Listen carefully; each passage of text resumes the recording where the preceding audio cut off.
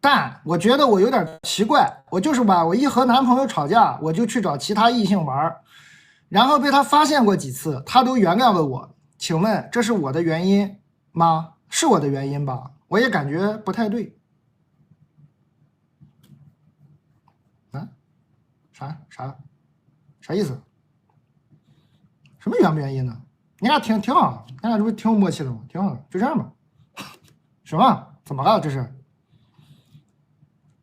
这是我的原因吗？什么呀？什么呀？没懂啊？感觉你俩挺高兴的，没看出来有什么问题啊？这不你俩挺高兴的吗？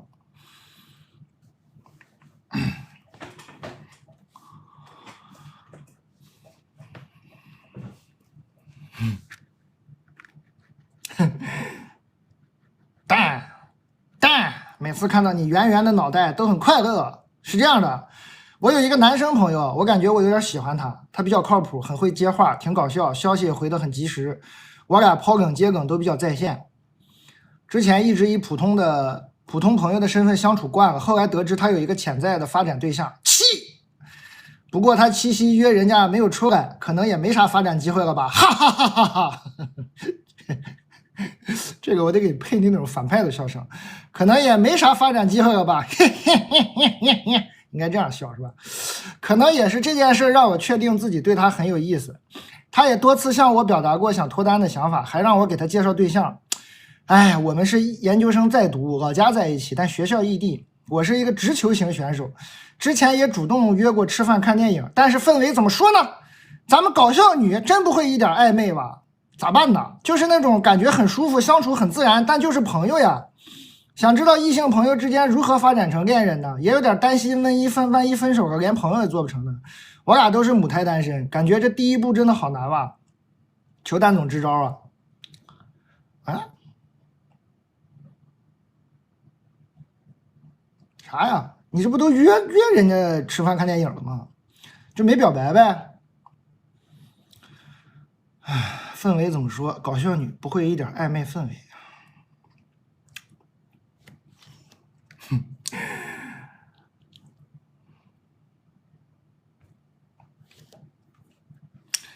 暧昧不成，暧昧不起来，能想象，就俩人在一起老嘻嘻哈哈的，暧昧不起来。但你俩电影都看了，我给你想个辙啊。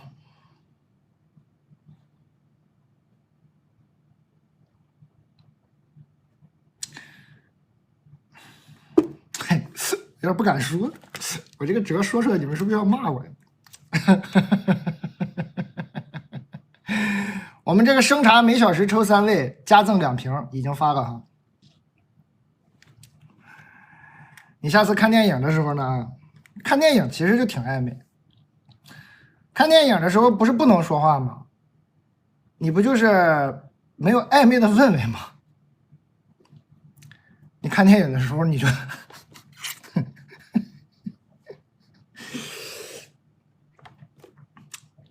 我说不说？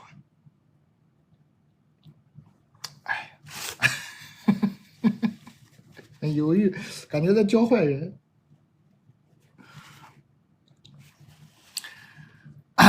这是个女生啊。我觉得你就那啥吧，直接就是看电影的时候说，我其实挺喜欢你的，但是呢，咱俩天天嘻嘻哈哈的呀，有点暧昧不起来，我也不知道咱俩到底合不合适。兄弟，咱们现在在看电影，你要不要咱们你牵着我的手，牵个5分钟，咱们感受一下呀？我估计这句话说完就行了，也不用真的牵手，是吧？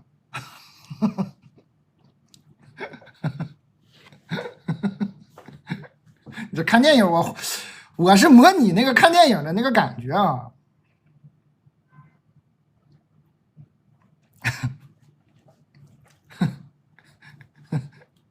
太破了，这可以的，真的可以的。这个就是进退就不会很尴尬，其实不会很尴尬，因为他自己说他很搞笑嘛。其实就是你就当搞笑那样说就行了。咱们是量身定做的，这姑娘说她自己很搞笑，你就这样呗。那这个别的人有别的方法，说咱们试一下，兄弟，不试一下我也不甘心呐。咱们失败了，就是电影结束了，就当什么都没有发生。然后又发出这样的笑声。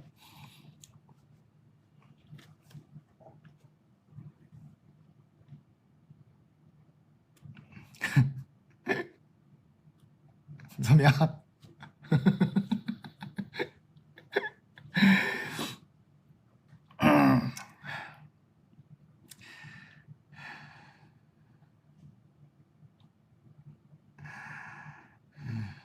蛋总你好，喜欢你很多年，我也是直播间的忠实观众。我讲一下我的另一半，我们相识8年，8年前在一起过，后来分手，但还是朋友。跟共同的朋友会一起出去玩，生活中也会互相帮助。8年间，我们都各自有过几个对象。最近几个月，我们变得很亲密，是从看欧洲杯开始的，每天住在一起，熬夜看比赛，白天睡晚觉。但我们一直都没有确定是对方唯一的伴侣。现在的状态是我们各自都有很多朋友和爱好，平时忙自己的事儿，偶尔会在一起待几天，做喜欢的事情，看看电影，做做饭，或者就是看对方玩手机，状态很放松，很开心。我自己的想法是在一起开心最重要，但还是有一些困惑，下一步要确定关系吗？这样的状态能一直持续下去吗？男方的想法有可能是怎样的呢？但今天是他的生日哦，这已经过了肯定。他不在国内，我们见不到面。我正在吃着牛脆脆，喝着雷司令。我想着给他送一个什么生日祝福。我想跟他这么说：生日快乐！我想在你生日许一个愿望，希望以后能陪你过很多很多生日。我感觉不怎么样，但相信你能帮我想一个能让他感动的生日祝福。肯定过了啊！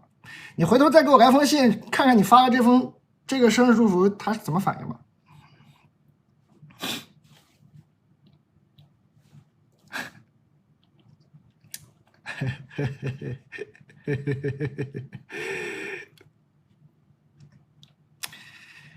姐妹儿，姐妹儿，恭喜啊！有朋友那个中奖了。姐妹儿啊，如果你的想法真的是在一起开心最重要呢，就别想这些了。你既然想这些呢，你的想法就不是在一起开心最重要，你的想法是最重要的是要在一起。但是显然嘛，你这犹犹豫豫的，其实不用问我男方的想法，你肯定知道男方的想法。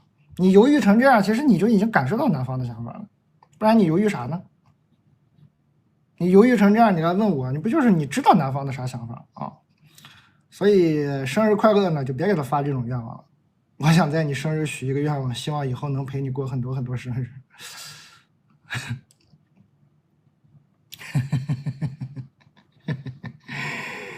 你要是真的觉得在一起开心最重要，你还不如给他发一个生日快乐啊！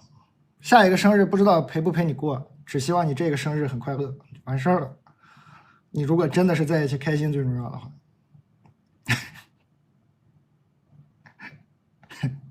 但我觉得你觉得最重要的是在一起啊，不是开心。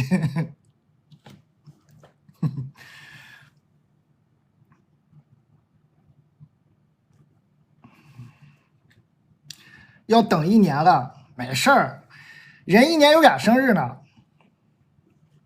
一个阴历，一个阳历，查一下啊，可以给他再过一下阴历生日。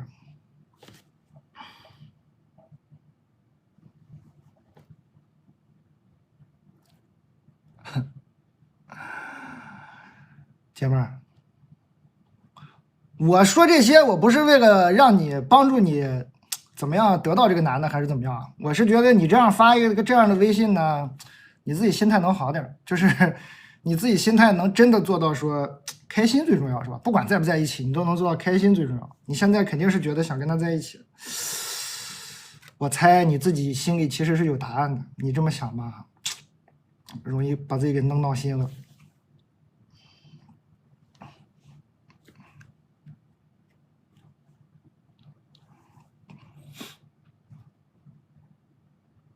欢迎大家。牛脆脆，自然味儿啊！看一下身上的衣服，禁止养鱼。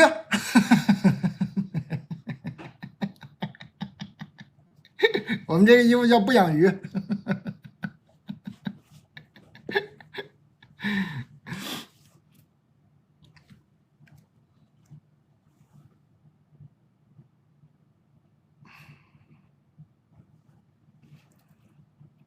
不养鱼啊，别想多了啊！你就是喝酒，说哎养鱼呢，赶紧干了啊！你说喝酒啊，没说别的。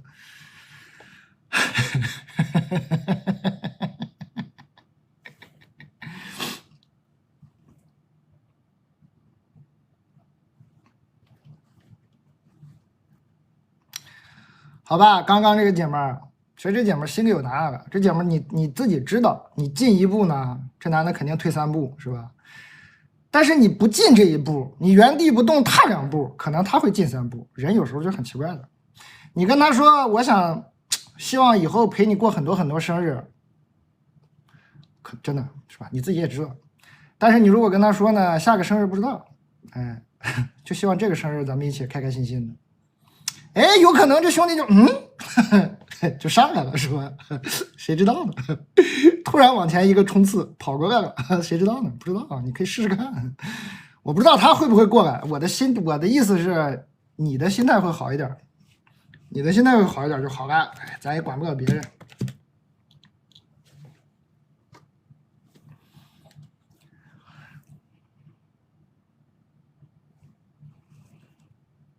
好吧，我说明白了吧？我是为了让这个姑娘，其实这姑娘已经那啥了，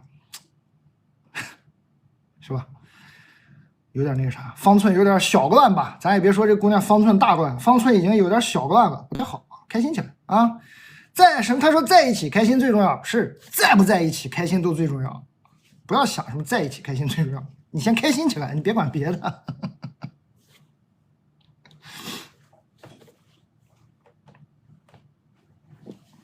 月饼好吃吗？好吃啊！吃过肉月饼吗？我们卖的这个是云南的那个火腿月饼。大家吃过上海那种鲜肉月饼吗？就里头流油的，这个就是没有油，干爽的那个火腿月饼，酥皮的，好吃啊！加热一下更好吃。雷司令是甜的，雷司令好喝，就是入门的雷司令，甜甜的，基本不出错吧。然后送一个毯子，1瓶也送，2瓶也送。哦，这个是上一回徐志胜他们突然来给打断了，有点伤感，我就没念完，今天把它念完吧。但这是一个在你这里很常见，但对于我属于是劫难的，突然有了个孩子的故事。当年他是借调到我们单位的人，那时候可能觉得年龄差不多，就奔着结婚处的这个对象，7年的时间里，其实他也3心2意过，我也都原谅了。去到他的城市，他总是以各种理由不让我去他家，细节太多太伤人，我就不讲了。哎，他不止一次把我扔在那个陌生的城市，他经常出去喝酒，他所有不跟我见面的理由都是在喝酒，说我你能不能好好学习，我一直被他 PUA， 可能是因为初恋吧，而且我有点恋爱脑，总感觉是不是不要较真了。当时各种网络鸡汤也说没有完美的适配，只有相互的理解。所以说少看网络鸡汤是吧？每个阶段网络鸡汤不一样啊。妥协着过个7年，然后在特殊时期呢放开之后，他回到我单位就各种不痛快，坚决要分手。我又像以前一样找自己的问题，他可能也是觉得没见过这么甩不掉的，说个实话，说他前女友找他，有个7岁的孩子，而且微信上通知他要给孩子一个完整的家。周一上班，我和他面对面谈这个事情，我俩视频通话，我听到了一个咿咿呀呀的声音。我都不敢想那是不是他俩第2个孩子。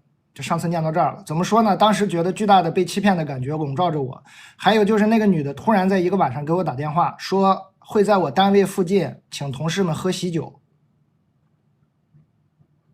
来办答谢宴，会给我发来他俩的结婚照。我当然不怕这些，并且真的希望发生，他俩在一起也是为民除害吧。我有太多办法搞他，他做的也值得我这么做。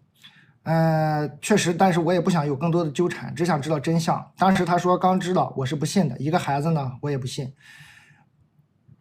这2年已经把这个事情放下了啊，已经过去2年了。期间自己爬出来的过程很痛苦，无尽的自我怀疑，对未来的迷茫。回想起来，可能是自己自以为谈了一场莫名其妙的感情吧，我都不知道这是不是恋爱，甜蜜吗？我都不记得了，只记得每天拿学习来 PUA 我，天天不跟我说。不理我说话，天天在外面喝酒。还好这期间我考个研，也考到了证书，有点正事儿，但不多。蛋总，我想知道在男人的角度上，是不是我这7年是不是都不算一个恋爱呀？哈哈哈。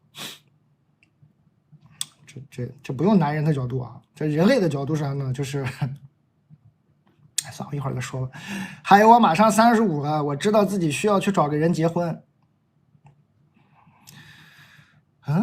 但是我有点排斥，不是因为上一段走不出来，单纯因为如果不上牌桌我就不会输的心态。我相信有爱情这个事儿，但我不奢望了。我不知道我应该去相亲试试，还是躺平算了。其实在奇葩的相亲市场上，我这岁数基本也没有市场了，觉得那样的话连体面都没有了，我也不知道该咋办呢。说的很乱，哈哈哈哈哈！祝蛋总生意兴隆。还笑呢，姐们儿，这苦笑连连的，还笑呢。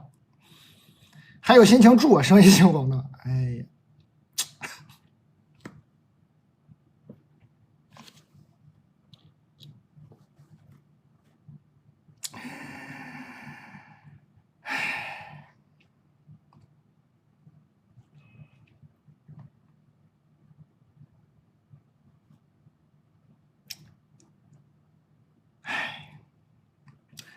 首先呢，你那个前男友啊，是有点东西的，挺厉害的。恭喜你啊，你跟他分开是挺好的。你看看他后来找的这个老婆多吓人，会在单位还有5分钟发券，会在单位附近请同事喝喜酒办答谢宴，给我发来他俩的结婚照，这都已经不正常了。这一看就是精神已经失控了，这已经不正常了啊！所以说这个男的呢，离他远点是非常好的事情啊。然后你不上牌桌就不会输，恋爱这个事儿没有输赢的。为什么你会说不上牌桌就不会输呢？怎么就是输呢？恋爱这个事儿有输赢吗？没有输赢的啊。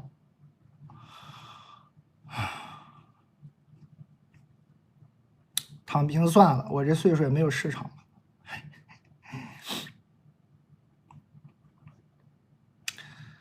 哎，还马上35了，我都马上36了，你还马上35了，还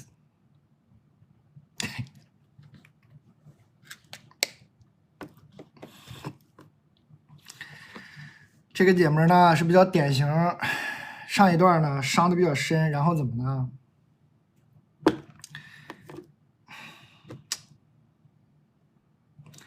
他这封信读下来呢，就是2个字：被动啊，太被动，整个人生都比较被动，在这个爱情里完全就是被动，觉得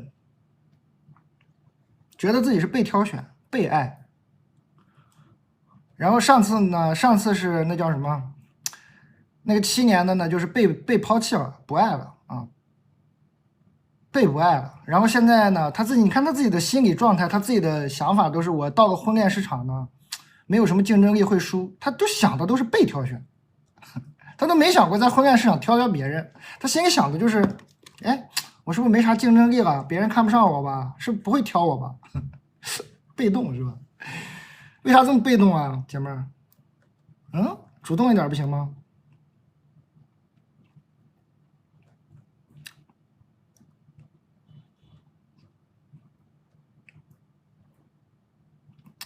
被动啊，太被动了，整个人生状态都比较被动，等着被挑选。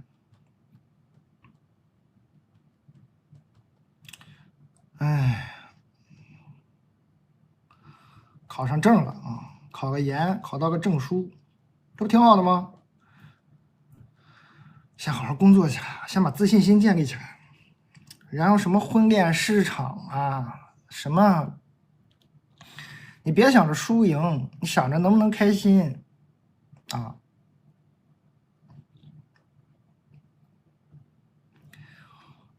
你老想着别人来挑你，你有没有想过自己去主动的选择别人，主动的去，是吧？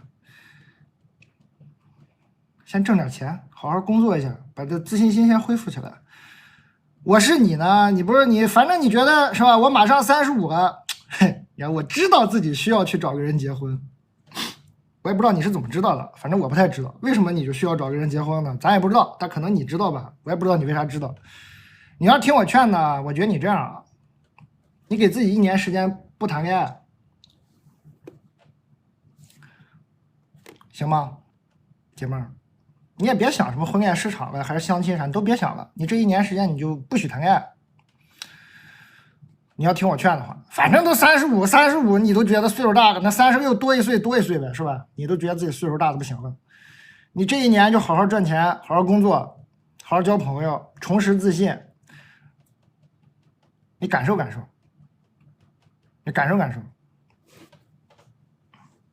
就你脑子里把这件事忘掉，就是什么爱情啊、婚姻啊，你先忘掉，你可能会惊喜的发现，哎，怎么这么多人来追求我呢？为什么呢？哎，怎么这些人喜欢我呢？这是出了什么事呢？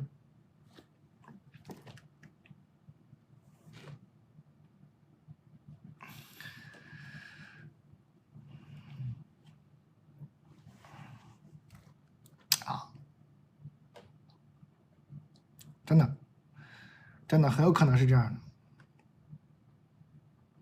他都没想过自己会被追求，他想的都是被挑选。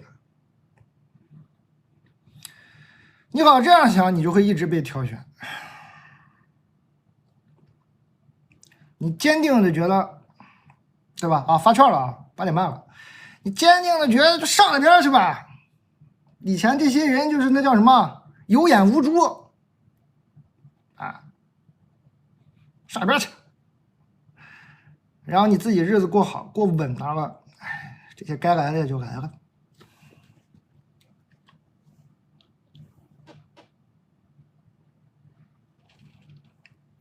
欢迎大家，老朋友可以点开我们的这个小红购物袋，可以看看新品啊。今天有10来个新品，我还有一个没讲，我趁机讲了吧，就一个没讲了，就这玩意儿。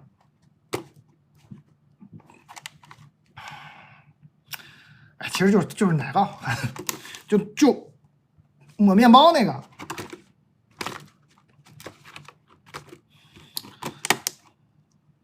土耳其的另一种风味的，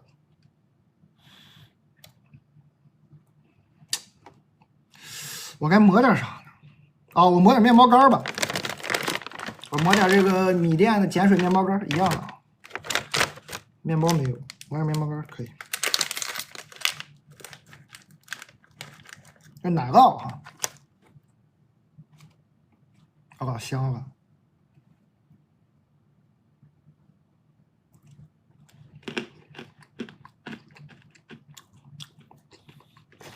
微酸，没有那么酸。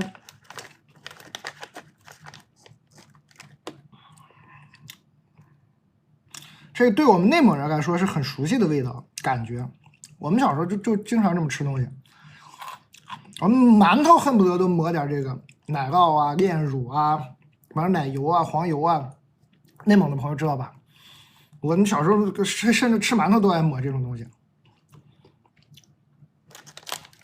你们看个人喜好，我觉得是很好吃。我现在不敢那么吃了，我们小时候还往上面抹白糖，这不是甜的，这是酸的，没有甜的。我们小时候呢是掰开一个，比如面包嘛，然后拿那刀子抹一层这个，再刷一层果酱，再来一层蜂蜜，一对折。现在不敢那么吃了，现在就这么吃点得了。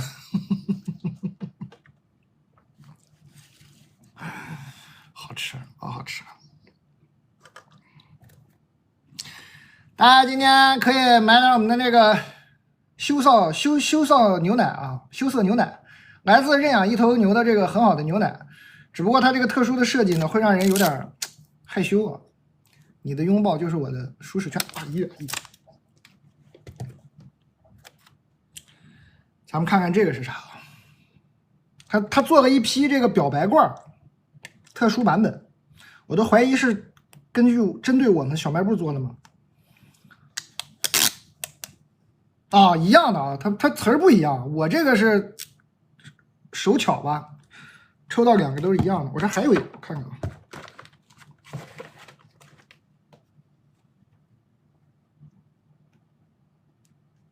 冷藏，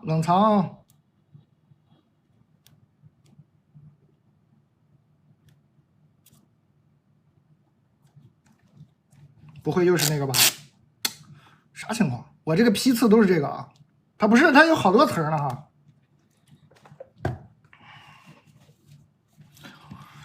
有券吗？我们9点钟再发，保质期多久？给大家看一下。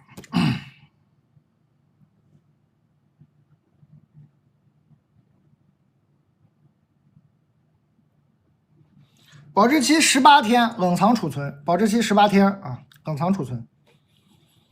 然后也是顺丰、京东的冷链快递配送到家的，每100毫升3.6克的优质乳蛋白，还有每100毫升是120毫克的原生高钙，营养更亲和，好吸收啊，认养一头牛的。马上接着读啊，我把这个新品今天就算讲完了。讲完了就可以一直那个放心的读信了。大家帮我全自动运转一会儿啊。那个新朋友可以点开那个袋子看看销冠，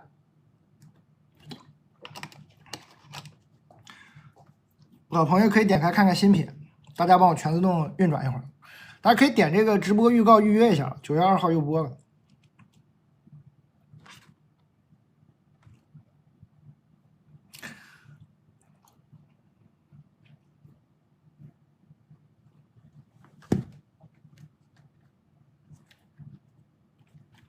我这里喝的是黑枸杞汁哈，我们那个黑枸杞原浆很浓郁，它差不多一袋有100个，它大约吧100个这个浆果。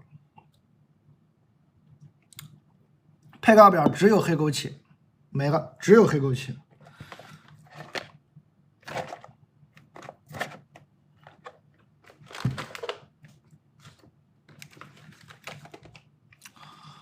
用的是青海的，不加一滴水。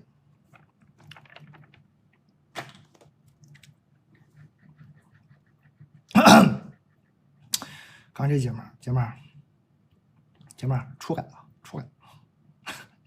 支棱起来啊！主动一点啊，别那么被动。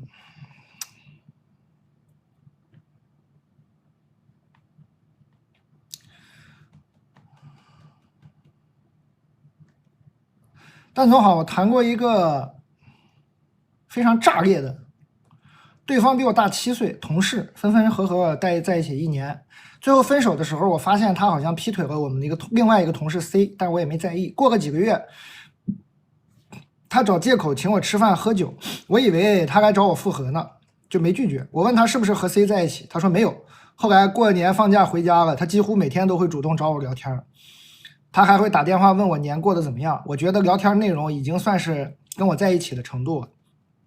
放完假回公司的时候，几经辗转，我俩在北京倒车，就坐了1趟车回去。车上他还一直牵着我的手睡觉，直到他醒了查看手机短信消息，我才看到他的微信置顶是 C 的头像，备注是媳妇儿。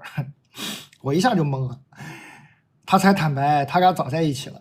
我发现他其实是劈腿的，那个姑娘比我还小1岁，我当时大为震惊，和他立刻绝交了。后来他还用言语暧昧的语气和我发 Teams 消息，我被深深的恶心到了，直接把他拉黑删除。后来呢，他们2个人未婚先孕，然后结婚了，现在孩子已经好几岁了。前一段时间我无意中翻到了他当时出轨我的聊天记录，突然觉得这件事应该让他老婆知道，我就把我俩的聊天记录呢发给他老婆了，上面还有时间的标记。我不觉得他俩会因为我离婚或者怎么样，但是我觉得这个女的必须知道这件事情。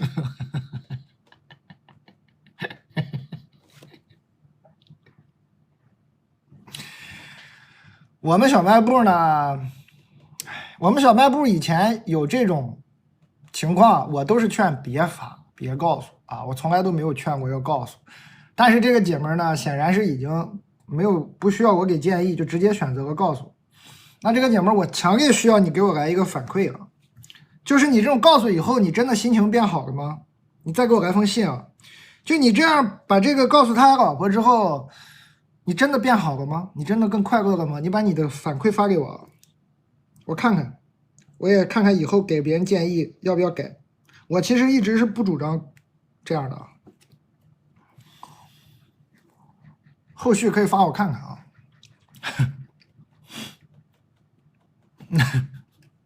这需要这必须需要反馈啊，这需要反馈的，因为我们一直不主张这样。我是觉得还是有点太把这个男的当回事了，没必要的事儿，弄得自己也不高兴。但你居然给我反馈说我特别高兴，李诞，嘿嘿，你高兴的不得了。那我们以后也考虑一下，给大家建议的时候要不要调整一下策略。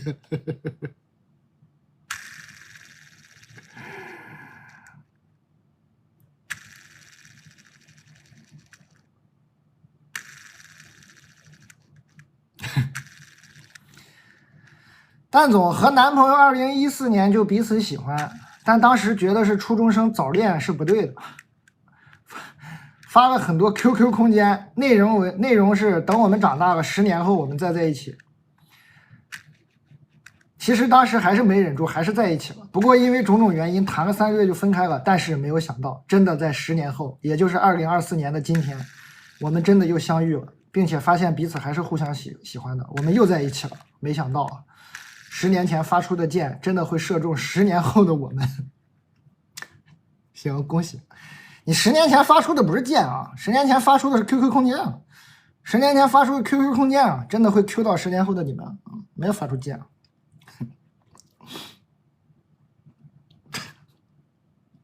恭喜吧，只能说恭喜了。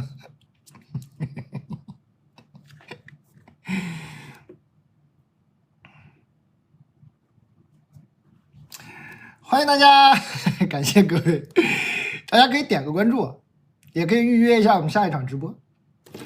然后老朋友可以点开这个袋子，我们有那个很多新品，今天有10来个新品，朋友们，很多朋友都在我们小卖部经常逛，买烦了都买腻了，这次新品不少，物美价廉，随意挑选。咖啡，不酸。这个咖啡液呢，这个是不苦的，然后火山呢是偏苦的啊，都是不偏酸的。蛋，看看我吧，我之前有个谈了5年、结婚2年的对象，后来他工作忙，又出了好多事儿。我也没想离婚吧。最初呢，我就是和一个男同事聊天，他也已婚，我们俩就吐槽着各自对婚姻的不满，聊着聊着，我俩有感情了，上头了，都离婚了，在一起了。刚在一起的对我挺好的，我抑郁症陪我治病，照顾我情绪，我提的要求也都尽量满足。但是在一起一段时间后，发现呢高开低走，我俩生活习惯不同，连作息都不一样，经常打游戏打到2、3点，休息呢甚至也不睡觉。他是典型的回避人格，不互动、不沟通、不分享。我也偷偷查看过他的社交软件，他也没谈别的恋爱。因为不互动、不交流的事呢，聊过也吵过，吵到现在，我俩像是合租的室友，微信也不说话，回家见面互道一声你好，就没有交流了。我看你直播，他玩游戏，我困了去睡觉，他困了他睡觉，我们好像2个陌生人。我是焦虑依恋人格，真的很内耗呀，蛋总，还有必要继续吗？分开的话，我就要搬出去自己租房子。现在我刚换工作还不稳定，没什么钱，我好纠结啊！提意见吧，我去买牛脆脆啊，不用了，没什么钱就别买牛脆脆了，好好攒钱搬出来吧啊！你现在的任务就是好好赚钱，然后搬出来啊，少买吧，牛脆脆你就别买了啊！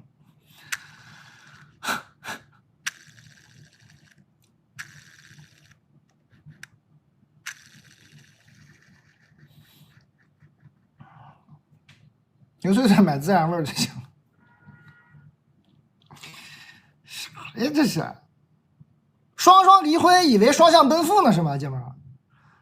俩人离婚的时候挺利索，咔咔把婚都离了，以为双向奔赴呢。结果发现撞车了，不是个双向奔赴的事儿。会车没错开啊，其实你俩就是想离婚，误以为想跟对方在一起，你们误以为，其实你们就是彼此离婚的理由而已啊！你们误以为自己想跟对方在一起，你们不想在一起啊，你们只是想离婚，好好赚钱，赶紧搬出来就行啊！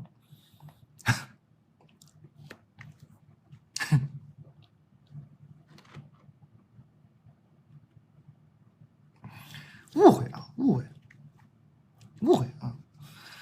分享一下我的故事。这个夏天过得很混乱，我遇到了很多男人。我是研究生学历，我和一个33岁的大叔谈恋爱。33岁大叔啊，33岁已经是大叔了吗？哎，和一个33岁的大叔谈了之后，发现他有家庭，但是他解释只是因为有孩子没离婚，我还是原谅他了。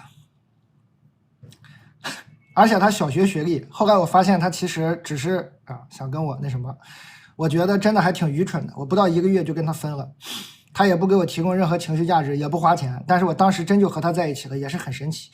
然后我又遇到一个50多岁的，居然也说很爱我，但是这个也太明显了吧，我很快就拒绝了。快分以及分了那段时间，我和三个20多岁的都有些暧昧。一个是小3岁的弟弟，和他在一起最开心，他最有活力。另外2个呢都是小4、5岁，一个是爱自由的帅哥，帅哥最心动；一个是有点呆板的男的，矮板还是呆板，好像都读呆板了哈。最抓马的是他们3个互相都认识，有段时间排不开呢，还3个人一起玩，因为我不敢4个人。不过还好吧，现在基本都断了。秋天到了。是新的开始了，姐妹，你这谈恋爱按季节来呀？啊？秋天到了，是新的开始了。我头一回见这个谈恋爱按季节来的哈，啥意思？夏天就必须热热闹闹的是吗？秋天你又要干什么？希望以后我不再贪婪的爱和被爱，对我来说也挺内耗的。没太看出来内耗啊，专心搞钱，未来会更好。行，专心搞钱吧。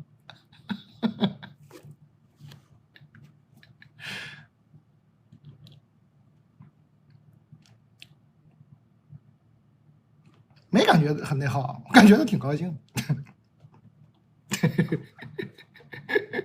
哎呀，这个茶一不注意已经卖700件了。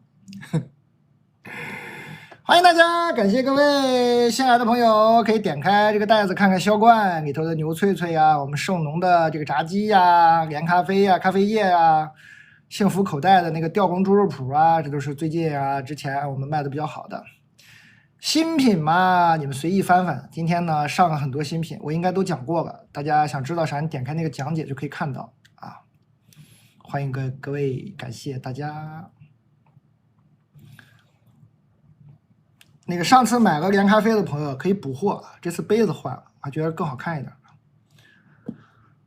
这里面装的是黑枸杞汁啊，纯黑枸杞，不加1滴水的那个黑枸杞汁。看这个挂杯怎么样？咖啡苦不苦？怕苦买那个冰川味的，喜欢苦买那个火山味的。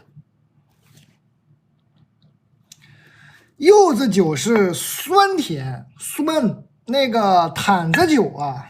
毯子酒呢是纯甜，没有酸味儿啊，看你喜欢什么样的味道。这个雷司令就送毯子，这个雷司令是只有甜味儿，没有酸味儿。这个柚子酒是酸酸甜甜啊。咖啡要放2个，哎呦天，这看个人吧，就有的朋友，我其实放1个我都觉得挺猛的。黑枸杞好喝吗？它就黑枸杞，没别的。啊，坛子酒酸吗？没有吧，它只有甜味儿啊，这个。啊？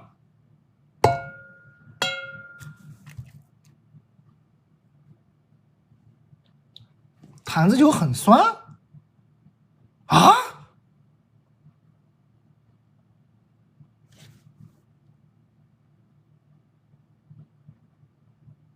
我的耐酸度这么高吗？那可能那大家别听我瞎说了，那可能就是我觉得不酸啊。啊，我耐酸度已经这么高了吗？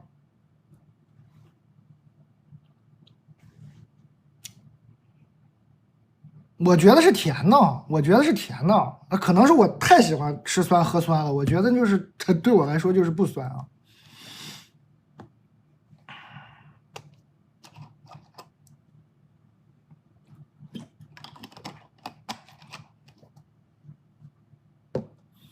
大家确实口味不太一样哈。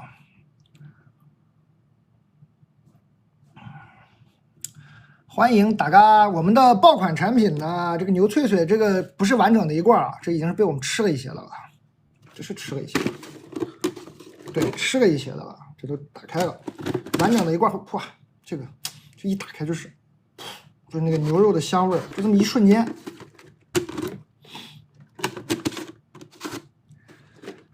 可能已经很久，你们吃牛肉已经很久没有闻到过这种纯正的草饲牛肉的香味儿，可以感受一下。我们爆款卖的好的牛脆脆啊，这个牛板筋啊，一口一个的这牛板筋卖的都比较好，后切的。啊，欢迎大家。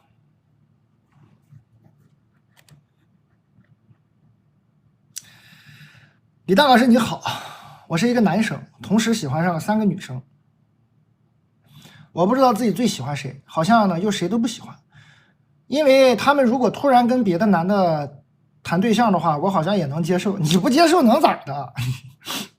你同时喜欢仨，你，其中2个女生也喜欢我，经常问我要不要在一起。这玩意儿还能经常问啊？这问1回2回知道不就得了吗？还经常问我要不要在一起。我都是用开玩笑的方式回避了这个问题，和第3个女生相处的特别像兄弟，什么话都说，时常玩点暧昧的事情。兄弟，你是怎么理解兄弟的？兄弟，我都不敢叫你兄弟了。相处特别像兄弟，怎么能时常玩点暧昧的事情呢？兄弟，你对兄弟的关系的理解是这样的，可以这样吗？时常玩点暧昧的事情，但应该不会谈。对彼此都止步于这种假性恋爱关系中。就在前2个星期的晚上，不知道怎么回事，就和前2个女生中的一个在一起了。她跟我表白，我喝醉了，稀里糊涂就答应了，我也不知道啥情况，就感觉挺好，大家都挺开心。现在后悔了，不知道怎么跟对方去说分手的话。我只是想和自己喜欢的人处成这种不明不白的关系。一旦谈恋爱的话，我就觉得特难受，不是自己想要的相处方式，会特别不自由。我知道我这种想法挺渣的，但是我确确实实是这样想的。我就想知道我这种想法的人多不多，还是说就我自己啊？兄弟，兄弟。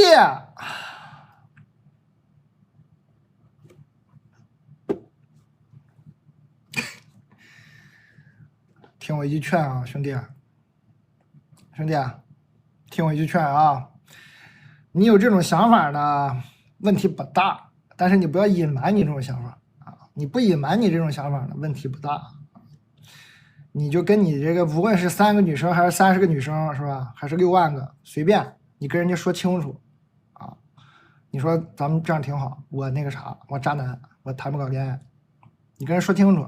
人家你说我喜欢这种不明不白的感觉，人家一跟你表白你还答应，这就不行了，这就不好了，跟人说清楚。说清楚没啥大问题。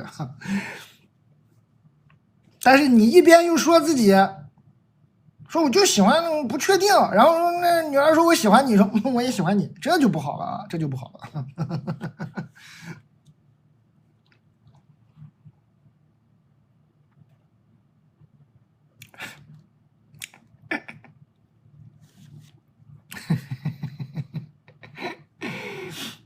啊，兄弟，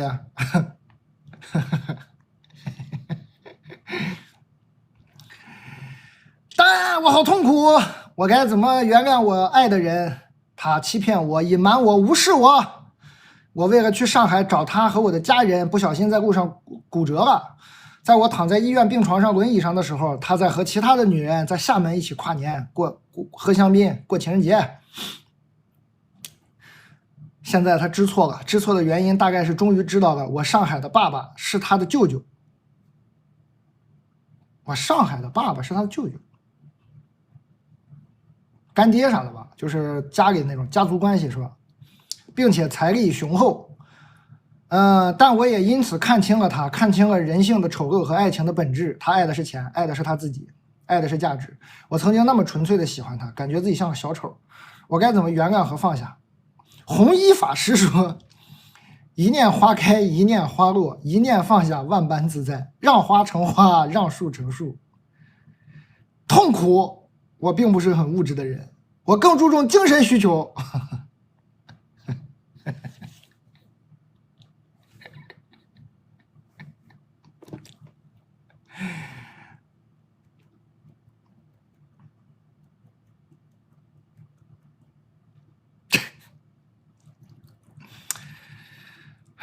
姐妹儿，你喜欢这个引用佛家的这个说法呢？那我说你别生气啊！你既然你愿意引用这个佛家的说法，我就跟你说一下啊。你说你并不是很物质的人，更注重精神需求。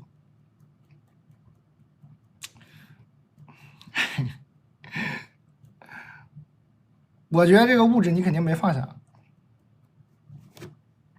你这个你并不是很物质的人，你只是不是那么说钱很重要，但是你这个物质在你心里你没放下，为什么？为什么？朋友们，为什么？为什么？现在他知错了，知道的原因是我上海的爸爸是他的舅舅。你那么喜欢的一个人，你都要去上海找他了，你都不跟他介绍这些家庭背景、亲属关系。你如果是一个不在乎物质啊，不在乎那么在乎钱的话，你其实就应该是平淡如水的把它说出来就好了。结果你隐瞒了这件事，是吧？你上来说他曾欺骗我、隐瞒我、无视我，那你肯定你也隐瞒他了。你不隐瞒他，怎么会这个事儿是后来才知道的呢？他知错了，知错的原因是终于知道我上海的爸爸是他的舅舅。这个终于用的很好啊，他怎么终于知道的呢？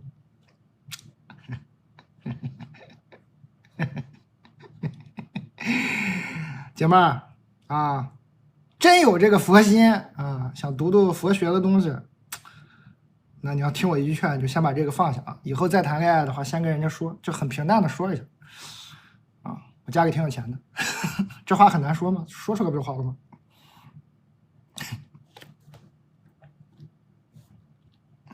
牛脆脆买孜然味就行了啊，好吧？佛学入门了解一下啊。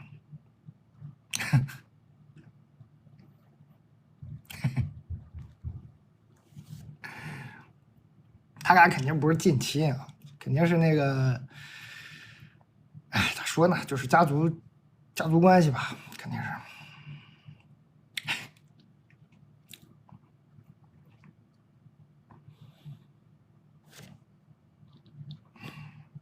香辣不好吃吗？好吃，所以我最推荐你第一次买这牛脆脆，你就直接买3罐吧，就比较合算啊。我们今天的这个栀子蜈蚣已经怒卖800件，感谢各位。萨琪玛也是奔着400件。我的健康牛杂糖怎么只卖了区100袋呢？大家不是喜欢健康吗？怎么哐哐吃萨琪玛呀？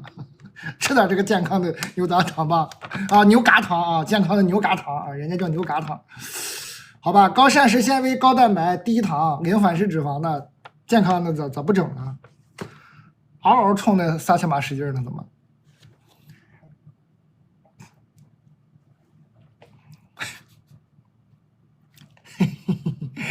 大家也可以投稿啊，我们这个一直接受投稿啊，欢迎大家投稿，好吧？我们在直播过程中也在那个有同事在收集今天的投稿，一会儿再念啊。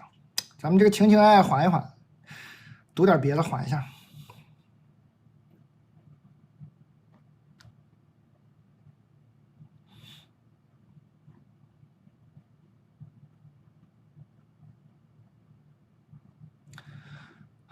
我今年24岁，没有什么狗血的故事，阅历很浅，我的困惑也很简单。我觉得人生很荒谬。我一直觉得人应该活得自由一点，但是实际去行动的时候又畏首畏尾，而且没有任何实感。去年1月份准备在职考研，想学戏影。戏影是啥？戏影是啥？啥呀？戏影是啥呀？我都不知道这专业。但是我什么人脉背景也没有，我全部的准备工作都来自小红书。戏剧与影视哦，我后来因为精神脆弱爱摆烂，但到现在专业课一轮也没有过完。我总觉得我在完成什么人生任务，哎呀，总觉得什么考研啊、国企、私企，全部我都得来一遍才好像是合理的。但其实我只想去看不到边的农场摘橘子，我只是不明白，我看起来是自由的，有很多路可以走，可是我就是没办法抬起脚。也许我害怕我没有试错的成本，也许我害怕我在浪费时间，也许我只是在给自己的懒惰找借口啊！你只是在给自己的懒惰找借口，你不是懒惰，你是懦弱啊！没啥，不是骂你啊，很多人都懦弱，我也懦弱，你是为自己的懦弱找借口，不是懒惰，你都没说出你的真实原因，你害怕啊，你害怕，我这个无意义的困惑，可能在直播间里够不上可以播出的，播出啊，给你播了。不过没关系，可能我只是想找一个出口，也可能是我一直在找出口吧。想说的就这些了，谢谢啊，朋友，我说话就凶一点了啊，大家都懦弱，你也懦弱。24岁，趁着年轻的时候，能勇敢就勇敢一点。如果你觉得人生就是在望不到边的什么农场里摘橘子，赶紧去摘个3天，很多事一下就想通了。摘3天发现怎么这么累啊，找个班上吧，累死我了。3天以后什么毛病都没有了，赶紧去摘啊，赶紧去摘橘子去，一刻都不要耽搁啊！发券了，9点了，发券了，发券了，朋友们。这个大家点开新品看看，可以看看我们今天的新品。那今天卖的很好的这个茶已经卖了800多件喽。然后我们上次卖的很好的连咖啡，咖啡液呢，今天换了杯子，送的杯子更漂亮了一些。上次买了的你也可以补货，反正咖啡液也是消耗品嘛。这里面是黑枸杞汁啊，我们这个黑枸杞原浆只有黑枸杞配料表啊，来自青海，感谢大家支持。然后还有我们这个糯玉米是糯的，它是可以连袋儿一起煮的，那个塑料袋的是食品级的，大家别害怕。我们这个老板是纽约大学毕业，然后在字节跳动工作完了之后呢，又辞职回到山西忻州中国杂粮之都创业种这个。他痛心疾首的怕大家8个袋煮，说这个尤其这个黑的会把花青素煮掉，所以他反复强调是可以带袋的啊。还有萨琪玛我就不讲了，萨琪玛卖的太好了，萨琪玛不用我讲，卖的太好了。好的，哎，我们这连咖啡又卖了700多件，看来还是真的有人在回购补货啊！欢迎大家，感谢各位。什么情况？这才几点？我这播了1个多小时，牛脆脆已经快3000件了。什么情况？你们是在回购吗？还是怎么了？出什么事儿了？这个牛脆脆啊！我还以为今天哪个能把它干掉呢，不让它再当销冠了，这怎么回事啊？吓我一跳，我确实没注意啊，2700多件了，我的妈！啊！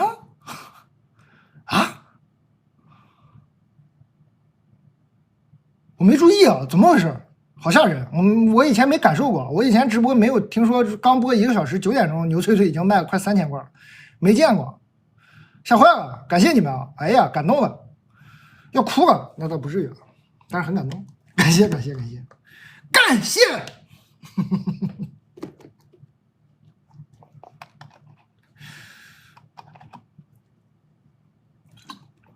这个阿蒙怎么会每次来的这么及时呢？阿蒙，你是在我直播间安什么黑客程序了吗？我这不提牛翠翠你也不来，我一脚牛翠翠你是咔咔刷礼物。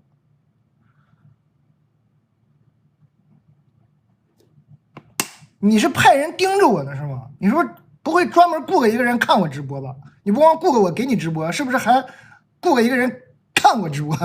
感谢大家送礼物啊！这个是小林还是不用刷礼物？感谢啊，感谢。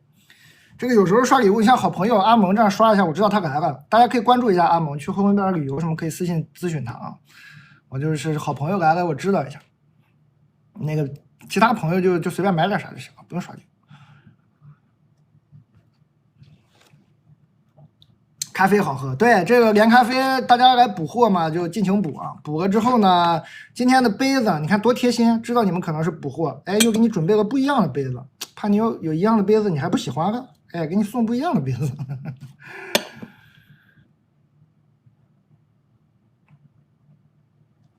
感谢大家啊，感恩感恩。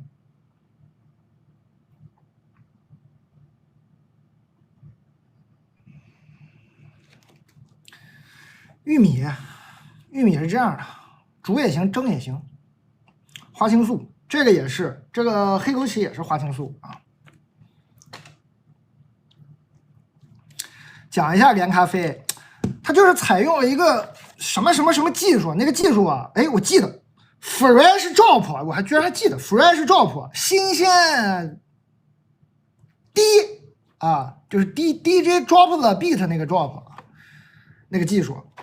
他就是把那个咖啡就给锁进去了，低滤咖啡，这个小口一撕就可以往那个杯子里一倒，送你的这个杯子嘛。这不是咖啡啊，这里都是那个枸杞，你这往里一倒，兑点冰水，兑点奶，咱们今天也有是吧？认养一头牛的这个奶，你兑点奶啊，兑点冰水啊，就直接就喝了。反正呢，它一个小袋儿是差不多1块7毛钱，我没记错，1块8还是1块7，差不多喝下来。那你想想，你在外面买一个这种手冲啊，还是低滤的咖啡液，肯定不是这个价钱，就还是很合算的。我觉得味道很好，它确实有点本事，有点水平。哪个苦？火山苦，冰川不苦啊。火山苦，它是咖啡液，就直接弄到杯子里一冲就能喝了。你加热水应该也行吧？它这玩意儿是不是应该冰水更好啊，更好喝啊？哎呀，我都没注意，有好多抽奖啊！酥皮火腿月饼啊，不是酥皮火腿酥饼，其实就是月饼。酥皮火腿酥饼加赠1盒，抽5人啊，抽奖啊！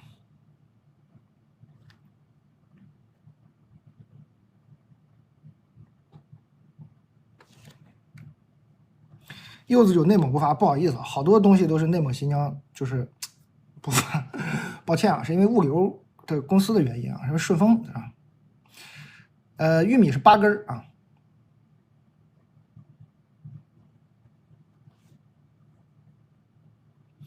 牛脆脆，你就买自然味吧，哪个不苦？冰川不苦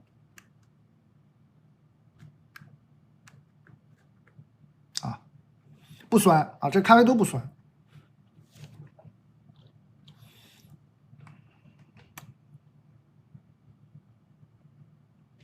好吧，感恩啊，感恩，感谢理解。这个买过那个连咖啡的朋友可以给说一下好不好喝啊？我刚看有人反馈说不还嫌不苦，他每次要喝加两袋进去他才够。这有的朋友可能咖啡耐受已经很高了，我觉得是挺苦的啊。加点牛奶也行啊，加点牛奶啊。但我在一个早教机构上班，老板有俩孩子，他妹妹有俩孩子。啊，这个早教体现在他们的孩子身上，可能增长的只有知识。那天早上，我同事告诉我，二姐就各自的孩子，二姐想让他陪她玩，但我同事早上要接待没空，二姐就说了一句，就是小孩叫二姐，那小孩就是大姐、二姐、三弟、四弟啊。二姐说：“我大姨是老板，我让她扣你们工资。”当时就觉得很震惊，4、5岁的小孩会说出这些话。恭喜有朋友中奖喽！感觉是不是我老板在孩子面前也说个什么？之后有很多次这种事儿，大姐、二姐、三弟都说过要扣我们工资什么什么这种话。当然没有人愿意理他们，我也怼过他们，我不怕，你快去扣我工资吧，然后我就不用上班了，哈哈哈，诸如此类吧。我同事也怼过他们几次，但是毕竟是老板的孩子，我们也懒得去跟他讲大道理还是干嘛。而且老板姐妹俩知道他们的小朋友会这样仗势欺人，不是很理解他们怎么教育的。这几个小朋友除了四弟以外1岁多都很皮，告诉我老板呢，他也会不了了之的，真矛盾呀！蛋总，你有什么办法对付熊孩子吗？这不是对付熊孩子的事儿啊！你赶紧走吧，你得辞职啊！这地儿你不能待了啊！这地儿你不能待了啊！你听我劝的话，你就再找一个新的早教机构上班就行了，这地儿你不能待了啊！早晚出事儿啊，出大事，赶紧走！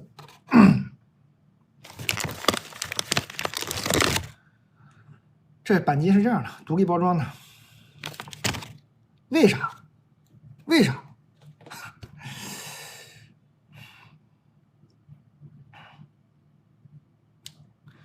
他开早教机构的，2个开早教机构的人，把自己的孩子教成这样仗势欺人，然后不管教，不了了之的话，他们又开早教机构，早晚出事儿。他俩这孩子对老师都敢这样，你觉得这些孩子对这几个孩子对其他孩子会怎么样？哪天给人家其他小孩打了，正好是你的课怎么办呢？打伤了算谁的呢？那小孩都没轻没重的，正好你的课你在那管教呢。本来说，哎，那这个老板说我让你看的孩子，哎，怎么回事？我这孩子跟别的小朋友打起来了，你怎么搞的？这再吃个官司，赶紧跑是吧？这种地方不能待了啊！还怼熊孩子，这不是熊孩子的事儿。你这种老板呢，没有原则的，这不行的，这早晚出事儿，出大事儿，赶紧跑。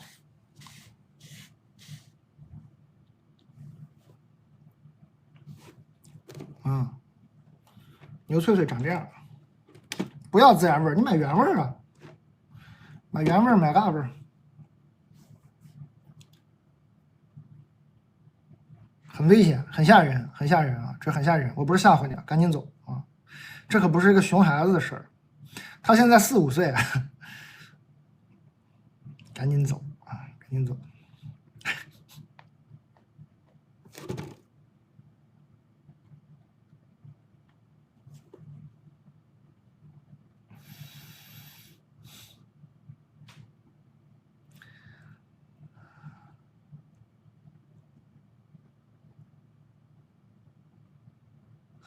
但我现在有个非常大的职场问题需要解决，我感觉我的同事已经严重困扰到我的工作了。我比他早入职2年，在一个办公室工作已经快10个多月了，我没见过比他更蠢的人，每天都会被他气到爆炸。特别简单的工作交给他办，他都会以各种形式搞砸，不是犯特别严重的制度错误吧，就是犯特别简单的错误。每天就像不带脑子上班，体质还挺清奇。他坐那个工位不是电脑死机，就是摄像头损坏。我每天就像个老妈子似的，时刻盯着给他办业务，给他写检查报告，给他修他弄坏的东西。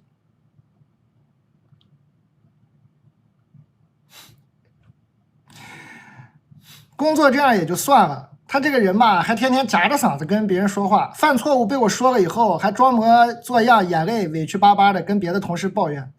平时同事间唠嗑，言语时不时呢还对我进行冒犯。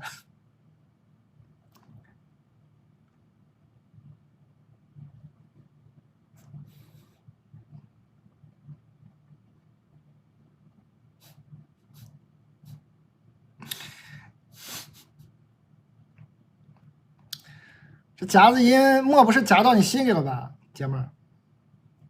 啊，每天跟他上班，我都感觉脚上有一只癞蛤蟆。下周我终于要休假摆脱他一周，结果他要和我一起休假，还问我和我对象要去哪儿旅游，要加入我俩一起去旅游。我俩必须在一起工作到明年4月，怎么办呢？接下来8个多月，我该怎么跟他相处？怎么调整心态？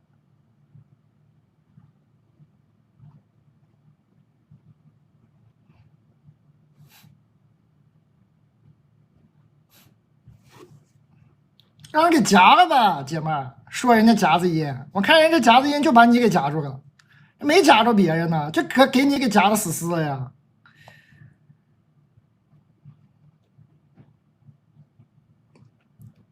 啊，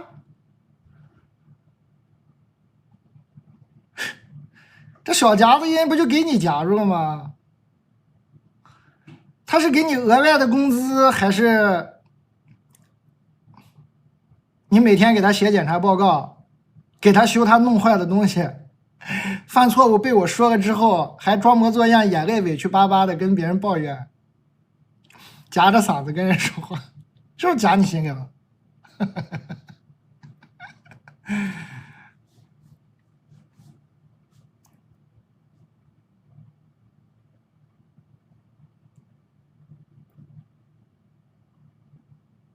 啊，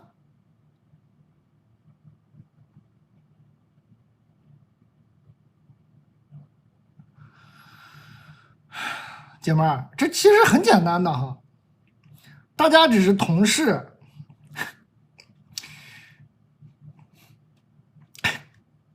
哎，朋友们，我真不是瞎猜啊！我再给你们念一遍这个信的结尾。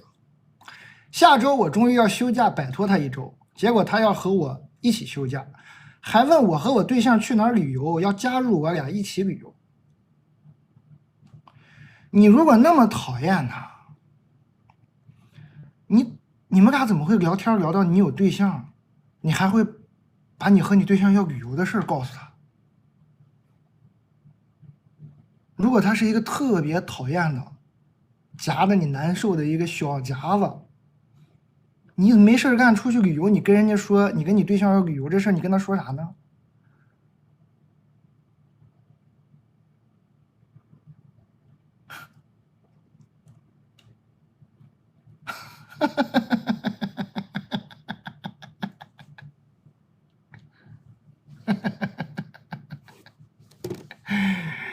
好好的跟你对象旅游去啊！你要听我一句劝，你就说我要跟我对象旅游，你别问，咱俩只是同事，跟你没那关系。还有8个月，咱们就要老死不相往来了，别跟我说那些，你一句话就够了。然后以后他电脑坏了，爱坏坏呗，谁爱修谁修，你咋那么爱给人修电脑呢？不就完了吗？很简单，处理方式很简单，但是这么简单的处理方式，这个姐妹不处理，她给我写信，她不去处理，这么简单，这么好处理，她不处理。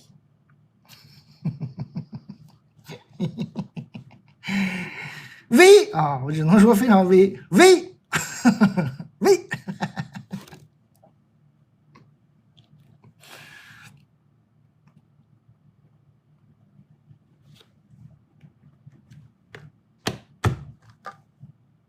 抹不开面子，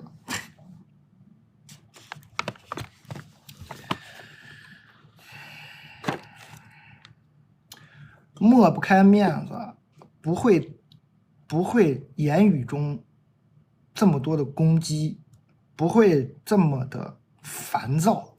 抹不开面子呢，更多的是对自己的讨厌。大家都见过抹不开面子的人，人抹不开面子的时候是反感自己，不会反感对方。被人打扰了，但是抹不开面子，都是烦自己，怎么又没学会拒绝啊？哎，我这就死在要面上了，都是反感自己，抹不开面子，可不会说人家不好。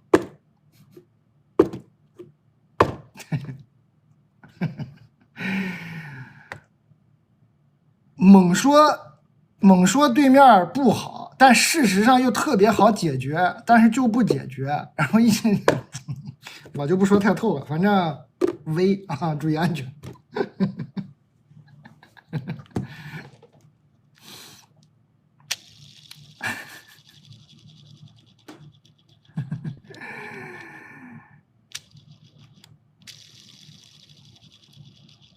妹，看看我这个小鼹鼠的手，不要搞这些呀，姐妹，不要搞这些，学会拒绝，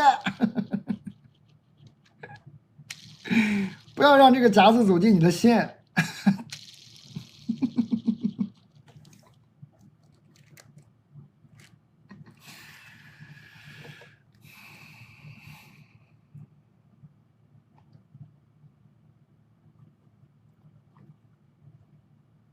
男的，他说的这个夹子是男的，他说这个男同事夹子，然后来信的是个姐们儿啊，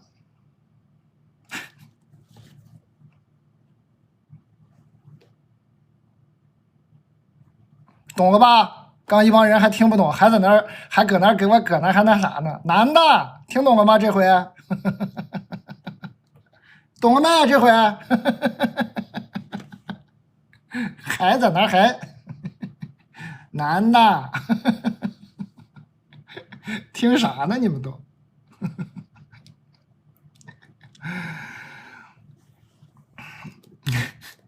男同事夹子男啊，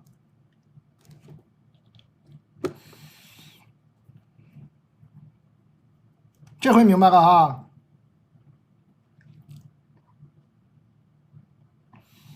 V 啊 ，V， 学会说不。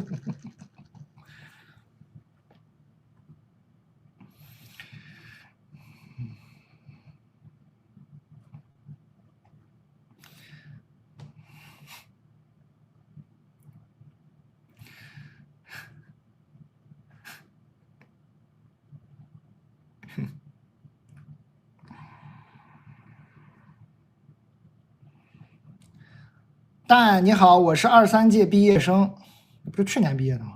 上海，现在在审计事务所工作，工作经常出差不着家，年末很忙，年终稍微闲一点，工作1年去了一些地方，感觉还是挺喜欢出差的。然后我有一个前同事跳槽去了一个更大的公司，想找一个财务助理，问我要不要去试试。公司真的还不错，离家也很近，条件都很好。唯一纠结的点是要开始朝9晚5的工作生活，天天对着爸妈，感觉很烦。有时候吧，觉得还年轻，还想出去多走走，但没啥勇气。但是感觉以后肯定是要安稳下来的，这个机会也很好。你不去年刚毕业吗？去年刚毕业就要安稳下来了？10年以内不用考虑安稳的事儿啊！去年刚毕业的朋友，你又不是没工作啊，你这不工作挺好吗？先干这自己喜欢的这个工作吧，啊！以后安稳再说以后的事儿吧。你又不是没工作是吧？你是好好把你现在这工作先干着，到明年你工作能力更强，他再招你的时候，你不可以要更好的价格吗？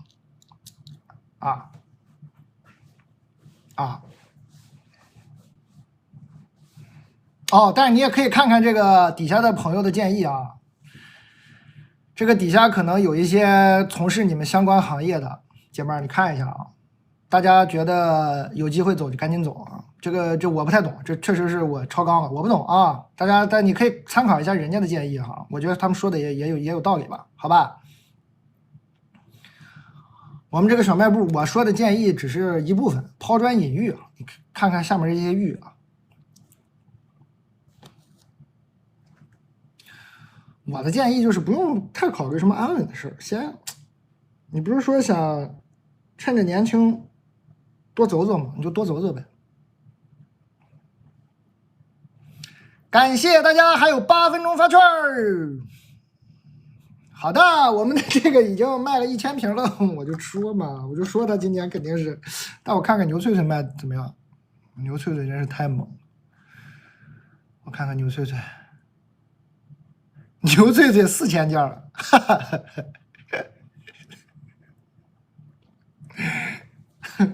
阿蒙肯定在呼伦贝尔哈哈笑呢，我在上海都听到阿蒙在呼伦贝尔的笑声。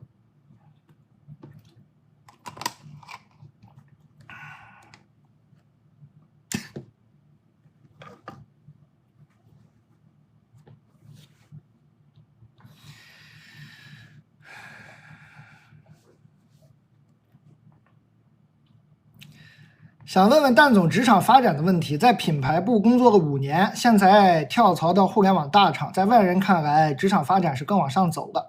目前在大厂工作了半年，极其不适应，每天表面上还要装作很专业的样子，心里其实已经很抵抗这份工作了。啊，懂。这个有专业的朋友，咱们一起交流一下。我也不是很懂大厂，我也不是很那什么，我猜呢，就是品牌部工作嘛，稍微轻松一点啊。大厂工作嘛，一个是累，一个是价值观，可能跟你这个品牌的这种工作的价值观呢是相当拧的啊。大厂可能更看数字吧，更看效果哈。品牌呢可能没有那么数字是吧？你觉得那种价值观和那种工作节奏你更适应，到大厂你不适应，虽然是往上走了，但是自己节奏全打乱了。工作了半年，极其不适应，然后呢，每天表面上还装作很专业，心里已经很抵抗了。再坚持半年吧，你就当镀个金吧，好吧？就简历上多一笔吧，然后再回品牌部的时候，职务能更高点，薪水能更好点。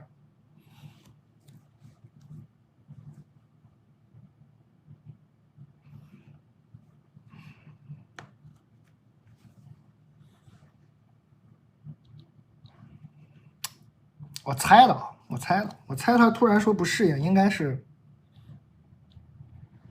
这个太累了哈。他不是说工作辛苦，品牌工作也辛苦，品牌部工作也辛苦，他不是辛苦，但是那种考核的方式肯定是价值观上的考核的方式给他考核烦躁了，我猜啊。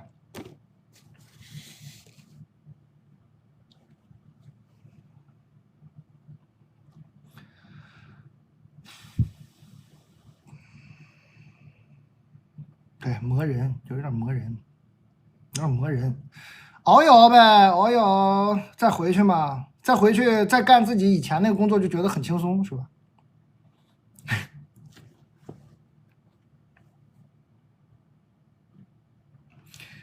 欢迎大家。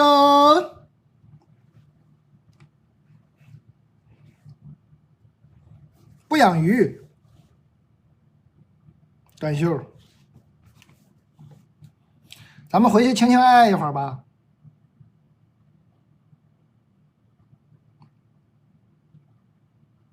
好不好？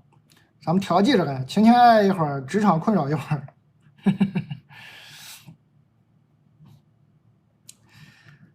但如果读到我就再来回购牛脆脆。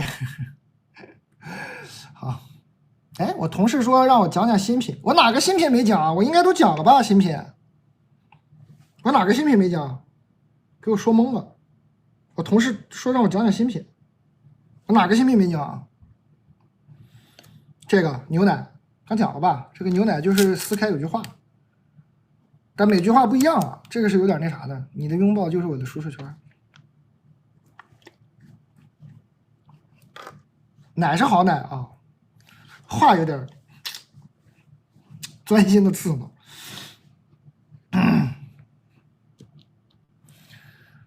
手机壳啊，手机壳就这样的，这就是手机壳。你可以选那个，这支架里头也可以选啊，这都可以换。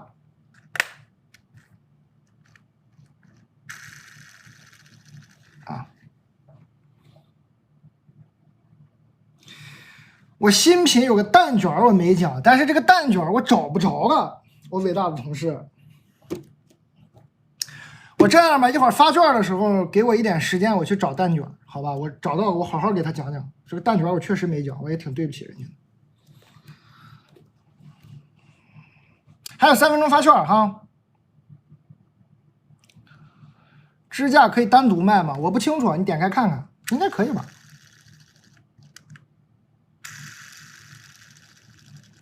咖啡冰川不苦，那个火山是苦的。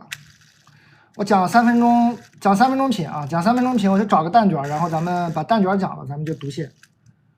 我同事有点不高兴，也不是不高兴，我同事不是我同事的问题啊，肯定是人家客户说啥意思？我蛋卷呢？怎么上了仿佛没上一样？同事肯定是传达客户，我马上啊，马上，我一会儿找一找单准，还有2分钟发券哈。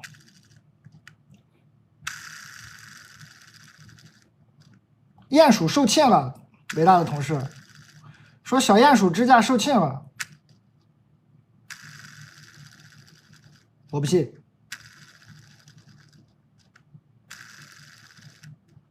真的售罄了吗？再让他们补点货啊，这鼹鼠的。鼹鼠支架有啊，真没了啊！马上沟通啊，确实是没了，马上沟通啊，马上沟通，马上沟通。我还有一个支架，那我先换另一个给你们看看。嗯，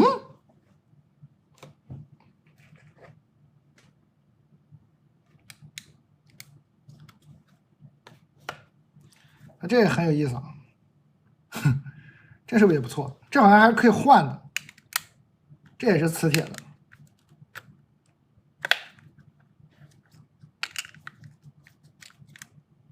还是个小镜子是吧？啊，啥也照不出来啊，很模糊啊。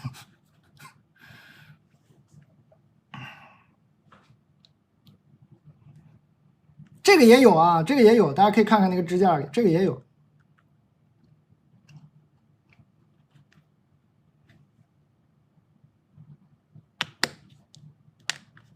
有膜？什么膜？哦，你说这个镜子有膜是吧？我看看啊。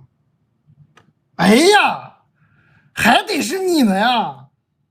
真有，我就说这镜子怎么……哎呀呀呀呀呀，看清了，这不我吗？看得清啊，看得清啊，有点《盗梦空间》的意思了，让你们看的话。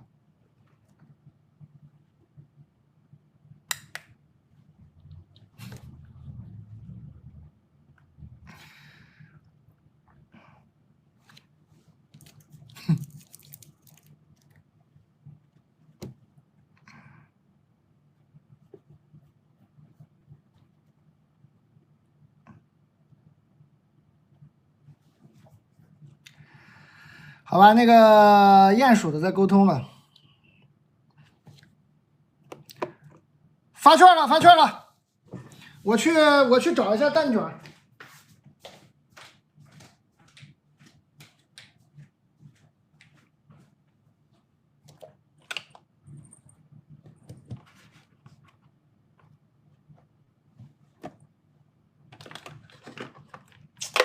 它能在哪儿呢？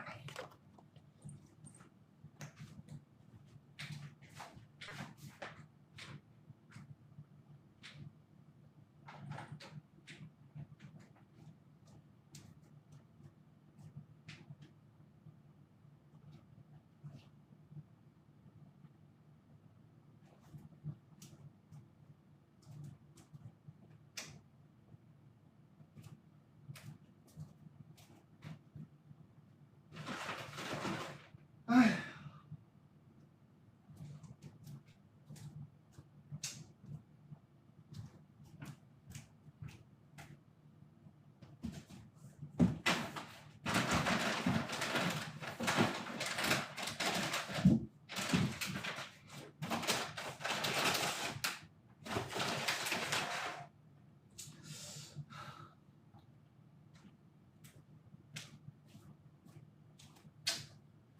出来！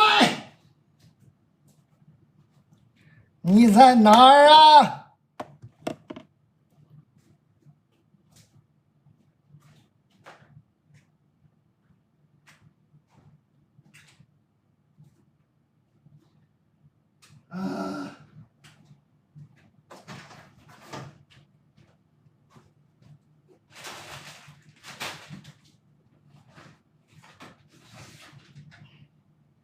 我找到了，朋友们。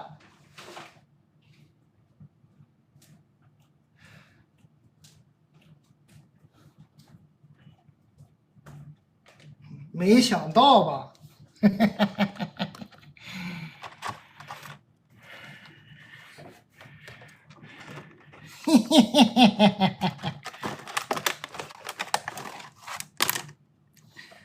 没想到我能找到吧？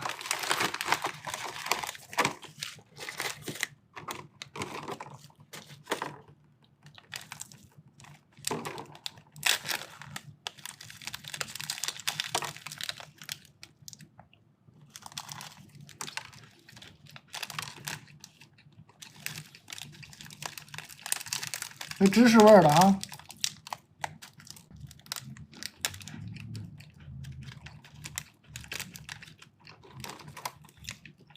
我吃的是空心儿的，空心儿的。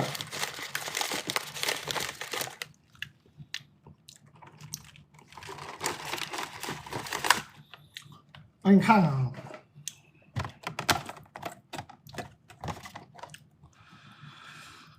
它这个芝士不是夹心儿，是在那个卷儿里就能吃到，但是它是这样的，配个大米、鸡蛋、海藻糖、植物油、芝士、黄油、番茄酱、食用盐啊。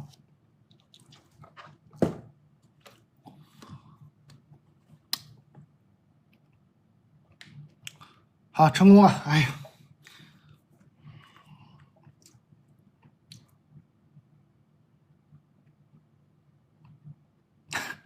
我同事给我发了一个说奇迹，简直是奇迹。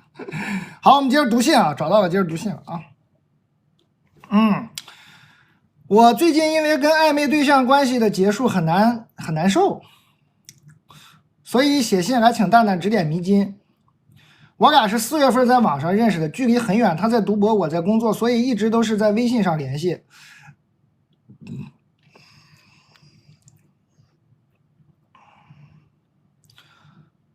每天都电话聊天，和他有强烈的共鸣，双方也都关系比较暧昧。转折发生在6月末，有一天我因为家里的变故情绪不好，然后我给他打电话，我把难过的事情告诉了他，然后我感觉从那次之后，他对我的态度就变冷淡了，3、2天没联系。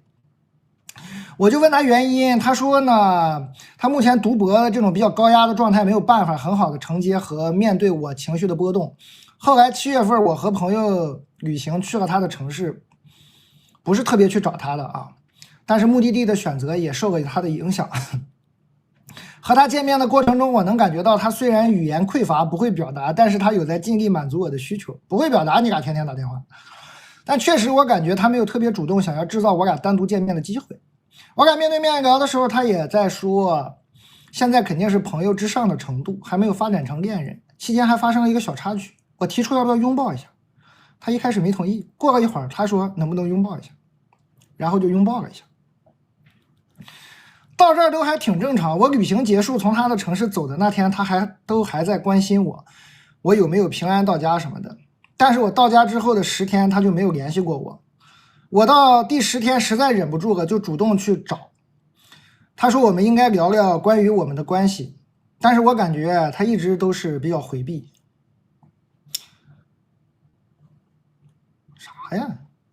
我主要是想要和他一起商量解决方案啊。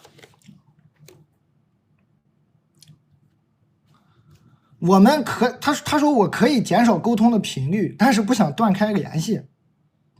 和他沟通真的很难，因为他对我的态度很冷淡，我真的很痛苦，觉得不单单是失去了一个暧昧对象，也失去了那种强烈的精神上的共鸣，就好像最近流行的 summer camp， 美好，但结束之后无尽的落差。但我真的想问问你，他对我的好感和喜欢是消失了吗？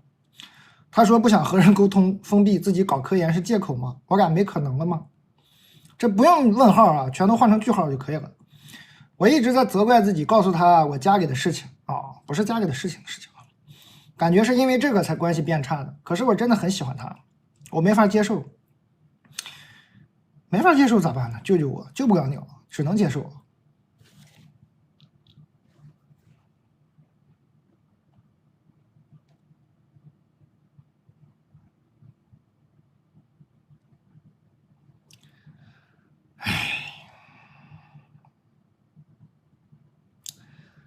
你呢？转折，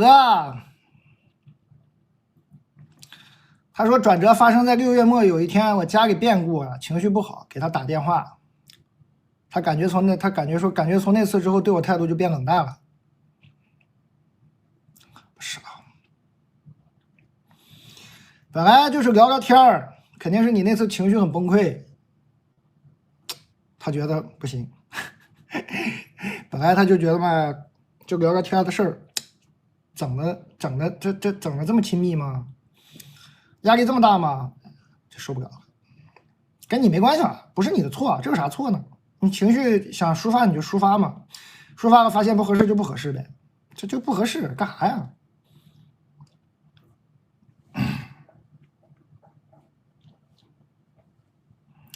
啊，本来哎，我说的直白点吧，本来就是聊个天儿，觉得挺开心的，有一搭没一搭的，你突然把家里的事儿跟他说，一个崩溃的表现给他，他说哎，他心想说不就聊个天吗？这是要干啥？大概就是这么个心理状态。那你觉得他喜欢你吗？他不喜欢你。跑吧。哎，我们鼹鼠支架有了，换回来。有了啊，加库存了。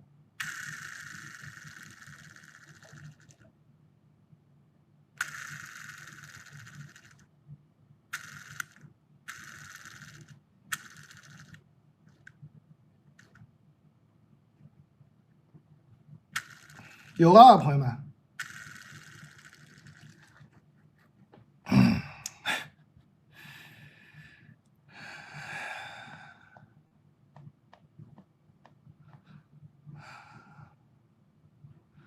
但你好，我和我男友开始于初一，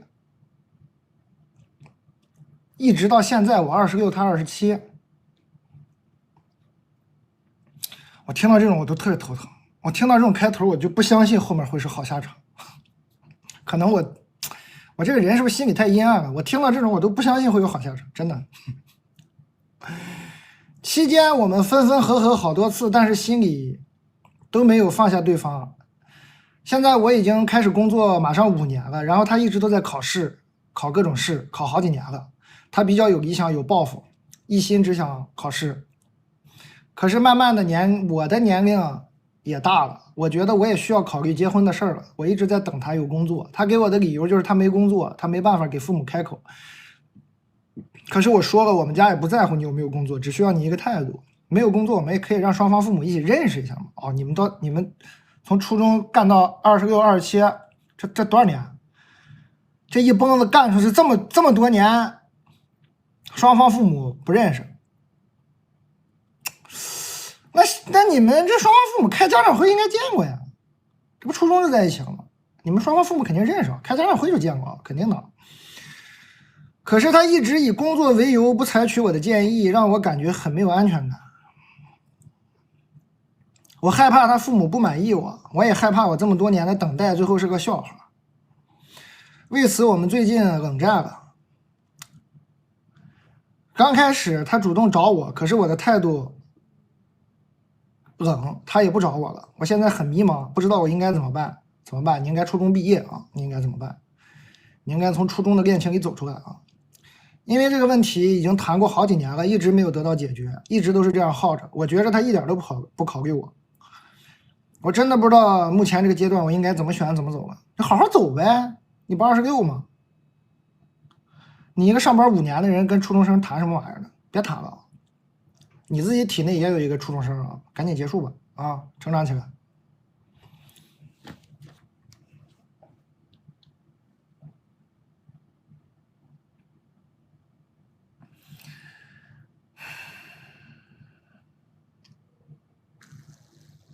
是吧？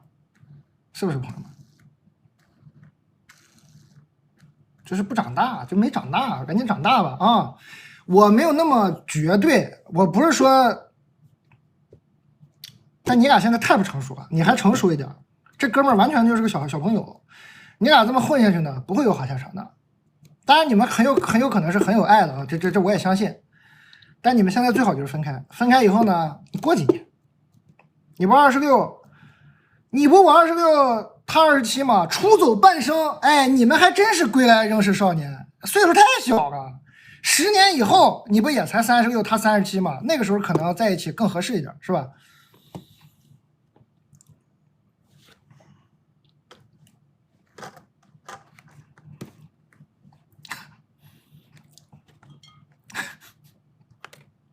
是不是？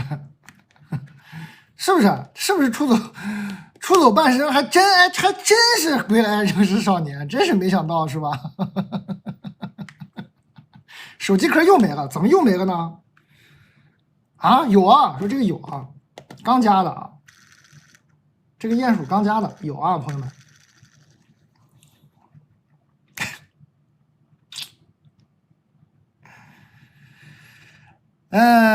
我来诉说恋爱的烦恼。但，一个人的话语是他行为和价值观的体现吗？怎么上来给我整哲学题啊？我感觉喜欢一个男生是那种生理性的喜欢，我见面就想亲亲贴贴，但我克制住了，因为不确定是不是激素不正常。本来我们聊挺好，他也很主动，时不时在表达对我的好感，总是约我出门，但他一些话让我觉得很奇怪，也怀疑他接近我的目的。第一次我们在酒吧约会，他送我一瓶香水，说这是我想象中你的味道。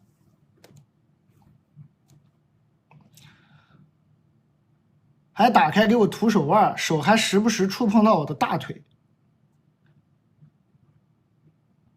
不是涂手腕是怎么碰到大腿的呢？涂手腕怎么碰到大腿的？哇，惊了！他会突然对我说：“这世界的灯红酒绿，你一无所知。”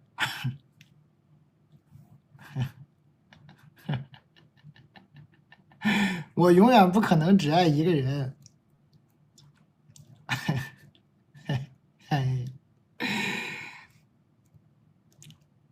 最后时间很晚了，他问我接下来去哪儿，我说回家，他就送我回家了。后来他一直在表白，疯狂的约我，可是他的话又让我感觉到很迷惑。他说这边的高档酒店我全都住过了，对，都是和妹妹。哎呀，为啥要写出来给我看呀？好想吐。啥呀？最近又加了好几个女生的微信。我遇到我前女友了，我感觉她还喜欢我。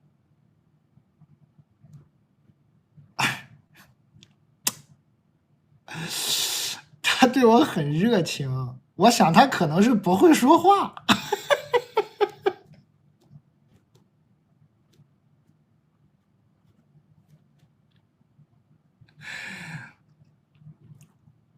不会说话。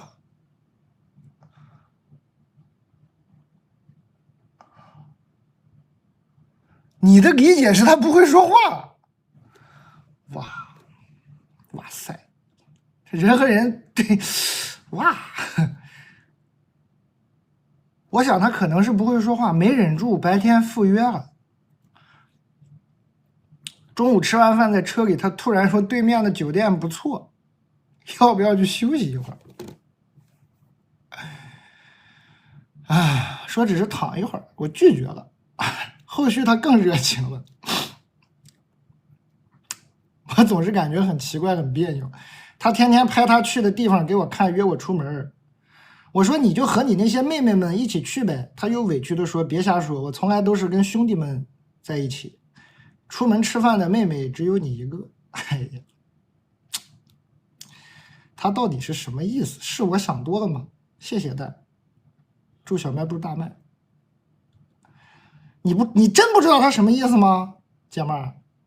我不信啊，姐妹儿，我不信你不知道他什么意思啊！大家有这个正常的智力，肯定知道他是什么意思，是吧？你怎么会不知道他什么意思呢？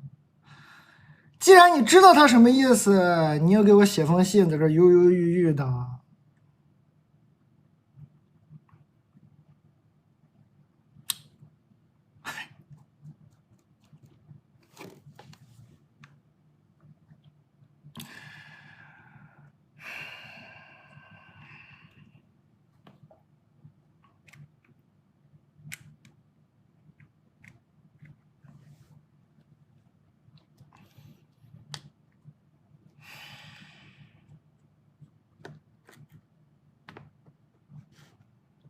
你想得到我的支持？不能吧？啊？支持不了啊。头晕脑胀的，你干啥？你能不知道他什么意思吗？你要是不知道他什么意思，你干嘛白天赴约呢？你肯定知道他意思呀。你看这姐们自己说没忍住，我白天赴约了。你能不知道他啥意思吗？你不知道他啥意思，你怎么白天赴约呢？你肯定知道呀，就忍不住呗。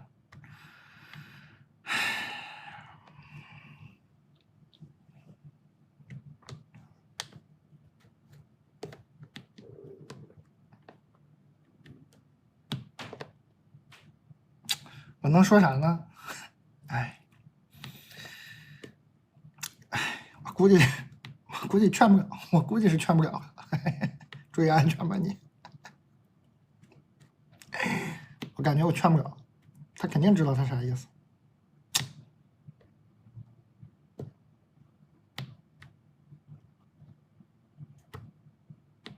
对吧？只能注意安全了。我感觉这是，哎。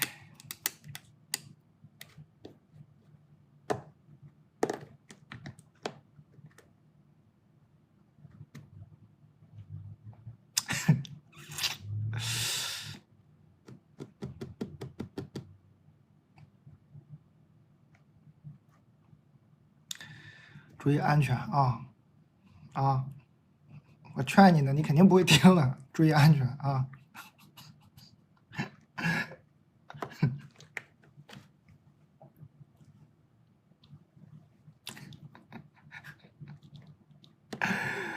劝不了，肯定劝不了。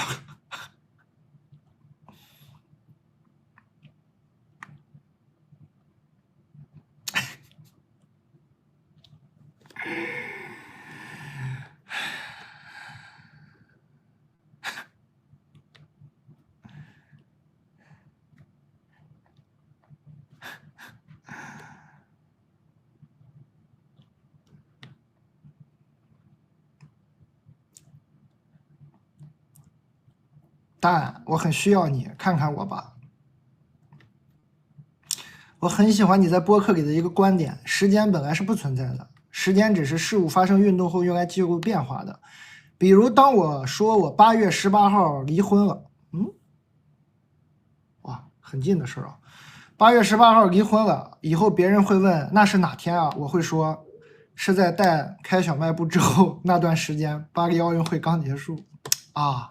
原来是那个时候啊！是的，但那个时候我离婚了。你文采还挺好，给我整上欲扬先抑这一套啊，姐们儿！你后面别给我整个悲伤结尾啊！我希望你幽默到底啊！你后面别给我悲伤起来啊！我看看你，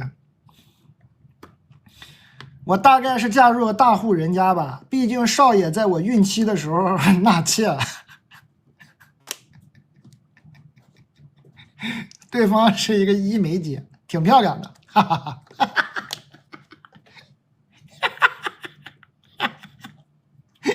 说话真难听啊！这对方是个医美姐，挺漂亮的，哈哈哈！你没有这3个哈哈哈，我就信了。你真难听啊，说话。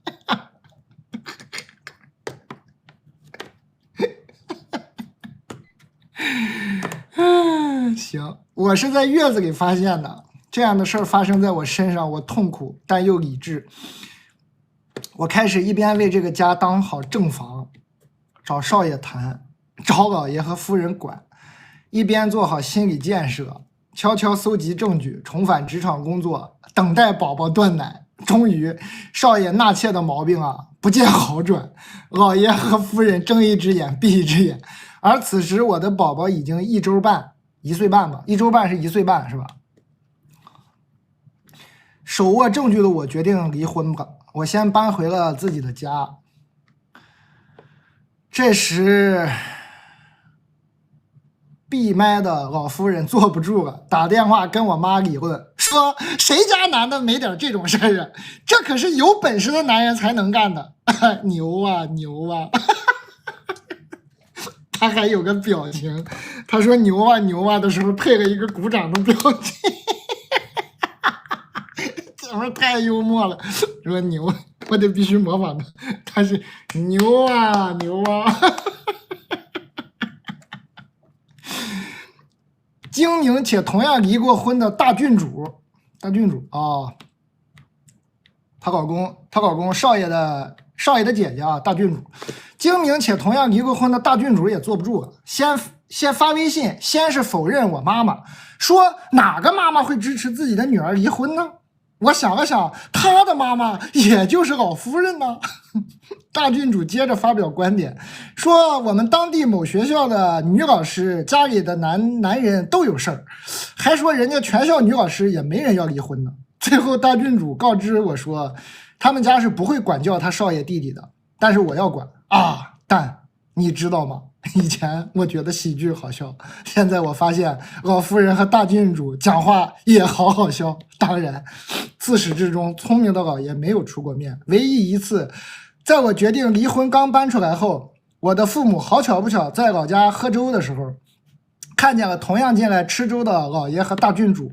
老爷没有像大多数父母一样慌张的向亲家讲少爷如何不对，而是充分表现了我们北方人的姿态，像大部分遇见熟人的北方人一样，点完餐后热心的回头问我已经都要吃完的爸爸，说我一起结了。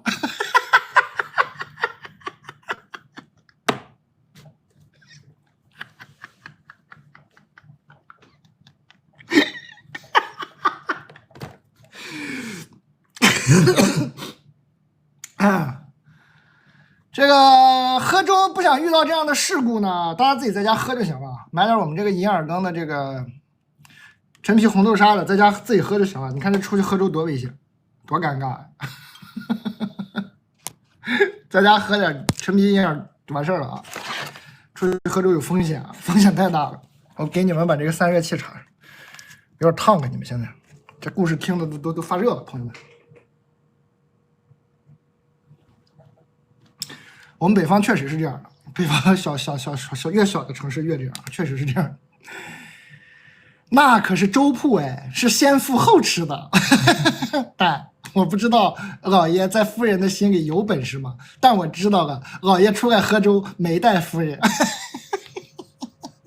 但我很奇怪，我其实没有特别难过，这个经历甚至比不上领导的批评，早高峰的堵车让我痛苦。换个心情，觉得一切都会重新开始的，甚至也没有因为一次的失败经历去惧怕以后的恋爱或婚姻。我应该会谨慎，但依然向往，依然期待会拥有像我爸爸妈妈一样的温暖的、简单的又琐碎的婚姻。所以，但我有个困惑想问问你，你看我这样的还算有金刚钻吗？你太有了啊！以后我还能揽瓷器活吗？你太能揽了啊！谢谢的啊，不用谢，谢谢你啊，你写太好了，非常好啊。你去吧，你纯金刚钻啊，你没问题。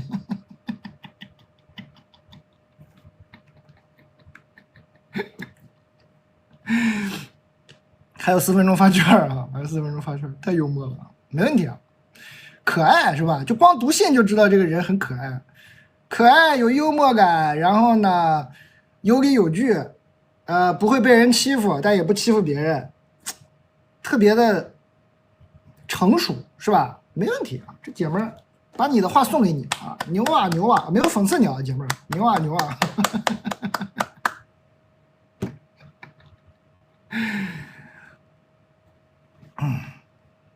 这姐们儿没问题啊，肯定非常好啊。笑死我了，太精彩了，恭喜啊恭喜，这个男的配不上你啊，恭喜，非常好。欢迎大家，还有3分钟发券。我们今天呢，新品卖的比较好的有这个栀子乌龙，已经1000多件了。还有这个玉米啊，还有刚刚那个展示过的牛奶。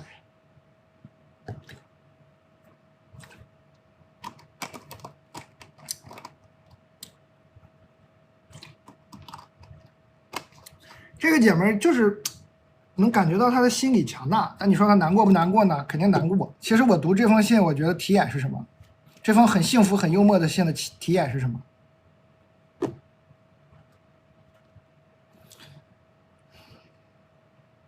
我觉得是我依然期待会拥有像我爸爸妈妈一样温暖的、简单的又琐碎的婚姻。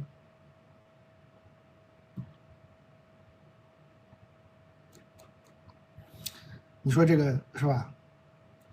自己本来的家庭幸福是多么的重要，就特别稳。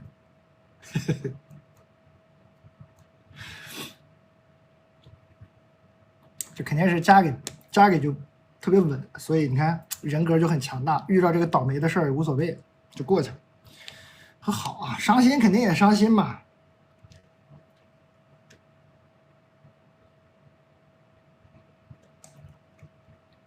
好吧，原生家庭很重要，对，很重要啊。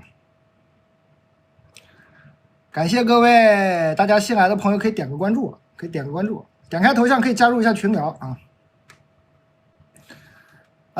新来的朋友可以点开我们这个红色的购物袋呢，有一个分类叫销冠，你可以看看里头这个牛脆脆啊，今天应该已经是快5000件了。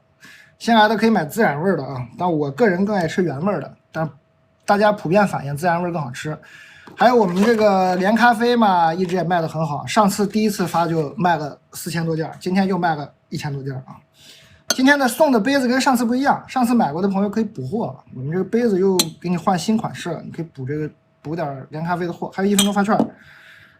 刚刚那个里面是什么呢？刚刚里面是这个黑枸杞原浆，不加一滴水，只有黑枸杞啊，不加一滴水的这个黑枸杞原浆倒在这个杯子里了，这不是咖啡液啊。咖啡液冰川的不苦，火山的更苦一点，按需购买，按需选择。老朋友嘛，就点开这个新品分类发券了。新品的分类里嘛，今天上的牛奶呀、玉米啊、萨琪玛我都不想说了，卖太好了，好的我又怀疑自己了。大家可以看看新品给啊。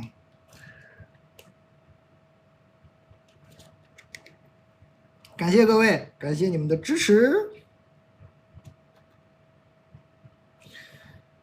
我们这个支架加库存了，刚有好多朋友说没买到我这个手机支架，有库存了啊，很可爱，挺解压的。加库存了哈。投稿投到蛋的小卖部普通店员这个号啊，这个号，蛋的小卖部普通店员投稿投这个号。欢迎各位，感谢大家理解。那个有一些内蒙不发货，确实是顺丰的问题啊。他不是说那个，他就是有一些不保，他不给保呢，这些商家他就不敢发啊。这个黑枸杞原浆只有黑枸杞，配告表。我看看牛脆脆啊，牛脆脆已经卖5000件了，今天啊5000件，肯定有些新朋友，也有人在回购是吧？不会吧？今天牛脆脆不会破10000件吧？这才10点，这刚开始啊，我还没睡醒呢，我还没很精神，我的时间段还没有到来呢。一般我们都是12点的时候比较精神，怎么回事？10点只能算 pro drink 啊。怎么好多人说没有支架呀？我的伟大的同事，你们看看，好多人说没有支架，你给看看，我们这个鼹鼠支架、麻将支架，看看，这麻将支架还有，这抠开是个小镜子，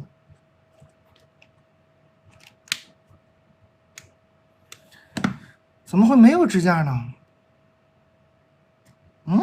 他们说给我加库存了呀，说你点开那个选那个叫什么？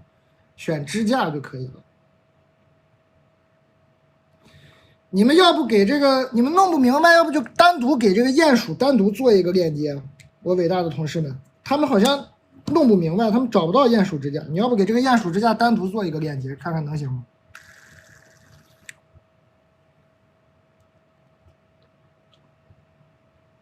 有了，现在有了，有的哈。主播长太帅了啊！你的视力太差了，去看看。有了，现在有了啊！感谢各位，感谢大家支持。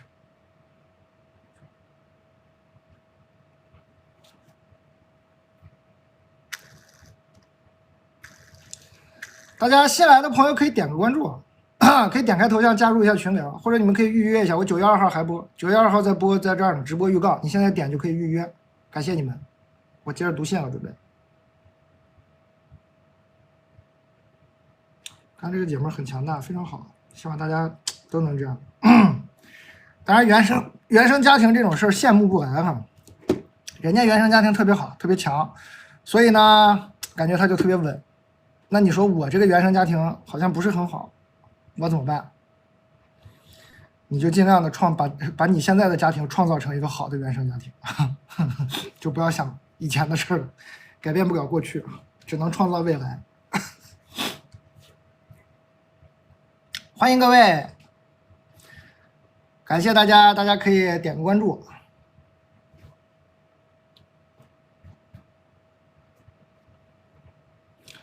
哎，对，把自己好好养一养。欢迎！但我想问一个感情问题。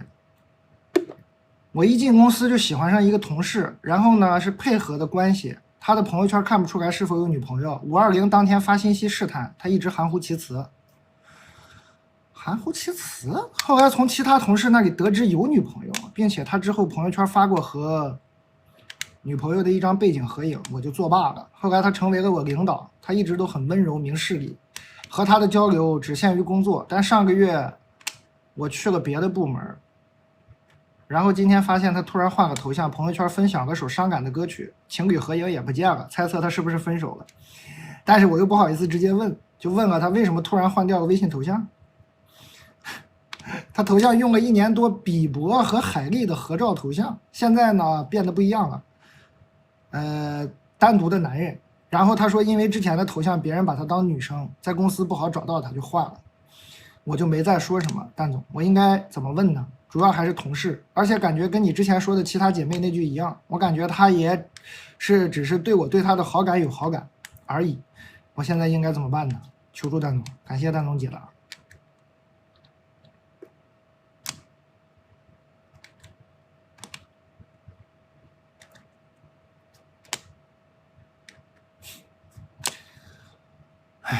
想多了啊，姐妹儿，他对你对他的好感都没有好感啊，你想多了。他对你对他的好感都没好感啊。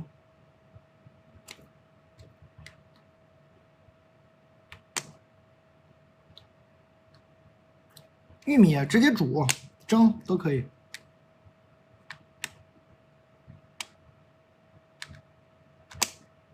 好好工作吧。这怎么说都说找个班上，你这怎么找着班还不上班呢？工作量太不饱和了，好好工作吧啊！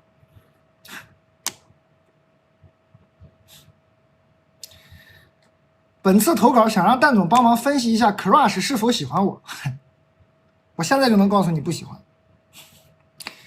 我看开头就知道不喜欢。本次投稿想让蛋总帮忙分析一下 Crush 是否喜欢我，不喜欢。肯定不喜欢，信不信？咱们读读看啊，肯定不喜欢。后面写的很长，我给你读读啊。我是某互联网大厂外包，他是本部的，跟我不是一个部门。今年搬到了他的工位附近，对他有好感是因为高高瘦瘦，身上很有松弛感，又很阳光沉稳，很 man。我本想当成我和我小伙伴上班闲来无事消遣的聊天乐子，后来因为一件事情，我发现他好像有关注我，我不信。有次周五，我领导突然到我工位上说要加班到8、9点，他本来已经下班了，等到8点的时候，当时办公室都没啥人，他突然放手机和伞到工位上，很奇怪，这有什么奇怪？后面我的余光老是能看到他总往我的工位的方向看。这就是我们小时候啊，这就我们小时候做眼保健操的时候啊，经常有那句话，你们听过吗？小时候做眼保健操，经常会听到一句话说：“哎，你干嘛看我？你不看我，你怎么知道我看你呢？”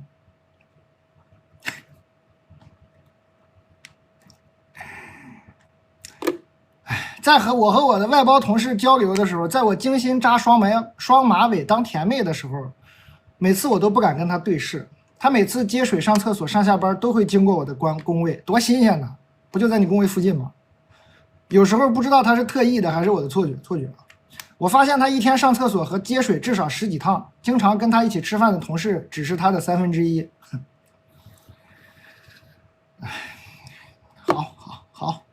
好，上周我下班快出办公室的时候，我用余光看到他也起身走。我下班挺晚的那天，按道理他们本部周5可以5、6点就下班。还有上周4我快下班的时候起身收拾东西，我发现他也起身。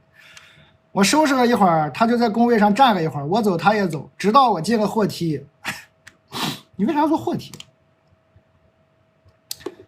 他没跟你进货梯吧？还有这周5我发现他的行为很异常，我来看看多异常，还能有你异常？我本来可以早下班的，但是我想测他一下。等我同事走后，他来来回回经过我至少3、4次都没出办公室。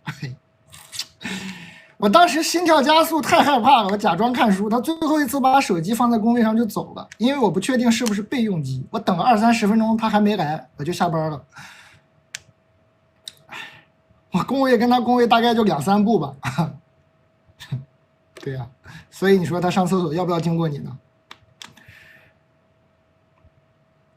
他的工位跟你的工位就2、3步，你觉得他是？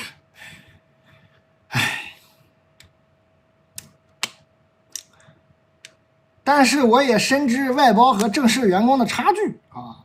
你又深知了，你这不需要深知的你又深知了，你又深知外包和正式员工的差距了，你能不能深知一下这上面都是你的臆测呢？我朋友每次都鼓励我行动，我还是不敢有任何行动，我害怕我是自作多情，像笑话一样啊，那倒不至于。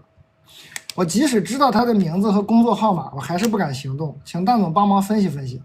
小卖部的碱水面包干很好吃，希望有幸被选中，祝你腰不再痛。谢谢。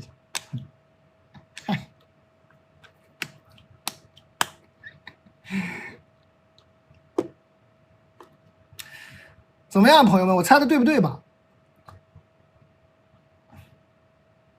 啊，我读第一句我说他让我本次投稿想让蛋总帮忙分析一下 Crush 是否喜欢我，我是不是说不喜欢？我猜的对不对？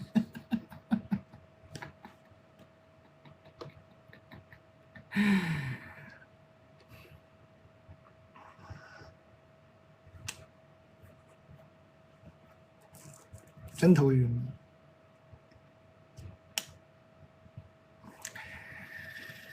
哎，姐妹儿，表白你就好好表白啊，你别想着人家喜欢你，你明明暗恋人家，你就表白就完事儿了。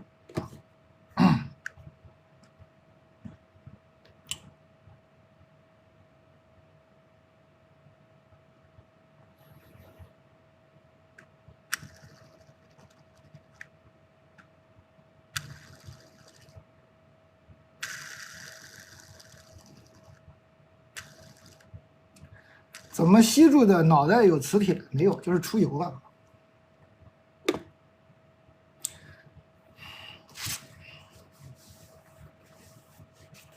有点埋汰，抱歉，见笑了。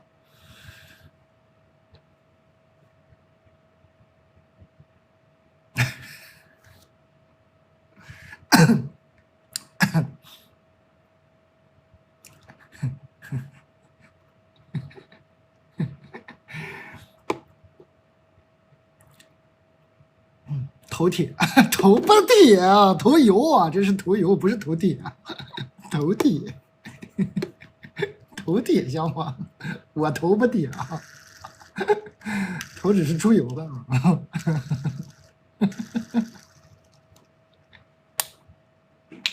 你看，擦个擦沾不上，笑死。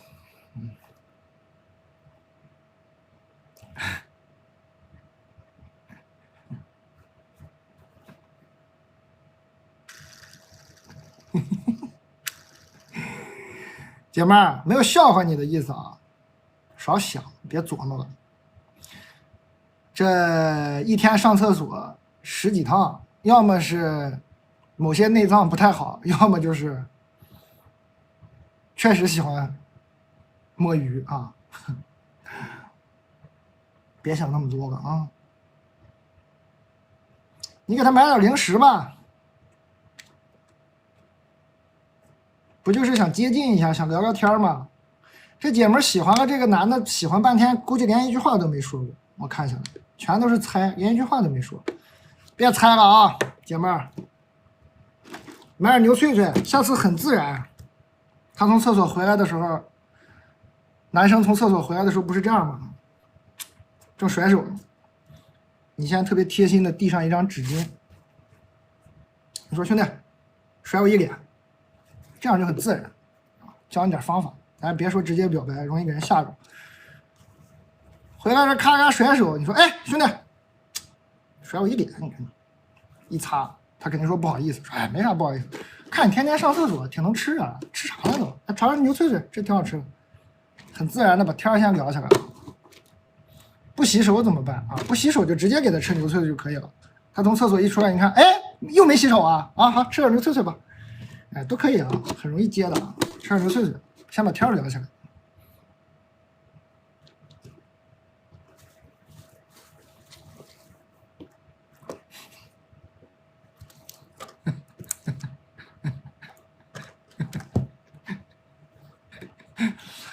是吧？很简单啊，很简单，先把天儿聊起来。哈，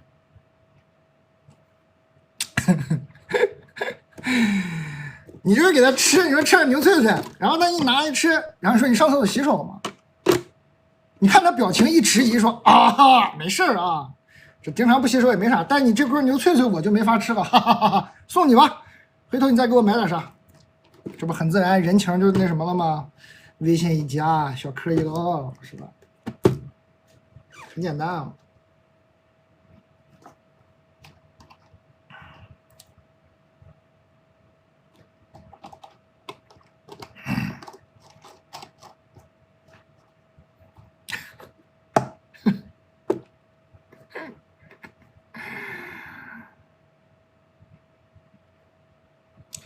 牛脆脆纯工具啊，对。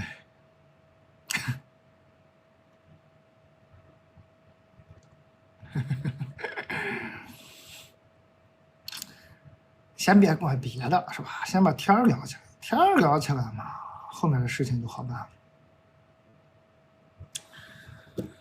哎呀，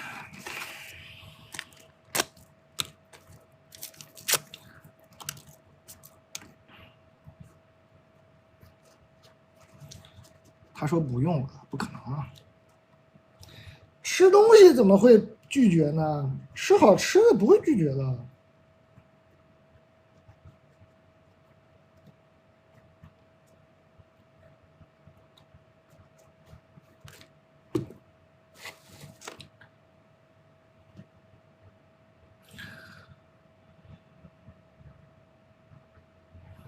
这都能拒绝？拒绝了这牛轧糖、牛轧糖啊！今天学了，人家说叫牛轧糖，不知道真的假的。牛轧糖，说牛脆脆不吃，说不吃啊，嫌我不卫生。我们这个牛轧糖是独立包装的啊，拿点，都可以是吧？感谢这个未知数啊，这个叫未知数的朋友也经常来，欢迎啊，感谢你啊。我也不知道，我以为是牛轧糖呢。今天他们底下一直给我刷说这玩意儿念牛轧糖，我也不知道他们是不是糊弄我了，真的假的？不知道啊，都没文化，不知道。我一直都念牛轧糖，今天他们跟我说应该念牛轧糖。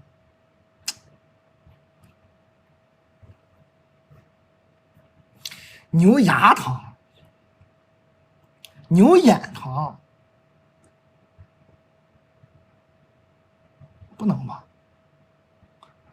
讲一下那个酒，哪个酒啊？哪个酒啊？哪个酒？柚子酒吗？酸酸甜甜的，有股酸的那个柚子本身的酸味儿，挺好喝的。然后我们这个毯子酒是买一瓶就送毯子，一瓶100出头，两瓶170出头，都送个毯子。那毯子我们老演员了，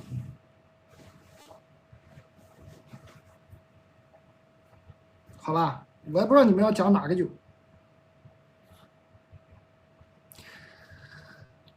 柚子酒真的好好喝，还可以。连咖啡的新杯子，不错吧？火山的和冰川的，冰川杯给这个不是咖啡液啊，这个也是黑枸杞，很浓郁，因为这个黑枸杞只有黑枸杞，水都没加。念故事啊，接着念，稍微跟大家互动互动。我看他们突然对我这些产品居然有个好奇心，给大家稍微讲讲。滩天黄酒啊，黄酒买滩天，然后我们这里都有尼罗，你就买尼罗和滩天配着。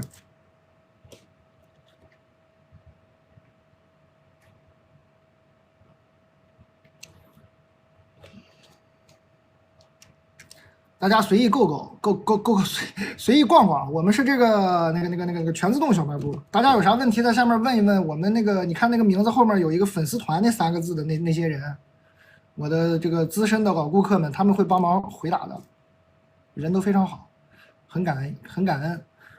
大家可以点开这个头像，你们不嫌丢人的话，点开这个头像加入群聊，你们名字后面也会出现粉丝团3个字。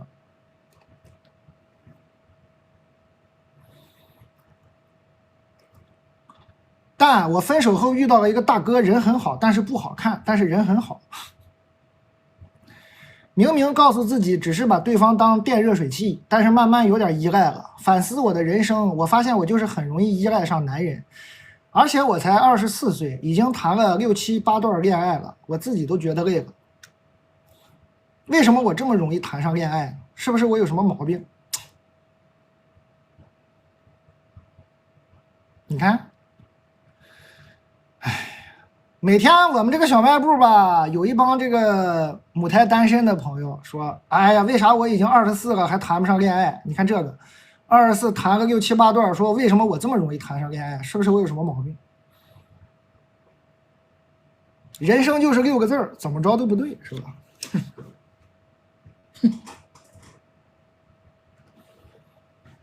我拖鞋呢？我这一激动拖鞋干嘛？哎，我穿会儿这个。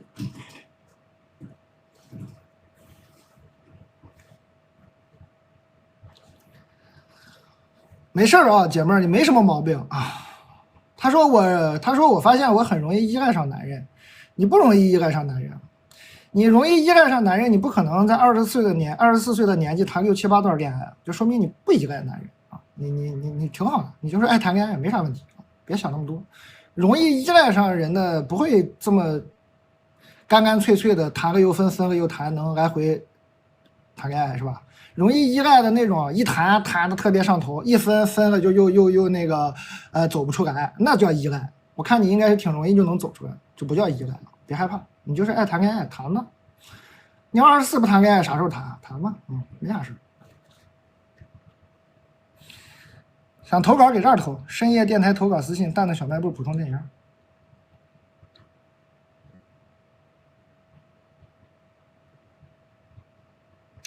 依赖了咋办？赶紧走出来，向这个姐妹学习啊！这姐妹挺好的，没觉得。她说我自己都觉得累了，累了你就缓缓，累了就一个人待一段时间，是吧？前情提要，这是啥？这是谁？30年忘不了初恋的姐妹啊？哦，有一个姐妹儿说她高中初恋男友分手快30年了，老死不相往来，但是经常梦到她这个高中的这个男朋友。后来说她出国念了个博士，生活很幸福，但是这个男的时不时老往她脑子里跑，快30年没见了。哎呀，就是个意难平，问我咋办。我当时给他出主意，我说你呢，看看他现在的照片，应该能有好转。第二呢，你不是能读博士吗？再读个 MBA 能有好转，还干啥？说不行见一面是吧？我当时给了这么几个建议，这姐们来后续了。谢谢蛋总，道理我都懂。读 MBA 就算了，回忆青春那是真的。我不会跟他见面的，也不会要他的照片的，因为我不想让别人知道我会想他。而且据说他现在还是很帅，哈哈。不过说出来以后被大家笑话，我感觉好多了。哎，那就好，那就好，没有人笑话你啊，姐妹儿，没有人笑话你啊。我们这个小卖部不是说笑话你，就大家笑一笑，这个事儿就过去了。好多个就好。怎么还有一个前情提要？这啥呀？18岁成人仪式第一个拥抱。心里放烟花，一想到他，啥呀？妈就写了一大堆，特别喜欢他一个拥抱过一个拉拉扯扯7年的一个不是，就是谈过1年拉拉扯个7年的感情，他就一直忘不掉他拉拉扯扯拉拉扯扯。他后续是啥？他就讲了一堆自己的情绪，对。但谢谢你读我的信，如果你不说，我还真不知道自己原来没有写任何事情，只是在写情绪啊。我就是应该说他只是写了情绪，没写事情。看似问了问题，似乎也没在问问题。其实你的反应对我就是最好的回答了。就像题眼在每个人的信中都会出现，我从读信人的身上也看见了我的题眼。我的题眼就是没有题眼，我好像说了好多的废话呀。但是这不是废话，我问我的朋友什么是具体的事儿，他和我说，就像我平时和他说的那些细节。奇怪的是，我每天都能说很多具体的事儿，但是写这封信，在那个 emo 的晚上，我躺在床上，他敲这些字，我一件都没有想起来。也许我想要的答案就不在对方吧，而在于我自己。又开始，这姐妹又开始抒发她的感情了，后面又写了一大堆。工作之后，我很久没碰过文字了，准确的说，没有用文字表达过自己。我很感谢能选中我的信，也感谢蛋蛋读我这封没头没尾的信的时候，依然温柔的给了我建议。其实读到信，距离我 emo 已经过去一段时间，还是很感谢，在时间单向行驶的时候，有这样一个机会，有个人能安安静静的读着信，与屏幕前的我们交错着。行，姐妹就是多愁善感啊，没事啊，好好的吧。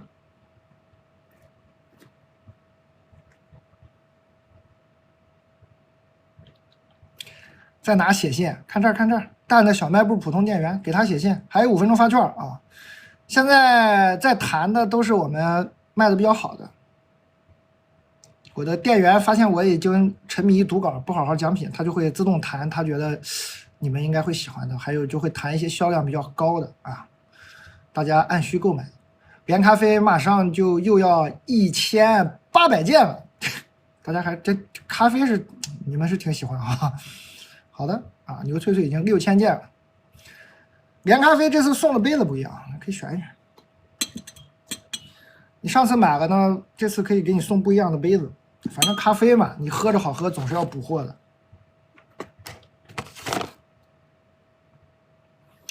啥玩意儿又售罄了？啥玩意儿又售罄了？啊，我又看着个已售罄。啊，牛胸口啊，售罄应该的，这我都不用讲。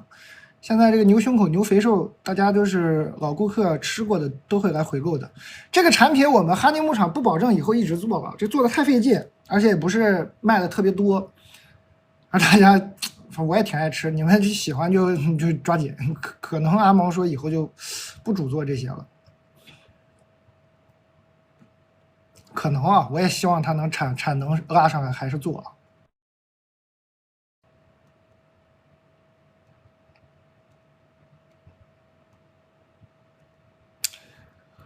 感谢大嘎，这好多我都没讲的，怎么能卖这么多？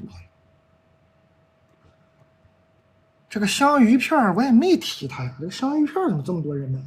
这香鱼片我也没在过附近呢。哎，就这样，谢谢你们啊，感谢感恩。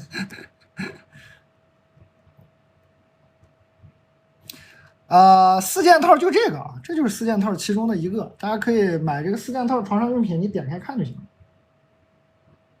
反正肯定是什么母婴级啊，那些材质没问题，你就看看样子，我自己喜欢啥。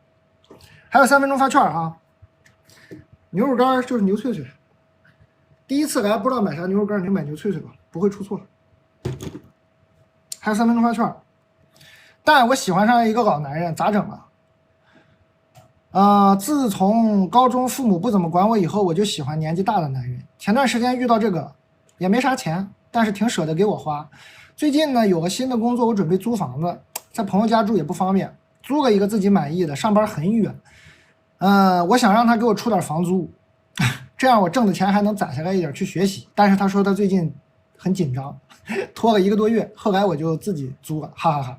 我也不知道我在说啥，我就是想笑。但是吧，跟他在一起真的挺开心的，大家不要骂我好吗？好的，我不是什么有理想的人，我对这个世界呢又爱又恨，所以我希望我的家人朋友健康快乐就好了，健康的基础上有吃有喝就好了。他离过婚，年龄也大，有时候跟他出门，别人都会用异样的眼光看我，可能觉得我有病吧，也不一定，毕竟他也没什么钱，只有我知道，哈哈哈，我没啥烦恼，没啥烦恼吗？我就是想跟你说说话，准备从你这里买一瓶酒，因为我爱喝酒，但是得搬完家，不然太沉了，东西太多了。行了，改天再来唠唠。喜欢你的呢。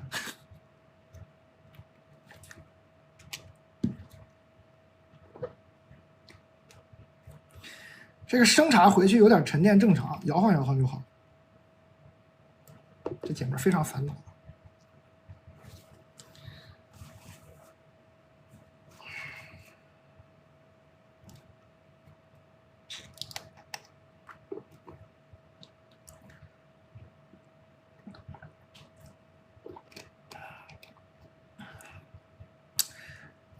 连咖啡就是冰川的没那么苦，火山更苦一点。还有1分钟发券了，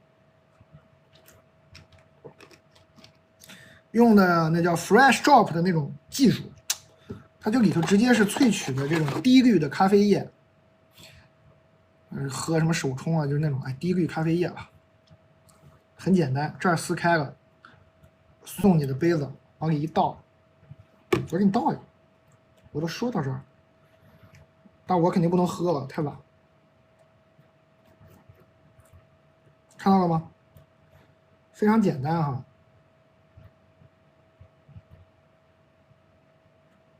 不能直接喝，我试过，直接喝贼痛苦，是浓缩的，你得那个给它兑点水什么的，我就兑点奶吧，我这儿正好有这个认养一头牛。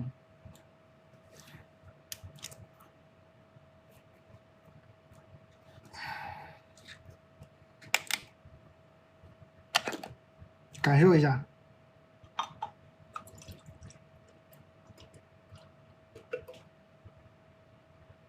我天，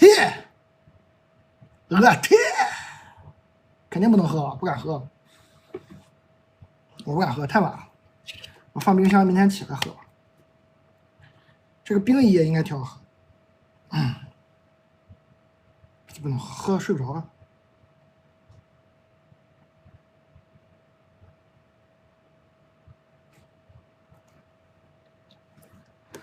喝一口尝尝味儿，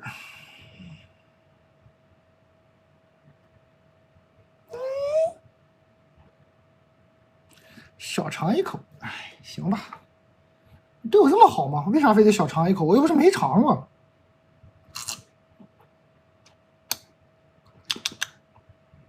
很香啊，兑奶就完全没有苦味啊，这个冰川的，火山的还有点苦，这个兑奶的冰川是完全没有苦味，只有咖啡的香味儿。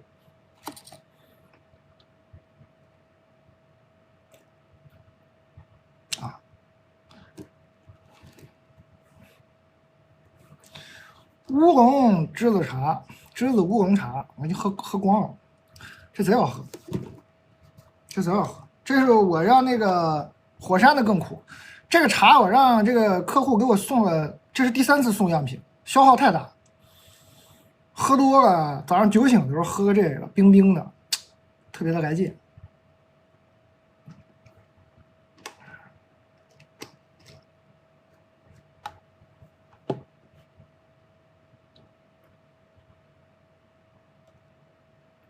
欢迎大家啊！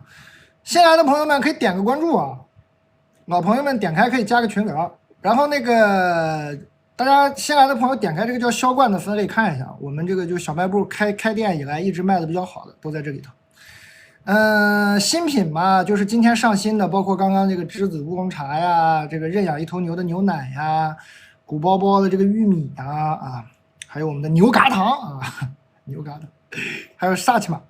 那个懒人萨琪玛，懒人是橄人啊，懒人萨琪玛很好吃，蛋卷。还有只有黑枸杞没有一滴水的黑枸杞原浆，大家随意购买一下。我准备接着读故事了，好不好，朋友们？我就不反反复复了。你们那个看到很多品呢，它上面有个功能叫讲解，你点开那个讲解可以看到我的讲解了，我刚刚都讲过了。你点开看到讲解，你就大概就知道了。还有不明白，你就在评论区问。然后评论区问呢，我可能看不见，但是那些我一些伟大的老顾客们名字后面顶个粉丝团的那些朋友呢，会回答的，感谢你们啊，全自动运转。我主要是读信，大家开心，然后买东西问他们就行了。大家点这个头像，你不嫌丢人，加入群聊，你脑袋后头也会有那个粉丝团的。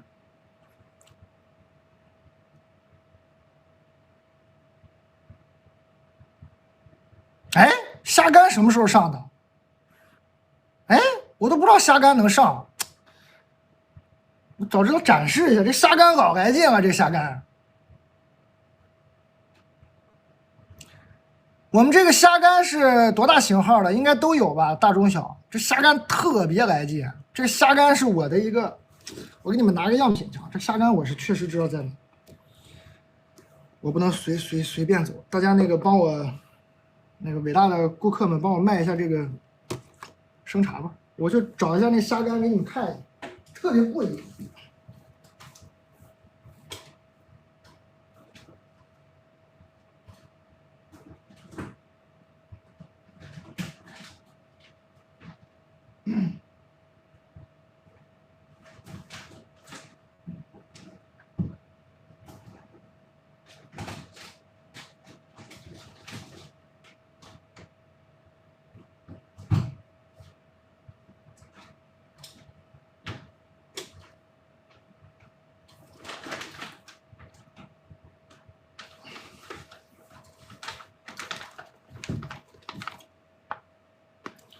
欢迎大家。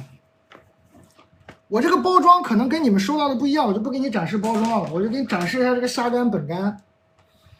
这玩意儿老解恨了，这也是我在南方的一个发现。我说这玩意儿怎么，哎，怎么这么太会吃了啊！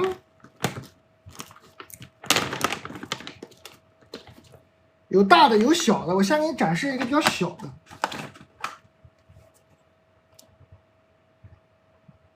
贼好吃，虾干贼好吃。你看你自己需求，有大有小啊，这是不算个头大的，有那个巨大的，我看那个巨大的好像没上，我们都上的比较小，比较保守。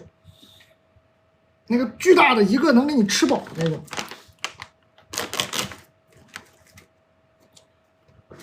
我们一组一组的啊，都不是特别大，没有上那个巨大的，好像还是我没有收到那个巨大的样品。那个巨大的太过瘾了，一次能吃干饱，吃个这个差不多了，这个头，直接吃。这玩意儿，这下个酒配个黄酒，这是摊天下酒菜系列，配我们那摊天黄酒就没问题。这玩意儿绝了，这玩意儿。对，买来送人，很多都是送礼用的。这大虾干特别过瘾，我就下酒。这个要是大个的，吃一个吧就干饱了。我以前爱吃大个的，后来发现不行，这个大个太占地方，吃2个就饱了。我后来就吃这些小个的。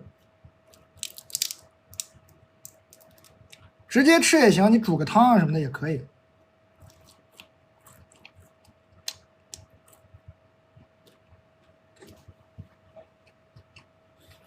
我特别爱吃这个，这个玩意儿就配黄酒，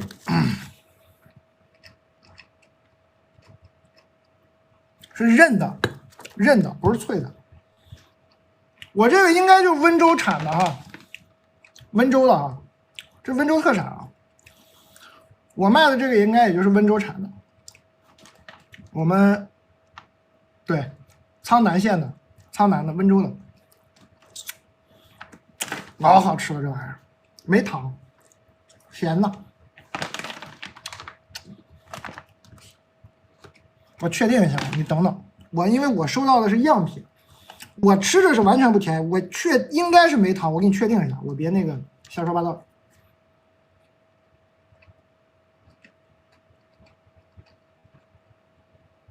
哦，我吃的是小号，我们今天上了大号和特大号，我没找到我特大号的样品，我就只找着个小号的。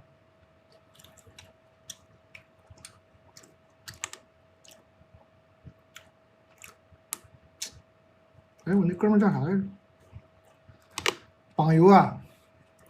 我们这虾干配料表里有糖吗？你肯定没有糖吧？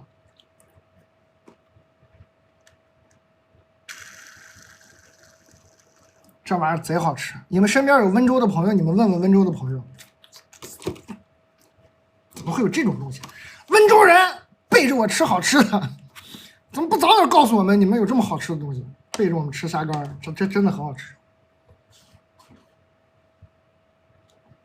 真的很好吃。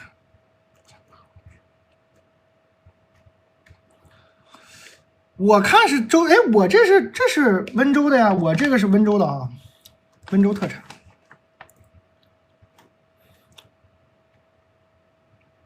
对对对，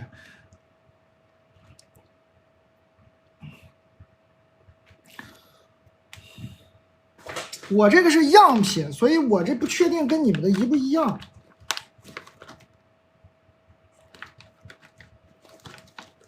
这个头还行啊，我这手不算小的，这个头还可以，但我不知道我这是大号还是特大号，我这应该都不应该就是个大号最多的，我特大号的没找到，我特大号的能这么大。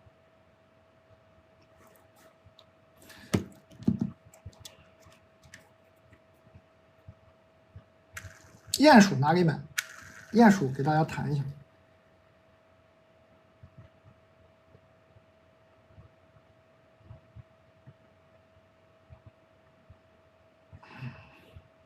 配料表只有海虾和盐没了啊，只有海虾和食用盐配料表。保质期12个月，推荐是冷冻保存，你要吃得快就冷藏就行了。来自温州苍南，好吃，但我没找到我的那个特大号的，这玩意儿贼过瘾，不苦啊，生茶不苦。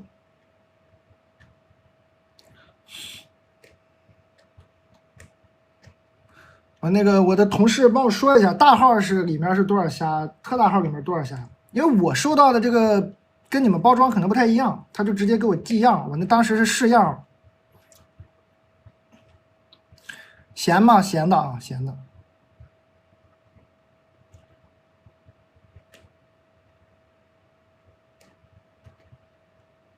鼹鼠又没了啊！他们说鼹鼠又没了，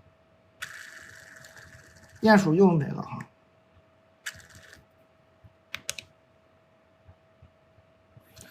然后问我对虾还是九节虾，我的同事们帮我回答回答。我的同事们今天没告诉我有虾干，我都懵了，我没注意啊。因为这是好朋友，就是这个滩天，我这个朋友嘛，他本身就温州人，他是这个虾干嘛，就是他们家的生意，就他自己的生意是做酒，他们家是做这个吃的，江蟹生吃不吃？吃啊！手机壳断码了，我的妈！大家赶紧我的同事们解决这些问题啊！我接着读封信，假装什么都没有发生。大家突然反应说都是断码的，没有了，卖光了。虾干是什么？快点说！我不行，蛋总你好，经常看你的直播，我被一个我非常爱但是不爱我的男生分手了，啊，现在彻底断联了。我以前爱骑车也不想骑了啊。这是以前的来信啊，这是以前的来信。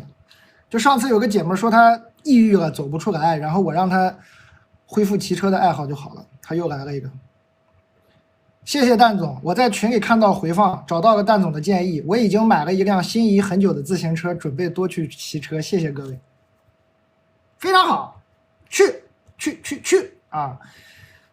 我们的是大号9节虾。半斤是19到20只左右，特大号呢是对虾，12到13只左右，特别好啊！我们这个手机支架上单独的链接了，你们喜欢这个鼹鼠支架的，直接是个单独链接。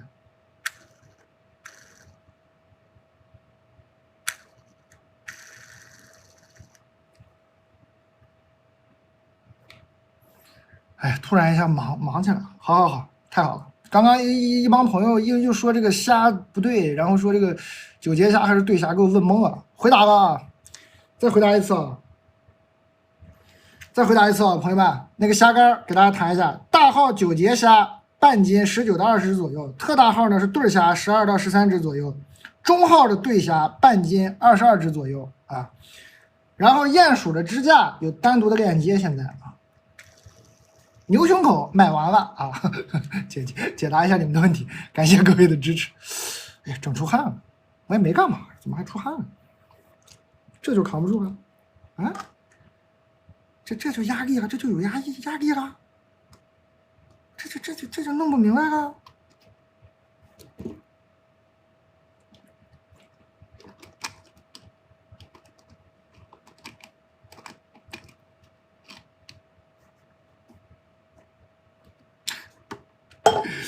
突然人有点多，可能有点不擅长了，感谢啊，大家那个理解一下，谢谢啊，不太专业。还可以点一下这个预约下一场直播，9月2号8点，你可以预约一下。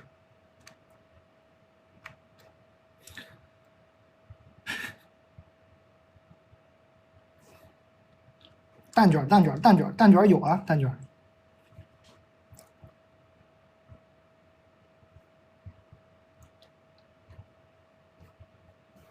有啊。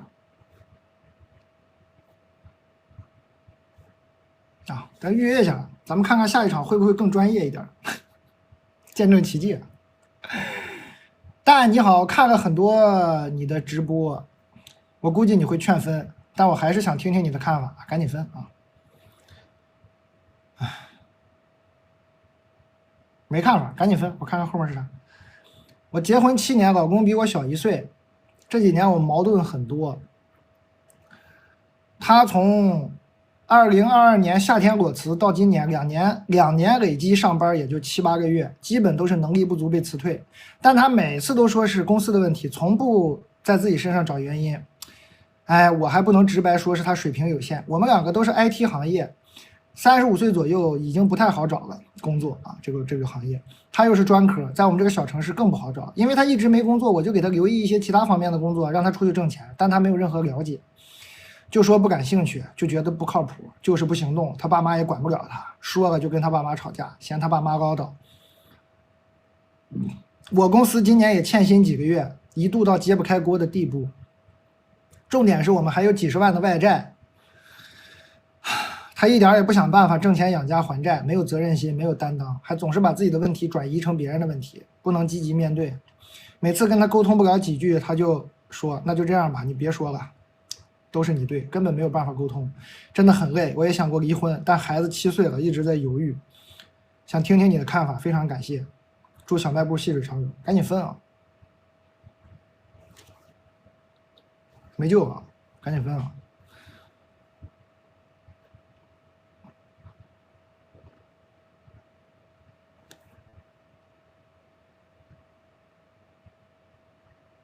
没救了啊！没救了，赶紧分。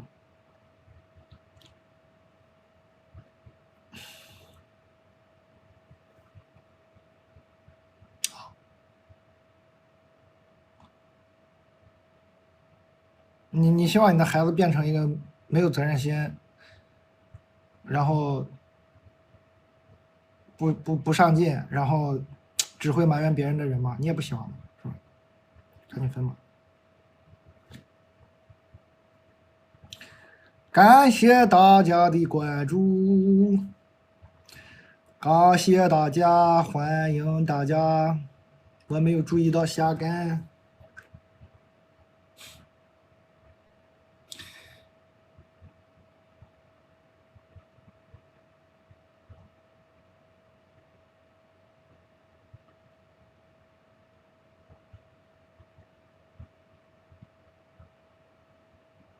嗯？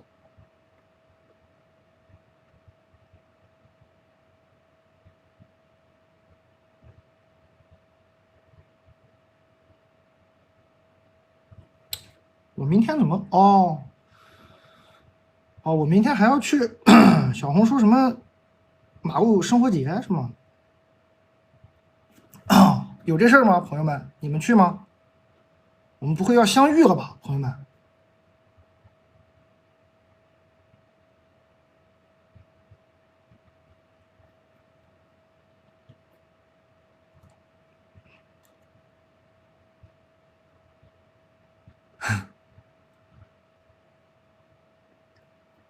在上海。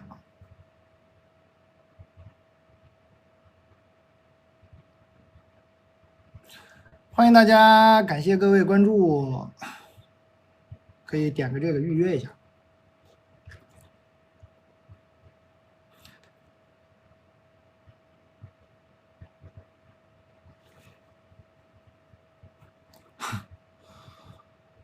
咋办？赶紧离啊！刚才这姐们儿，大家可以随时投稿啊。咱们缓缓从这个情情爱爱中出来一会儿，咱们读点别的，缓一会儿，好不好？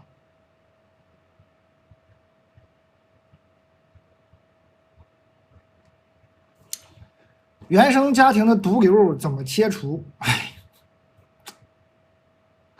母亲性格很强势，从小对我控制欲很强，稍有不顺她的意就对我打骂羞辱。成年以来，我已尽量减少跟她接触，但是心理上很难平复，经常陷入内耗，想不通为什么自己有这样的母亲，倒霉啊！算你倒霉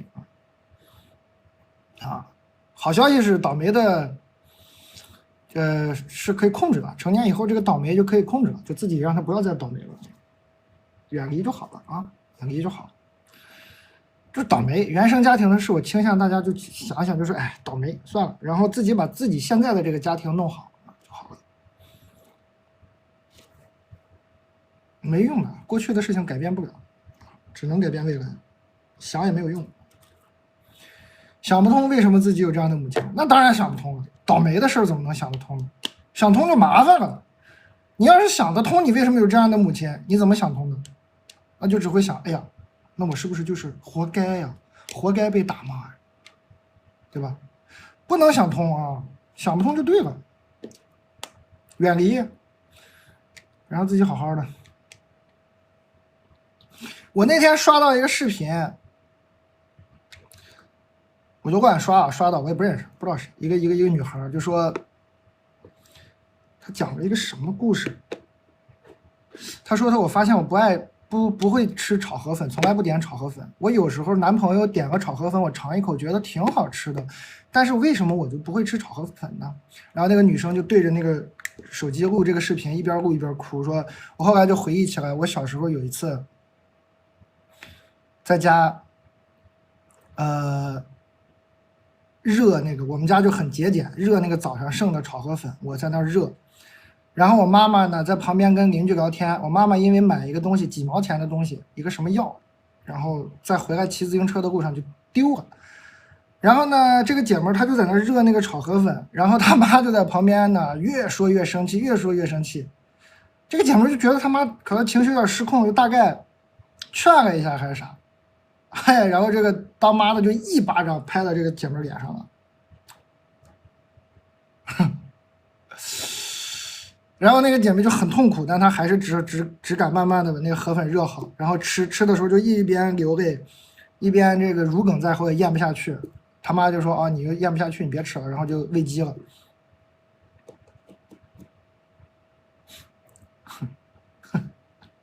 你说这种事儿想得通吗？想不通啊，谁听谁都是头晕，气死了是吧？那怎么办？我觉得这个姐妹挺好的。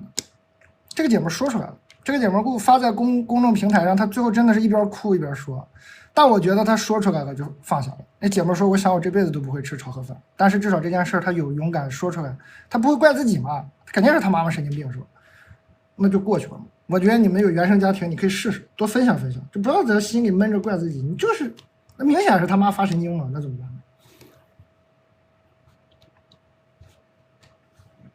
我觉得是个挺好的方法，人家说出来了，挺好的，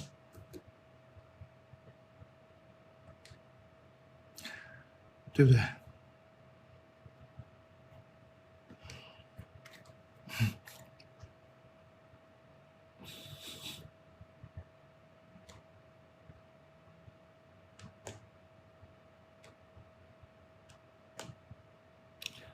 但我的问题是，能不能请你引荐让我去做恋综的观察员？因为我每次都在群里锐评我姐们的感情，我很有经验。我的朋友简称呢和她老公前不久刚领证，她和她老公在去年认识并相爱，5个月后发现自己成为了小三。她老公和她谈的时候还跟前女友藕断丝连，她老公坚称以单方面分手，熊猫眼，谢谢你，不用刷礼物，感谢。只是朋友以上恋人未满的状态在床上聊天，当时我们劝他分手，他恋爱脑放不下，选择知三当三。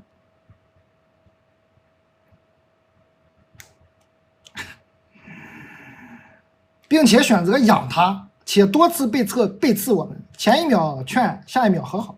到领证前，她老公还要作妖发表白莲花文学，彩礼接受分期付款，因为我们不看好她，所以她每天坚持发她老公给她做饭的照片，在群里并配文她做的好吃，以此来证明她俩和谐，她以后一定能生儿子，因为她喜欢养儿子。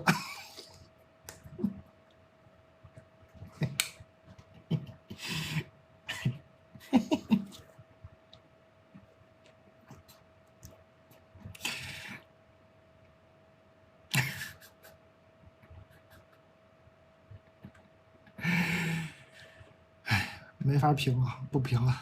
但您好，替我闺蜜投稿。她之前大学的时候，身边有个女同学总是叫她一起玩，但是慢慢就开始 PUA 她，让我闺蜜发誓自己只和她玩，要是和别人有接触，就要花钱买东西道歉。啊？萨琪玛抽奖啊？啥呀？那段时间浑浑噩噩，生怕做错什么惹到那个女生。后来在我的劝导下，她把那人删了，也毕业了，找到了很好的工作。但是后来一段时间，她还因为这些事做了一阵子噩梦。我感觉她已经不再相信任何人，有很强的防备心。特别不自信。有什么办法可以帮助她重新燃起生活的激情？她才22，感觉心态上已经老态龙钟了。这不就你自己吧？肯定是你自己啊。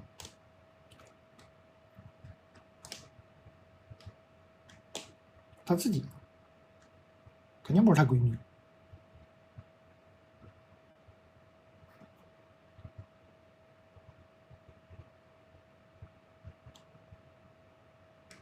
是吧？自己把自己聊爆了。说特别不自信，不想交新朋友，有什么办法？你不想交新朋友，你咋成为她闺蜜的？不是你自己吗？没事儿，这咋的呀？干啥呀？大学的时候身边有个女同学，叫她一起玩，慢慢就开始 PUA， 咋了这是？就给 A 住啊，就把你给 A 住啊 ，A 到22还没缓过来，赶紧缓一缓，还有5分钟发券了。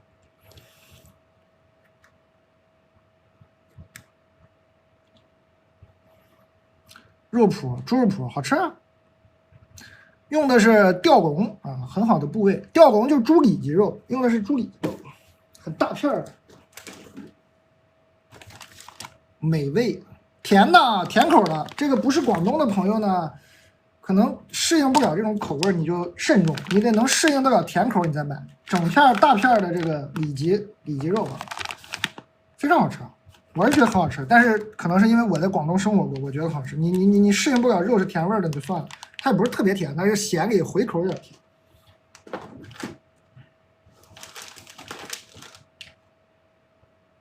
萨琪玛没有那么甜，不是那种齁甜的萨琪玛，不是那种。我知道你说的，我小时候也吃过那种贼甜的萨琪玛，它不是那种黏糊糊的齁甜萨琪玛，它是不粘牙的，比较松软的萨琪玛。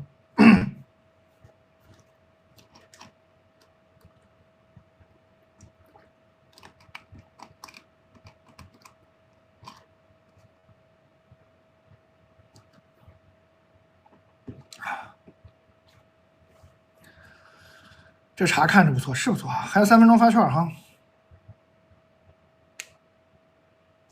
好喝啊！生茶你收到了，可能有点茶粉沉淀，摇一摇就好了，别害怕。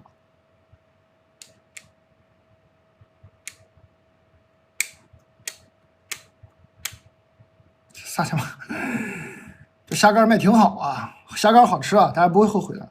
咸啊，不是那么咸吧，但它肯定是咸。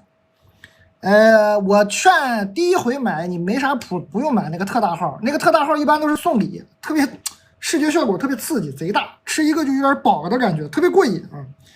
你看你不差钱，你试试也可以，但我觉得自己在家吃就小号、大号、中号就小号就够吃了。那特大号就是贼过瘾，那送礼特别的视觉效果拉满。虾干啊，牛脆脆你就买自然味的。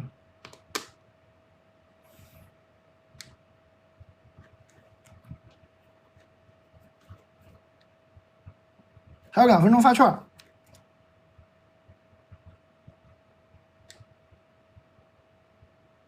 啊，哦，刚你们在别的平台看到我播了是吗？假的啊，那是我的同事给我反映说是假的。阿蒙跟我说录的我的屏幕用影像直播啊，这过分了，不是我目前只在小红书啊。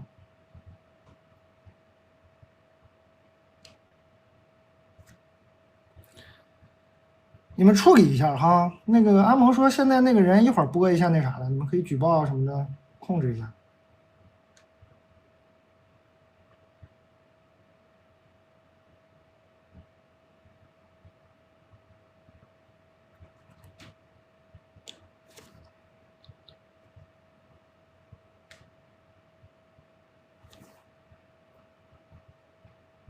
对他们去弄了啊。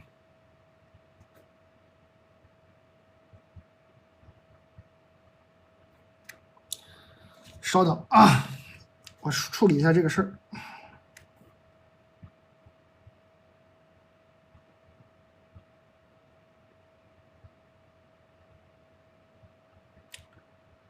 榜友，这个不认识啊，他就用我的录屏在你们那儿开播呢，你看着给他处理一下，感谢啊。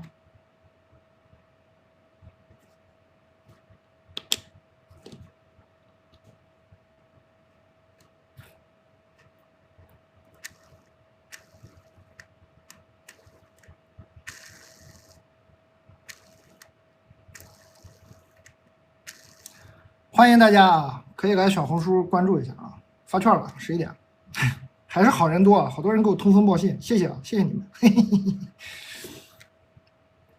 谢谢你们啊。其实嘛，我以前都是觉得，哎，有的朋友嘛给我做切片嘛，我觉得也挺感恩的，我就觉得大家愿意看，我也无所谓。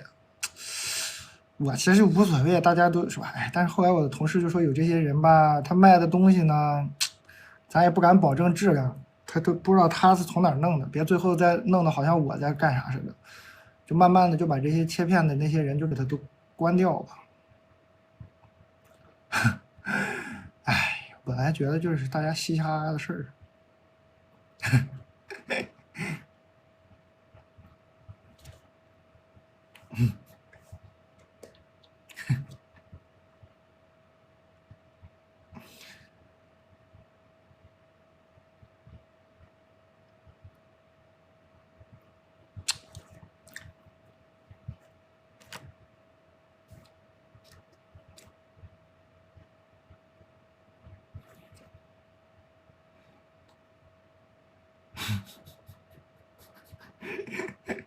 感谢啊，小麦送的礼物。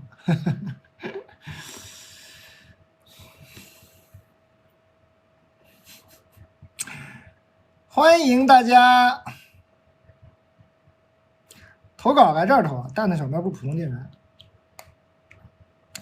其他那些号吧，就目前就没有什么授权的。哎，有一些嘛，我就觉得哎就无所谓吧，你就发就发吧。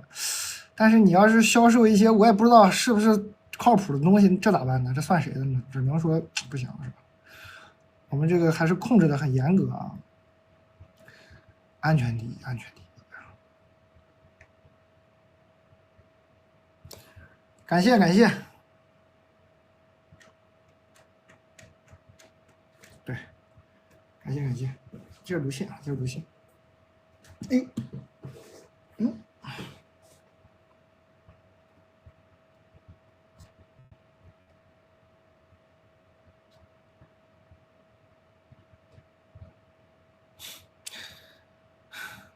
刚刚这个姐们就是22嘛，感觉心态上已经老态龙钟了。22，哎，没啥事的时候呢，就容易出点啥事都觉得是天大的事。生命中事儿多了以后呢，就啥事都不当个事儿了，是吧？你现在就是经历的事太少，你就觉得这是个天大的事啊。咱也不是说非得年纪大有的人年纪轻就也可以经历很多事儿，是吧？多去经历经历就好。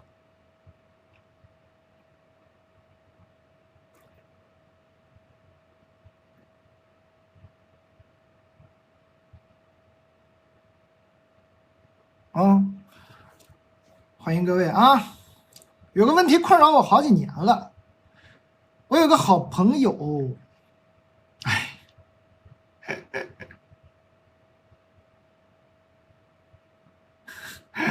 我这人缘是真不错，一帮人给我发微信。好，谢谢谢谢谢谢谢谢谢谢。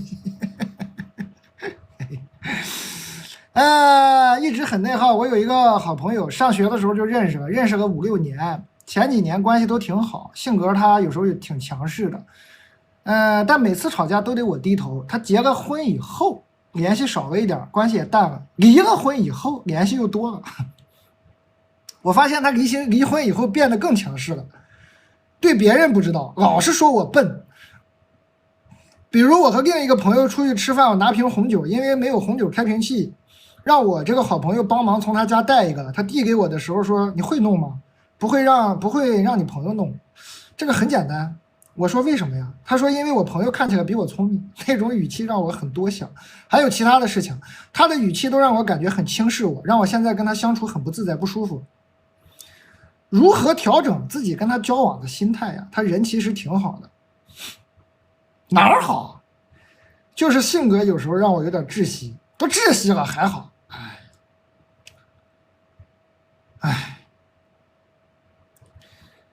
我这个朋友吧，他也知道自己强势，有时候跟我聊天，对自己的强势也很坦诚，让我有时候更不知道怎么办。这个就是控制术啊，你被控制了啊。现在我们俩感情确实没有以前那么亲密了，但是我也不想跟他说拜拜。为啥？我很珍惜这段友谊，珍惜这段友谊是真的，跟他相处不开心也是真的。能解决我的这个心病必有重谢啊，但解决不了。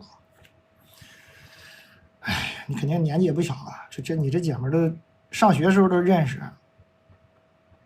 完了这结婚离婚你们还认识，肯定年纪也不小了，还给我搁这心病，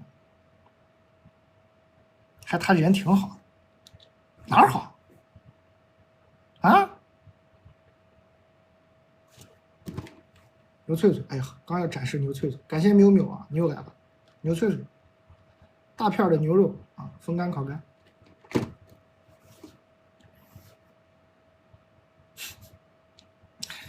又要说那句话，有的人说不出是哪里好，为什么？因为不好啊。他人其实挺好，不好啊，还解决你这个心病，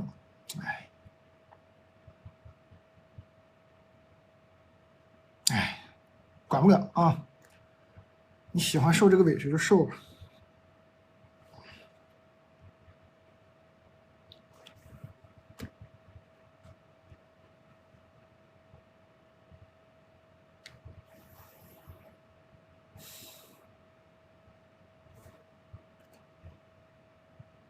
玉米可以有那个袋子一起煮。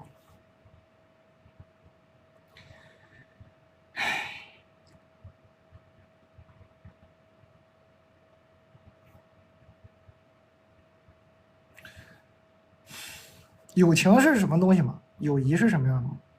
朋友们，友谊是啥样的？你觉得他们这叫友谊吗？我觉得他们这不叫友谊啊，你被利用了啊！你这不是友谊啊！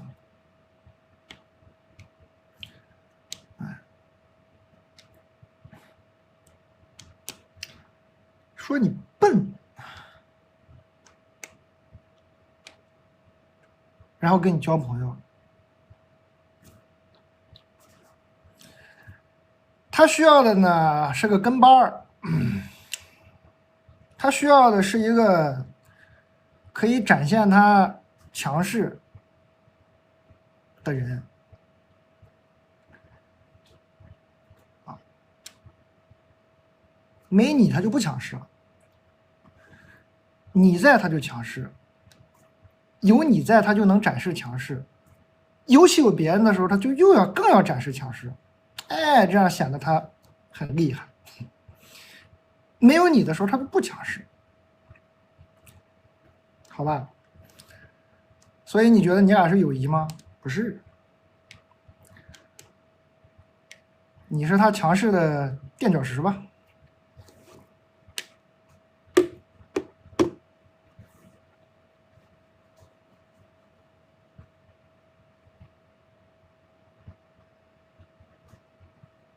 啊，赶紧绝交吧！啊，赶紧绝交吧！你觉得是友谊？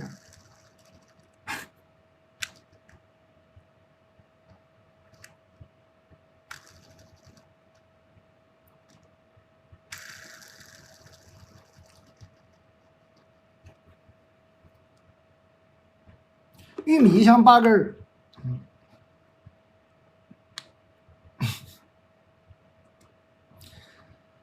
但我跟我弟吵架了，我弟大龄研究生在读，在一个双非学校天坑专业，到了该找工作的时候，哎呀，我就担心他工作不好找呀，我让他要为自己的事儿操心呐，我催他投公司，他不高兴了，我说他就是拖延，机会都拖没了。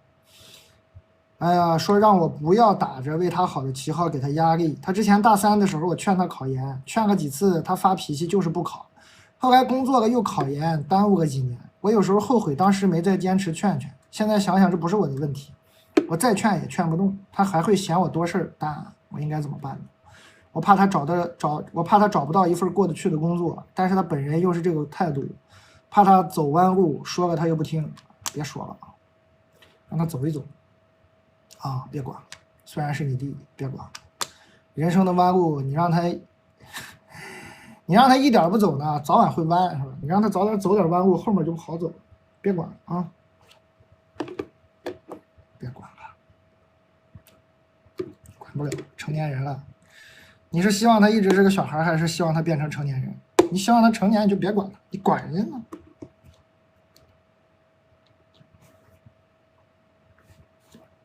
啊，别管啊！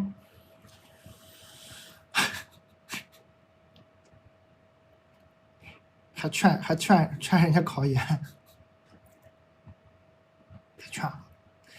你的人生经验未必对他有用，环境变化特别快，别管。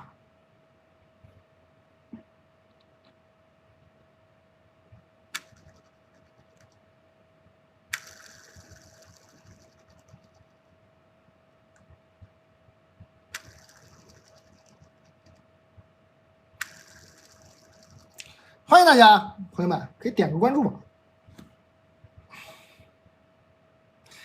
我们盛农的炸鸡系列呢，加赠肉多多鸡块1袋啊。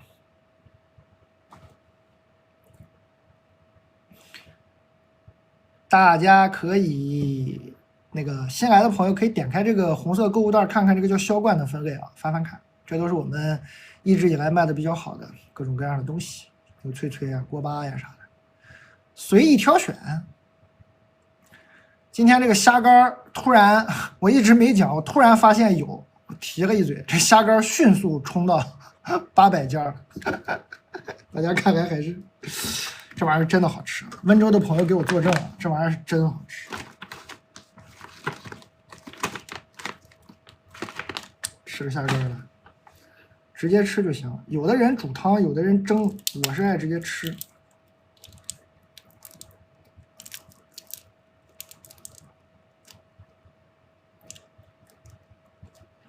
然后虾头里这个黄我特别爱吃，很香很香，没有那么咸啊，没有那么咸。它这个盐没加多少，它主要还是虾本身。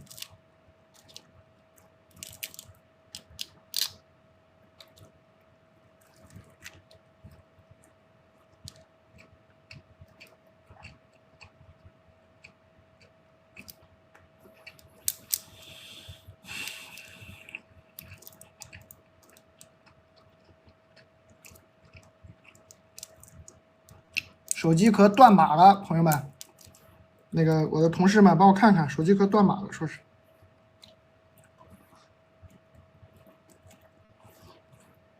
冷冻保存应该是18个月。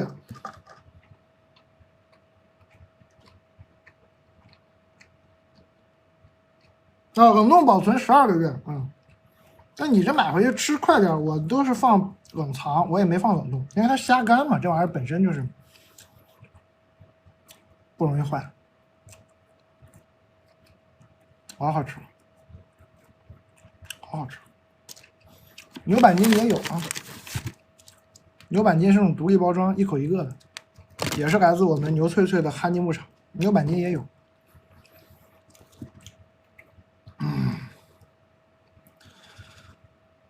这个虾干再给大家说一遍啊，虾干呢，大号的9节虾是半斤19到20只，特大号的对虾是12到13只，中号的对虾半斤22只左右，好吧，随意挑选。我觉得来个大号、中号差不多了。我刚吃这我都不知道是大，我这应该是大号或者中号，因为特大号的我印象中是特别大，但我没找着。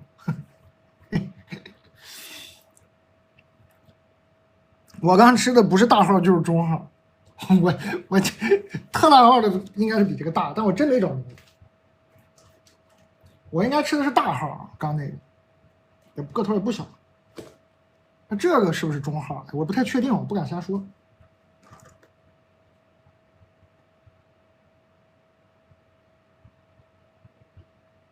那我吃的是大号，确定了。我刚吃的是大号9节虾，我没吃那个特大号的对虾，特大号就更大了。我吃的是9节虾大号啊，好吧。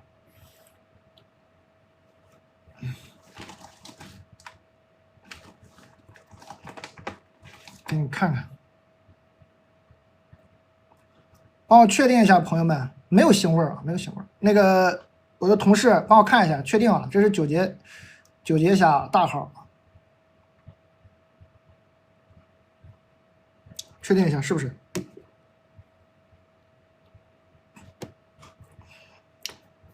你要放的久，你就冷冻保存。我一般都放冷藏，我吃的比较快，下酒嘛。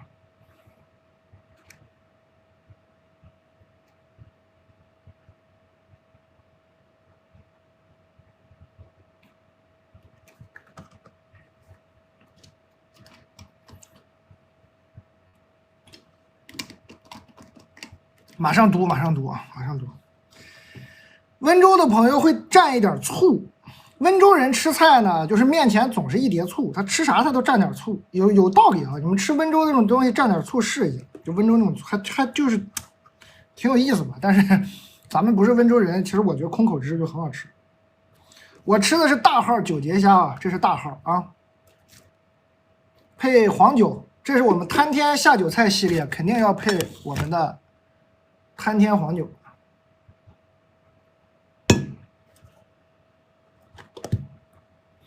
我是啥也没蘸，我直接空口吃的。这个温州的朋友喜欢蘸碟醋。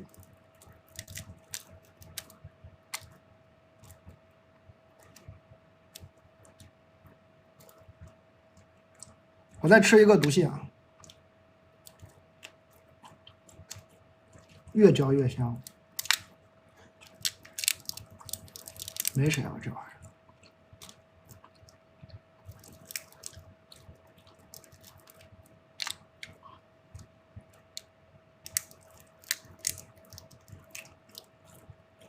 韧啊，不是脆的，壳是脆的，扒掉就好。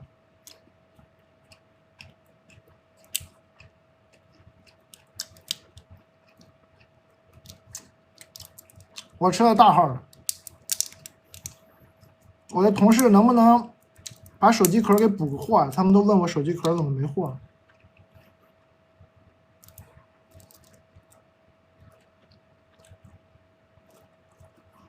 它就是虾，然后加了点盐，不可能有辣味儿啊，没有别的味儿。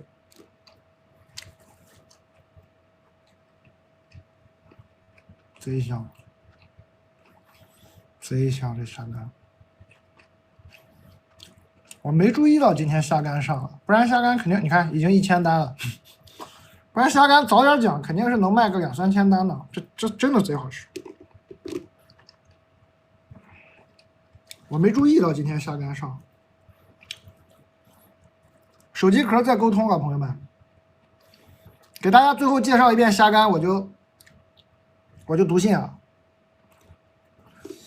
大号9节虾干啊，贪天下酒菜系列呢是这样，我们首先是好酒的搬运工啊，好酒的搬运工是啥呢？都是用收的老酒、老的黄酒，好酒搬运工也想做一个好吃下酒菜的搬运工啊，把好吃美味的下酒菜推荐给大家。我们现在上的第一款下酒菜就是从熟悉的家乡菜开始，因为我们团队都是温州人啊，吃海鲜长大的，主要成分是海虾加一点点食用盐，活虾现烤，只用少量的盐提鲜啊。好的烤虾干虾皮很好剥，大家也刚看到了，很好剥，皮肉分离，对，低卡高蛋白，适合健身人群，有韧劲儿，有嚼劲儿。微波炉热1分钟更美味啊！我不信啊，我都是直接吃的，从来没热过。冷冻保存12个月，我是不是不应该这么犟？我下次热一下试试，可能是真的热一下更好吃。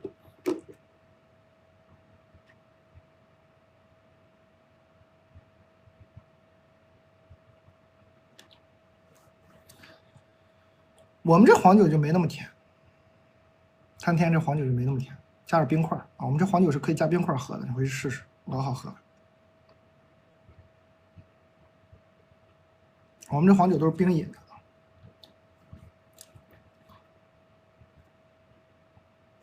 来个情情爱爱的。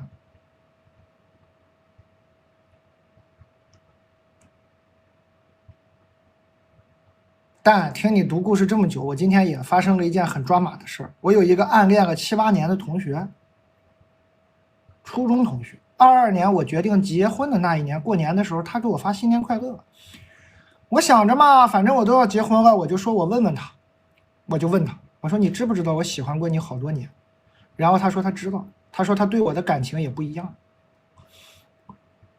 我看到这个消息不知道该咋回，我就没回。今天我闺蜜给我发来了这哥们儿的 QQ 动态，10几张腹肌照，说老实话真好看。然后我就跑去看了他的朋友圈，发现他朋友圈也有同步的。抓马的事情来了，我把他的朋友圈截图，我想发给我闺蜜，然后我还说了一句他朋友圈也有，不过他朋友圈被我屏蔽了。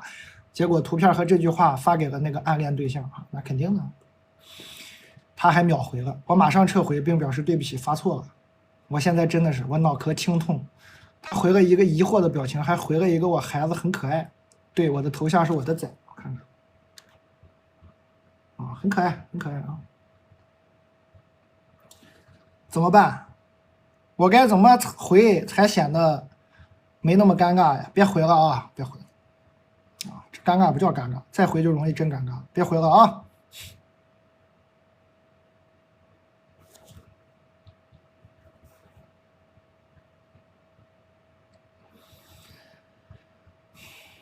蛋总好，我今年马上30，有一个谈了2年的男朋友，今年开始异地了。我20年毕业步入社会啊，现在4年。我那时候就发现我这种普通人没有心动的能力和谈纯爱的资格。你哪个大学毕业的？啊？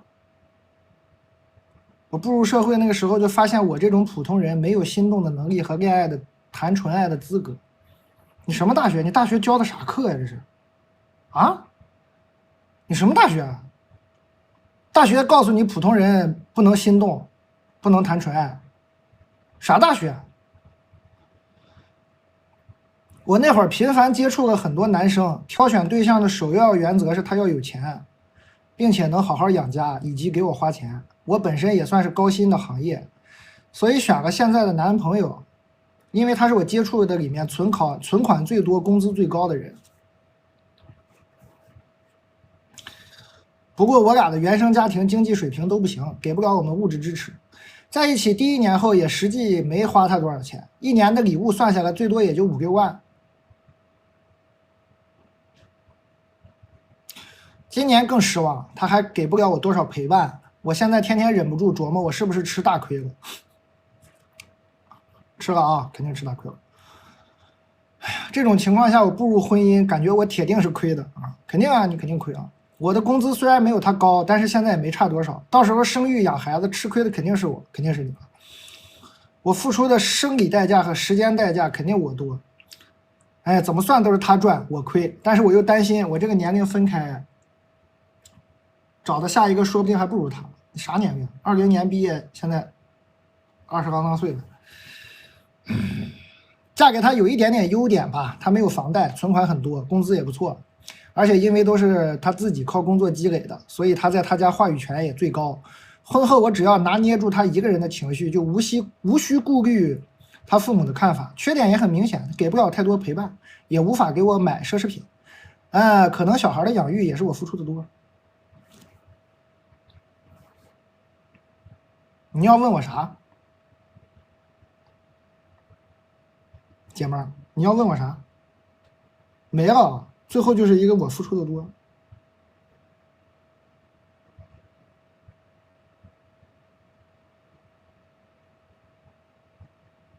刘五花，谢谢啊，谢谢你，谢谢你刷的礼物，不用刷给我，随便买点啥。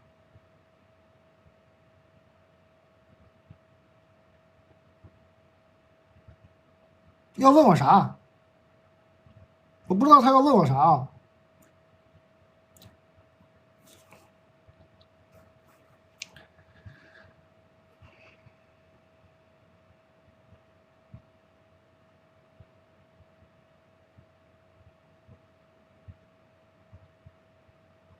问分不分手啊？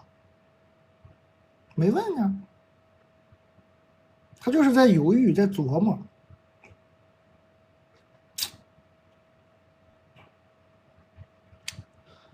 哎呀，姐妹儿，咱不是说不能现实啊，但你要既然已经现实到这种地步啊，我劝你还是想办法好好自己多挣钱啊，不然你怎么都不会甘心的。你最后就剩一个不甘心了。既然这么现实，咱就好好挣钱啊，别想这么多。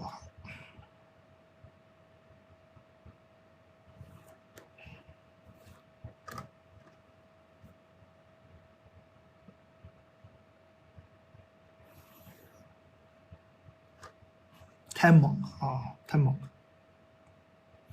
姐妹儿，我提一点小小的不同看法，你别生气啊。对你有一些不同，咱们对这个世界有不同的理解啊。你觉得普通人没有心动的能力和谈纯爱的资格啊？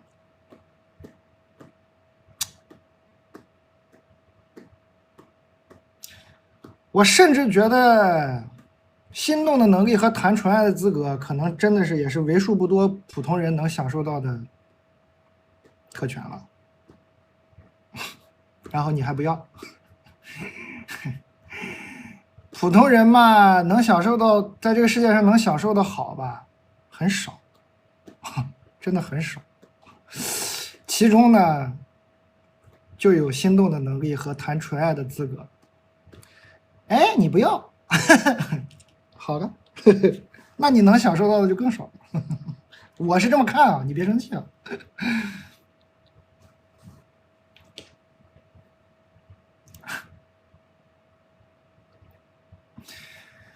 咱们要算账呢，我就用你的逻辑跟你算账。咱们要算账啊，真的，你要非要算账呢，这个心动的能力和谈纯爱的资格呢，是很划算的一笔账啊。其实对吧？其实挺划算的。哎，你不要，那咋办呢？姐妹儿，你的人生可能就剩不甘心了啊。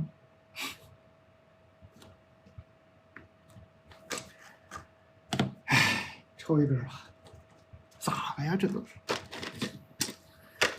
年纪轻轻，怎么就给折磨成这样了呢？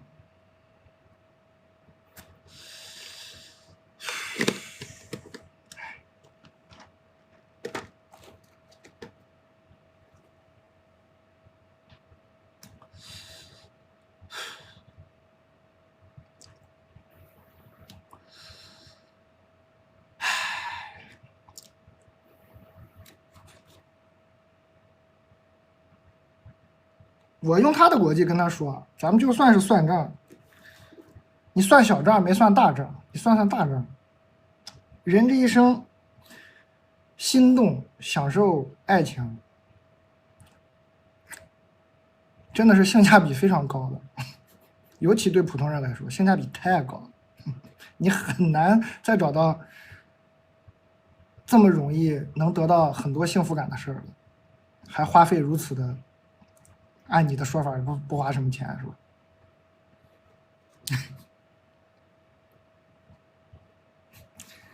这是超干牛肉条啊，不是盐，道具啊，道具。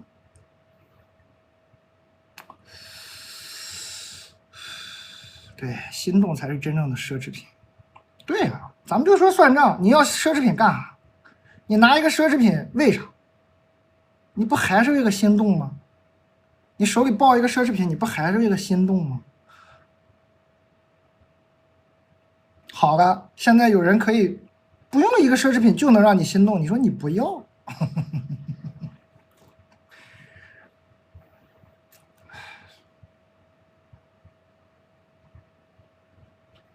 姐们儿，劝你想想啊，姐们儿，劝你好好再想想，再想想啊。你要这么想问题，真的人生不会甘心的。老想算嘛，老觉得钱嘛，一直算嘛，怎么会甘心呢？你只要不会嫁给世界首富，你就不会甘心，你就会一直不甘心，没办法了，标准定错了。但救救我！最近黑马都不是很火吗？今天准备给我爱打游戏的 Crush 买一个。虽然对他了解呢，他肯定已经有了，但我觉得他送朋友也很好啊。我们的关系比较尴尬，直接给钱怕对方觉得僭越。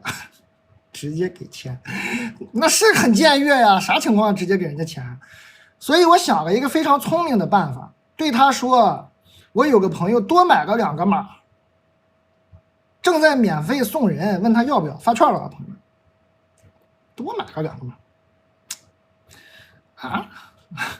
什么人会多买2个码？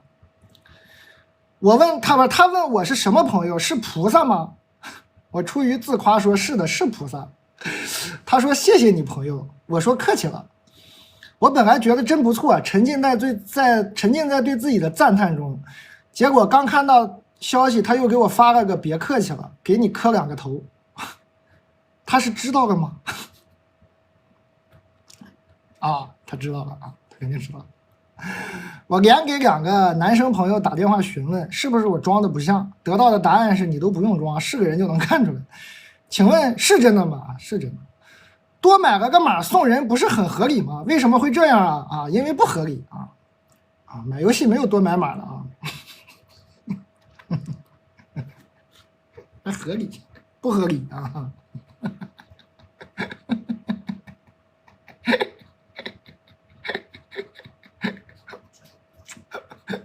还合理啥呢？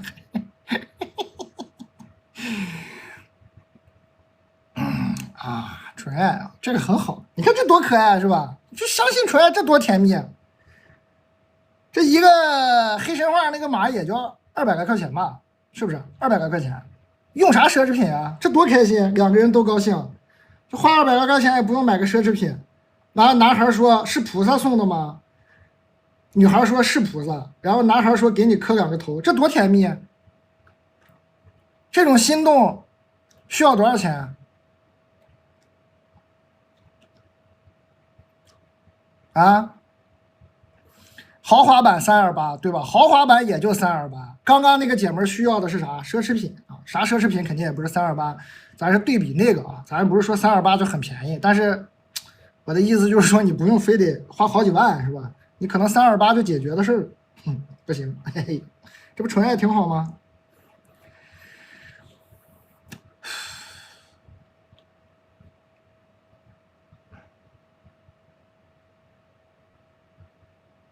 啊，刚刚发券了，发券大家可以买点那个虾干，我们前面没有来得及好好介绍，其实很好吃，我都不知道今天上我就从头好好介绍。虾干非常好吃啊，虽然介绍的很晚，也已经卖掉1000多单、2000单了，我看看有没有到2000单。刚刚一瞬间就1400单啊，1400单，感谢朋友们捧场啊！这虾干真好吃。这个肯定将来是加入我们的销冠行列了。新来的朋友点开这个红色袋子，看看这个销冠啊，里头有这些我们卖的好的连咖啡啊、牛脆脆啊，新品嘛，今天新品有虾干呐、生茶呀、萨琪玛呀，是吧？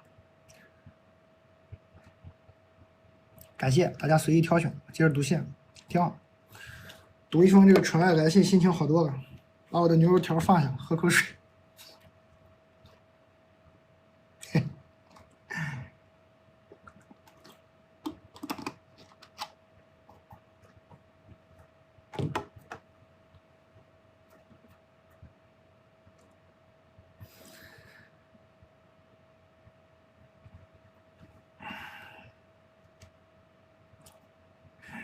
今天兴致不高，兴致很高啊！今天兴致很高。刚刚有一个来信，你可能来晚，刚刚被弄得有点兴致不高，现在又重新高起来了。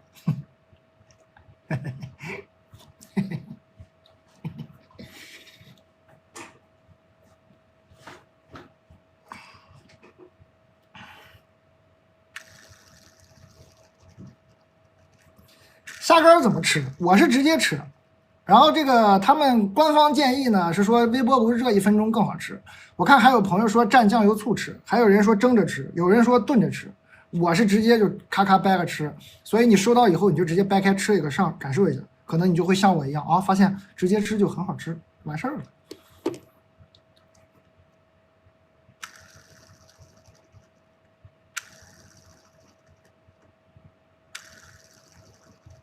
原味儿韧的，不是硬的，韧的。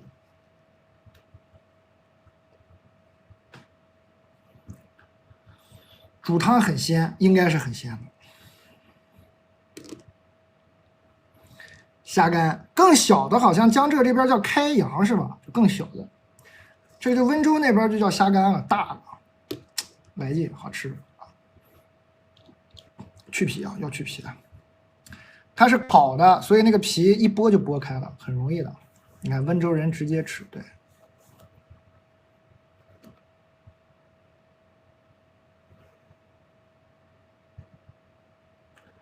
什么包装？我拿到的是试吃版本，所以我这个包装可能不一样，我就不给你展示了啊。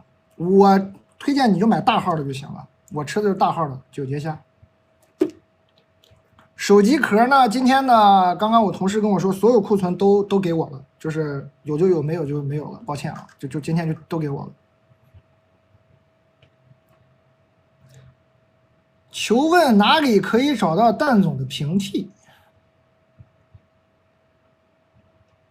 蛋你好，年轻的时候把颜值看得很高，谈过几个笨蛋帅哥。哎，现在想起来都很无趣。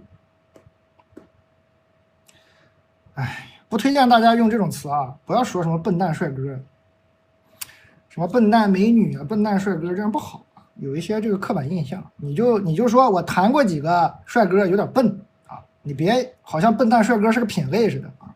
什么笨蛋美女、笨蛋帅哥这种，别用这种词啊，就有那种刻板印象不好。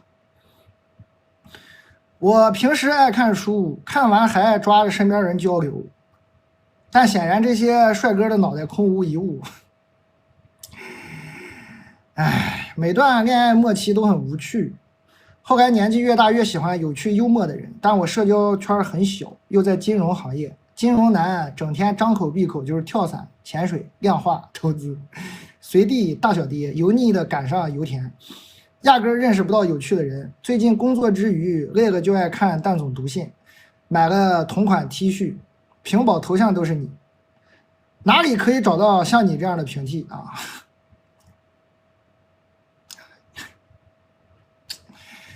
直播看看得了啊，直播看看得了啊！就是我也是一个充满道德瑕疵的人，你认识我也会头晕的，我也不是什么好人啊，就直播看看得了啊，别在那个照猫画虎的，非要这个找一个什么标准，都是假象啊！找一个自己喜欢的、对你好的就行，别那么多刻板印象啊！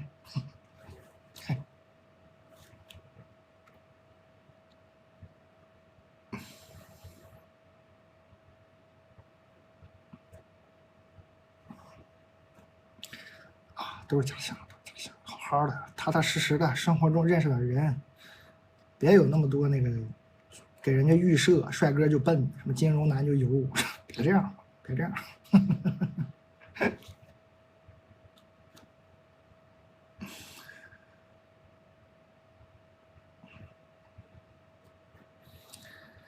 大家就很不友好是吧？笨蛋帅哥，为什么没有一个词是聪明丑男呢？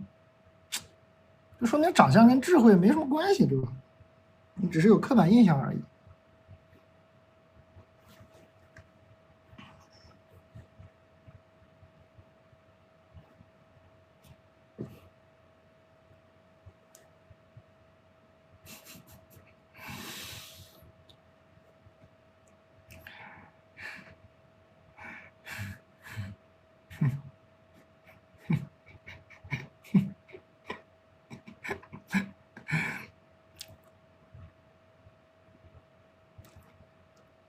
我和我前男友高三时候暧昧，高考完在一起，2个月后异地上大学，大3就不怎么联系了，默认分手了。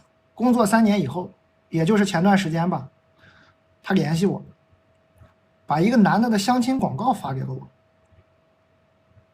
说是他同事，虽然年纪大了，但其他方面都很好。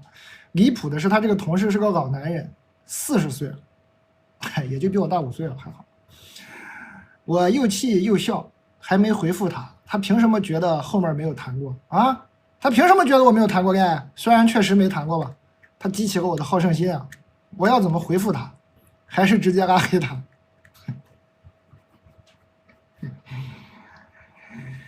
你这个前男友也是，挺幽默啊！啥意思呀？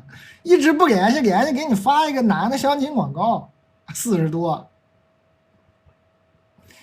干啥呀他呀？看不懂啊！我看不懂这什么操作，这是干什么呀要？啊？有点讨人嫌啊！别理他了，我是你我就不理他，拉黑都不拉黑，拉黑都是给他脸，就别理他就行啊，别理他。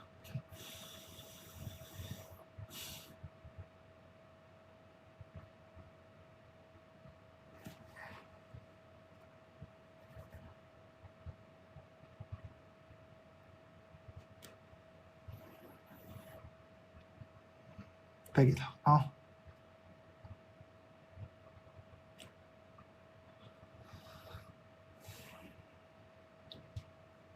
在试探，哎，这个试探方式是不是过于新颖了？不能这样试探吧？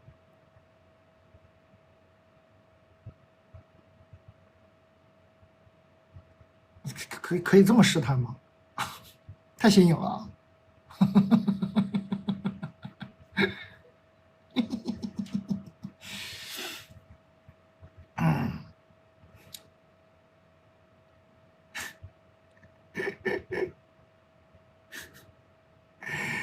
哎，你这都这么逗呢吧？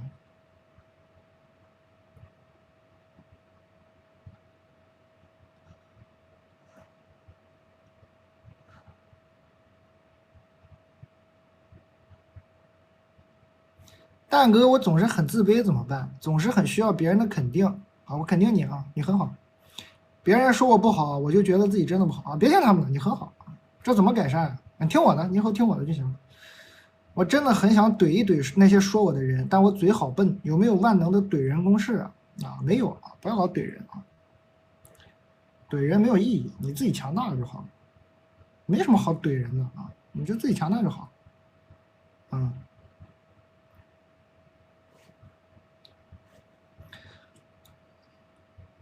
没必要，你强大了你就懒得理他，最后，你为啥要那么爱怼他呢？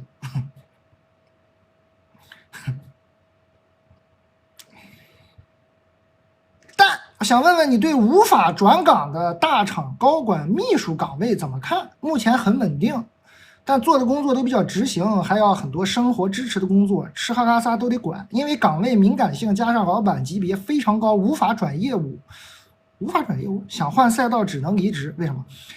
高管秘书要求八面玲珑、聪明严谨、细致度要求也非常高，相当不适合我的性格，心理压力很大，我不喜欢也不擅长，已经苟延残喘、战战兢兢，在这个岗位干了4年，那你很厉害啊！在犹豫要不要换工作、重新开始，想听听你的馊主意，谢谢蛋。啊，跟你在服务的这个高管谈一下，你这个老板你谈一下就行。没听说不能转业务的，咱们这个可能每个理解不一样啊。我见过很多老板想提拔谁，想重用谁，最后都是从自己身边的秘书派到各个业务条线上去的。怎么就高管秘书不能转业务呢？你这么不喜欢，你都能干3年，秘书这个活特别不好干，这活你都能干3年，你肯定挺厉害的。那我觉得你就跟你这老板谈，你说老板受不了了，老板让我出去长长见识啊，干了4年啊，干4年。我说老板，你让我出去长长见识，我再回来那个，感谢这个波妞啊，我的眼界开阔了，回来呢能更好的那个给你当秘书，一般都会同意的。你都给他干4年了。你让他给你转个业务岗，我觉得没那么难啊。不是为啥不能转呀？很多都能转啊。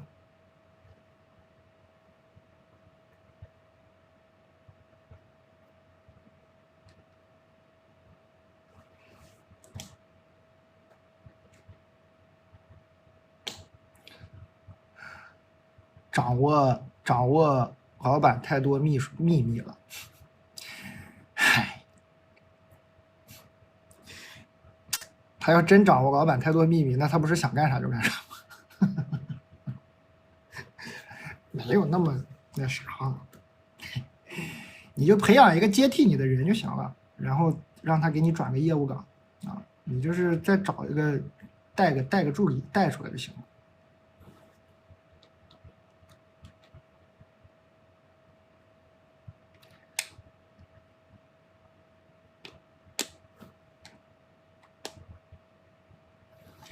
哪有那么难？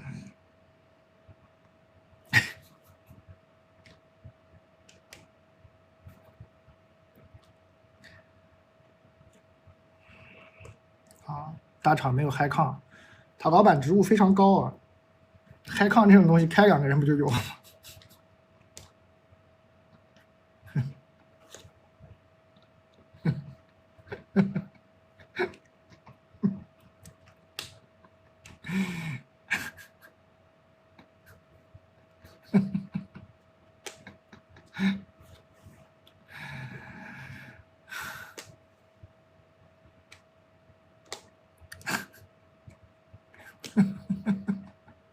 是吧？很残酷，但这就是真相。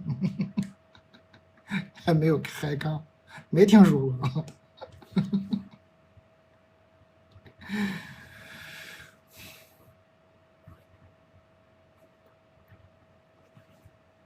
果然有道德瑕疵，就是说点职场真相。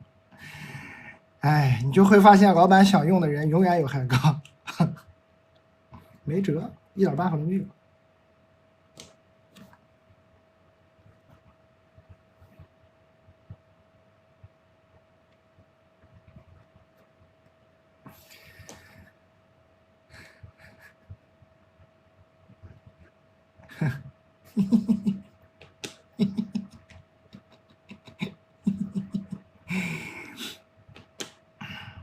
但前2周跟领导爆发个冲突，哎呀，团队开启一个大项目，且这个项目由雏形到一步步落地，我和另外一个同事参与度很高。嗨抗是啥？嗨抗是啥？我也不知道。嗨，就是招人的名额吧，是吧？就这么说吧，就是招人的名额，一般每个部门有一些招聘名额，说今年你就最多能再招3人之类的。但是呢，反正我的经历啊，我在那个大公司也干过，赶上那个有人中奖了，那就一直说没嗨抗，突然就进来新人了。我说啊，这是谁？怎么不是没有吗？嘿，我不是还没转正呢吗？他怎么进来的？不知道是吧？你不知道，你永远不知道为什么。就是老板喜欢就有了，就不给你转正，就给他先转，你怎么办呢？没脾气是吧？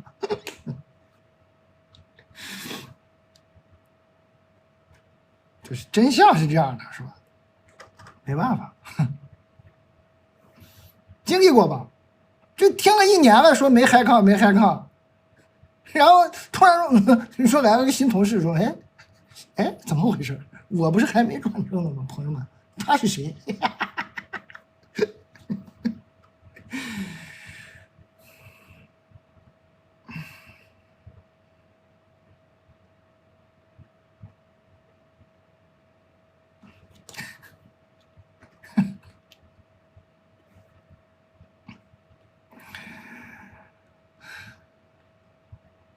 是吧？没辙，还是自己在小卖部比较开心。在前2周跟领导爆发冲突，团队开启个大项目，我和一个同事参与度很高啊，觉得是自己想做的事儿。但在项目过地过程中，我们悲哀的发现，一个项目的成功离不开各个环节的努力，一触拉胯，影响整体。我和另一个同事属于能者多劳，被赋予了把控质量的重任，但是团队内的一些新人教的东西远远低于质量标准，而生产排期一直推进，就导致我和另一位同事总是处于紧急擦屁股的状况，而工作能力差的人就被领导在心里否定了，不给他们安排重要工作，只安排一些无关痛痒的打杂的小活。与之相对应的，我和另外一位同事呢，就是做的最难的、复杂的、超出其他人工作量的活，而我们真的很在意这个产品，根本没有办法放下。在这种工作量大且不被公平对待的情况下，我们真的很崩溃。我们无数次在想，为什么职场内总是能者多劳，能干的人被用到死，那些人却天天享清闲？为什么这些质量问题总是被我和他发现？如果我们不发现，不就心安理得的放过了吗？我该如何调节这种心态？是不是不要把一些意义放在工作中，只把工作当作换报酬的劳动，不在意是不是就不会难过呀？这种团队协作中的无力感该怎么调节呀？是不是只能接受其他人达不到标准？对待这样的人就放过他，也放过我，调整心态，事干成了肯定有一份力，事垮了我问心无愧。其实写到这儿，我感觉我已经有答案了，但还是想听听蛋总和小卖部的朋友们怎么说。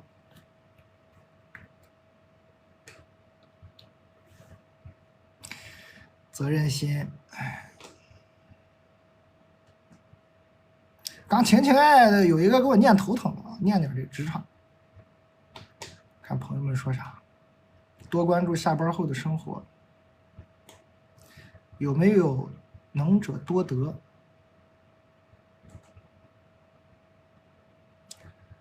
感同身受，我选择的就是累死自己。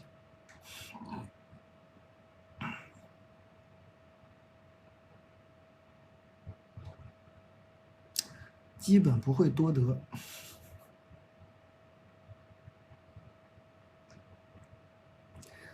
提加薪，对，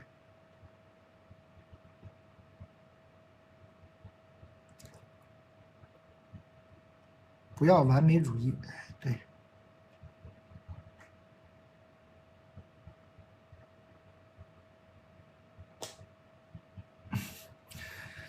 还有9分钟发券哈。我觉得这个姐们呢，责任心这玩意儿吧，一旦有了，责任心这个东西啊，想戒不好戒啊。责任心这个玩意儿基本是天生，我觉得有责任心很难戒的。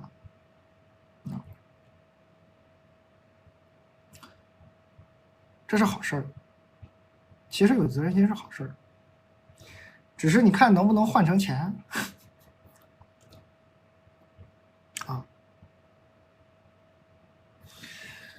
如果不能换成钱，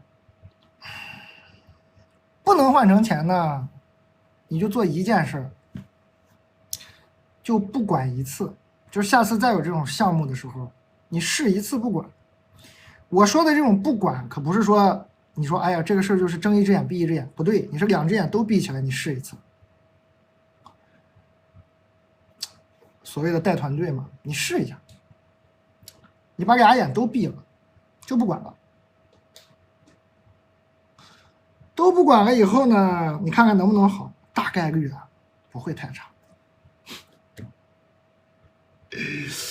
有时候吧，都觉得自己是这个职场不可或缺的，其实缺了也就缺了。闭一回眼，发现哎，好像挺好。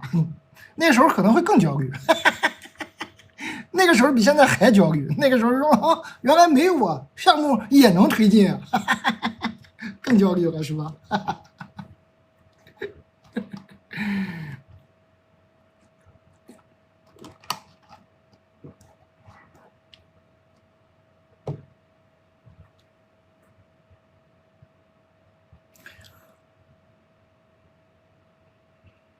我记得我刚开始工作的时候，那个时候一个前辈吧，就是语重心长的喝多了，跟我们几个小孩说，我们在一个团队里啊，不要说那些啊，不要说太多，就是闷头做，然后让这个团队感觉到没有你他就运转不了啊。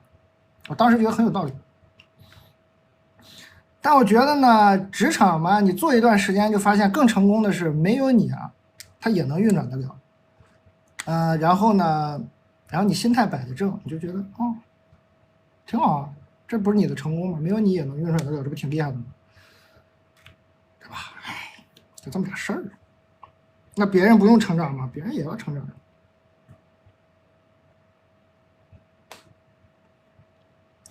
欢迎大家，感谢各位，还有6分钟，12点发券，怎么12点还有2.1万人？大家可以点个关注，点开这头像加入个群聊。可能还有一些新朋友啊，新朋友呢，你点开这个红色的袋子，点开销冠看看。我们今天呢，牛脆脆，我看看牛脆脆今天卖了多少？今天有没有可能1万件牛脆脆？看一下，牛脆脆现在卖了8800件。很有可能啊，今天好像有可能是在小红书直播以来，真的卖出1万件牛脆脆，还没试过。新来的朋友不知道买啥，就买这个牛脆脆就行了。然后今天我还格外推荐我们这个新品虾干，这个呢你就买这个大号的9节虾就很好吃。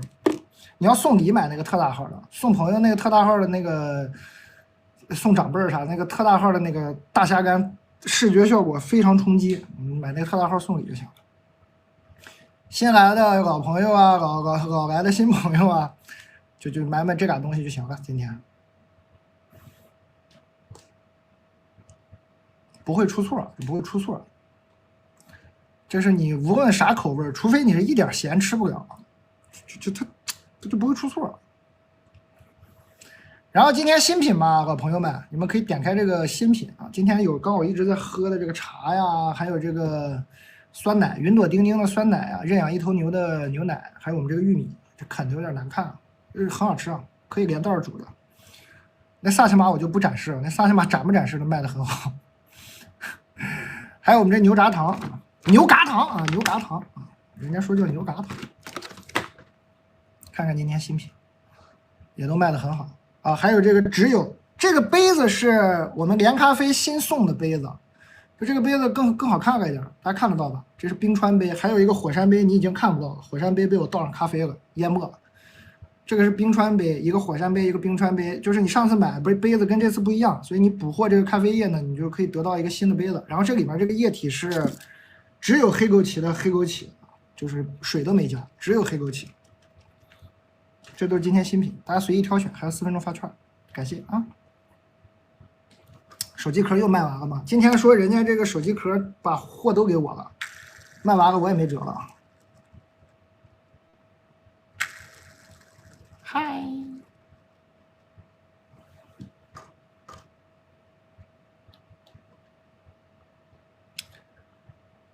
我3分钟发完券，咱们接着读信，缓缓。刚刚聊这个职场，咋办呢？责任心、责任感这个事情是个好事儿。首先你要明确有责任心是非常好的，是非常强的。其实大部分人是没有责任心，有责任心你在职场里就很有竞争力。然后你被这个责任心折磨嘛，还好，可能你现在待的这个位置不是最适合你的位置，可能再调岗位啊，往上走一走什么的，或者往下走一走，啊，就是或者更业务一点，更不管理一点，随便啊，再调一调可能会更舒服。可以预约一下，我们9月2号还播8点钟。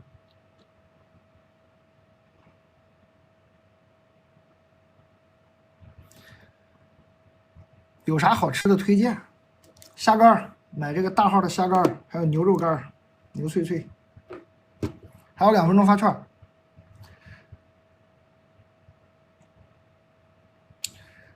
我就是一个很有责任心的人，看得出来吗？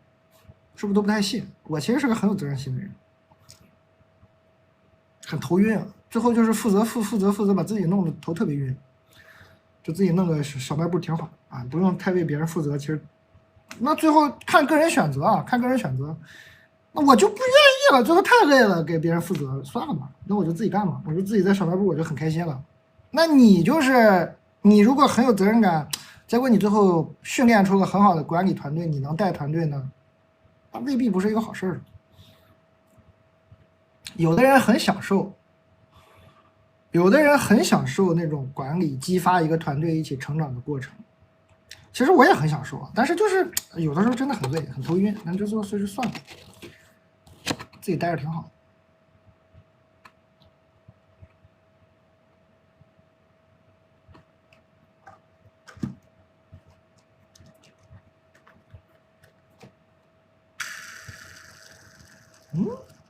哼哼。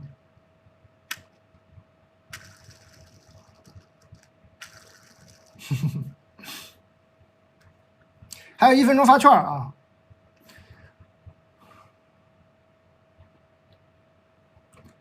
还有1分钟发券的朋友们，这个萨琪玛，这个萨琪玛不是那个特别甜甜腻腻的，是比较松软的口感，上面那个大感人特别过瘾啊！然后我们那个圣农的这个炸鸡块这凉了，我一会儿要吃的热着，这会儿先不热了，发券了。这圣农的炸鸡是老朋友了，以前就卖的很好，今天回归了，大家回去有空气炸锅就可以整，好像微波锅也行，但我有空气炸锅，我都是空气炸锅。好的，哎，咱可以买点这个虾干，买这个大号的，虾干今天卖的很好。我说晚了，我要一开始就讲这个虾干，可能今天说不准它能卖个那个销冠都有可能。虾干真的很好，你们买回去尝一下。2号我在播的时候呢，你肯定很多朋友已经收到这个虾干能吃了，到时候你们给反馈一下。没谁了，直接吃就行啊。虾干没有问题，美味啊。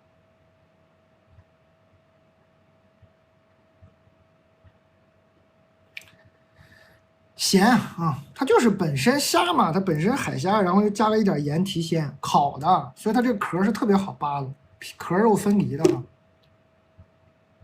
给你展示一个，我是爱吃头里的这个黄的，看个人喜好。有的朋友看着黑不溜秋的害怕，其实就是黄啊，别害怕，我贼爱吃。然后这壳也特别好扒。它就是这种先烤的那个虾干呢，它就是这样，烤完就是这样分离的。有的朋友害怕不爱吃虾头啊，我特别爱吃。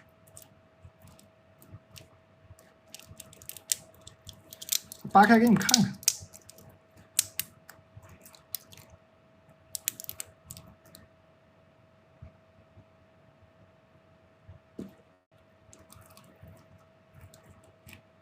韧呐！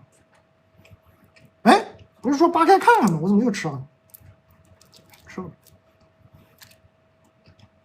没事儿，这蛋白质有点盐，无所谓吧？这个应该不会太发胖了，肯定比吃个萨琪玛强嘛。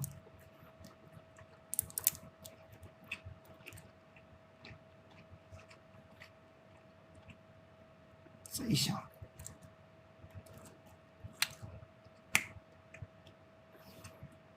我吃的是大号的，你就买大号就行了。送礼买那个特大号的，自己吃买大号就行了。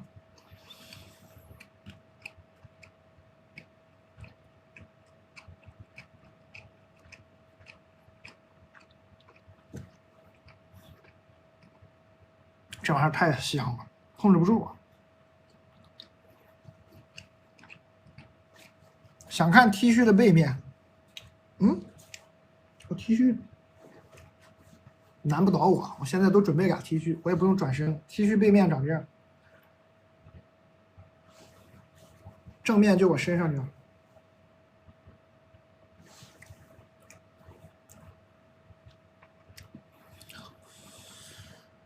接着读信吧，朋友们。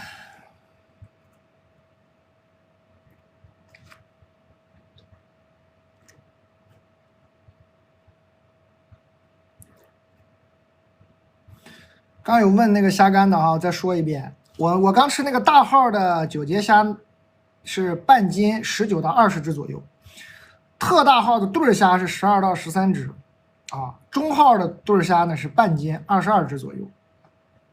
好吧，感谢各位。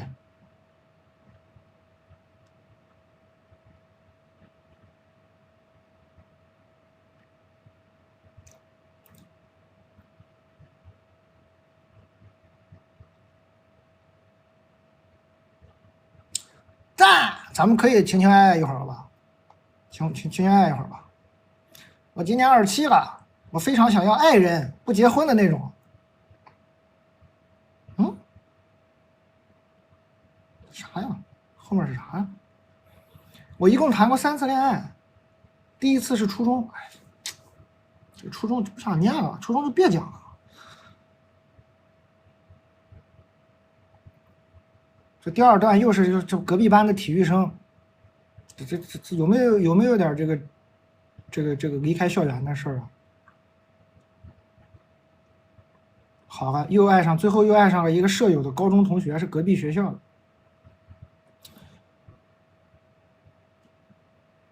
这都是校园恋爱啊！至此我就再也没有谈过恋爱了。我的恋爱仿佛伴随着学生时代的结束也结束了。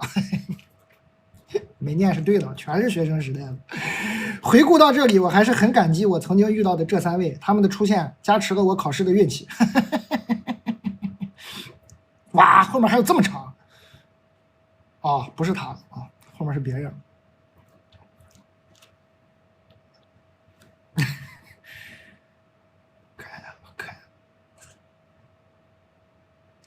欢迎你们！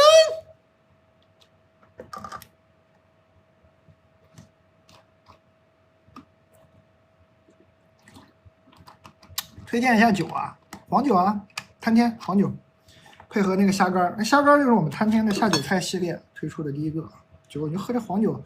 哎，当然有些人呢喜欢喝酸酸甜甜，你就喝这个柚子酒。喜欢喝甜甜甜甜，你就喝那个宋坦子的维司令啊。还有个起泡酒也是甜的，那起泡酒也是甜的。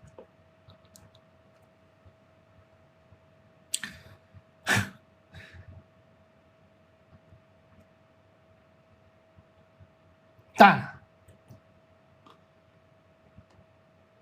这是一个让我从小白兔变身女魔王的故事。我看看，他是我的初恋。谈恋爱期间，他精神出轨，是分手以后他来找我，我们掰扯的时候他才承认的。他在物质上对我不错，感情上却折磨我，主要是因为他的那个所谓的异性好友啊，精神出轨是这异性好友是吧？我很受伤，也很矛盾，变得自卑、自我怀疑，乳腺也经常被气痛，看个医生，还好没多大的事儿。分手的时候我也没舍得骂他一句，我那会儿真善良啊。神奇的是，分手的当天晚上开始，我就不会再做噩梦了。分手4年以后的今天，他给我发信息说，觉得他跟我真的很默契，很合适，能不能重新在一起？我又喷了他，因为分手的这4年期间，只要我一单身，他就来找我，我都喷他，喷到最后，我对他说，出轨的男人不值得被原谅，你祸害别人去吧。然后他就拉黑了我，嘿。还轮得着他拉黑我吗？只有我拉黑他的份啊！于是我打电话又把他骂了一顿，哈哈，他哭了。啊，我以前是一个温柔的小白兔啊，宁愿自己受委屈也要保持体面。现在我不爽我就骂人，哎，我觉得有点有失优雅，但是好爽，好喜欢，好享受。以前跟他分分合合，痛苦的死去活来，伤心到心脏痛。我去医院都觉得心律不齐了，我现在凤凰涅槃了，觉醒了，翻身了。后来无论哪一段感情，发现不合适就果断的转身，虽然也痛苦，但是我看你们也总说过得了情关才能风生水起，所以我对风生水起的期望就对冲了分手的痛苦。话说回来，他在经济上对我还可以，帮我还款几万块。分手的时候，他说给我小几十万的分手费，我当年很傲气，没有要。分手这么多年，他在工作上确实帮了我不少，就一直有联系呗。我觉得他一方面是出于愧疚，另一方面是想养着我这条鱼吧，也可能他再也找不到像我当初那么爱他的人了，也可能他再也找不到各方面都比我更好的人了，再或者他就是个爱无能吧，只是他不知道怎么爱我。但要不要彻底断了呢？哎呀，最后这个问题破功了，姐妹儿。前面是小白兔变身歹毒女王，最后这句破功了。但要不要彻底断了呢？破功了。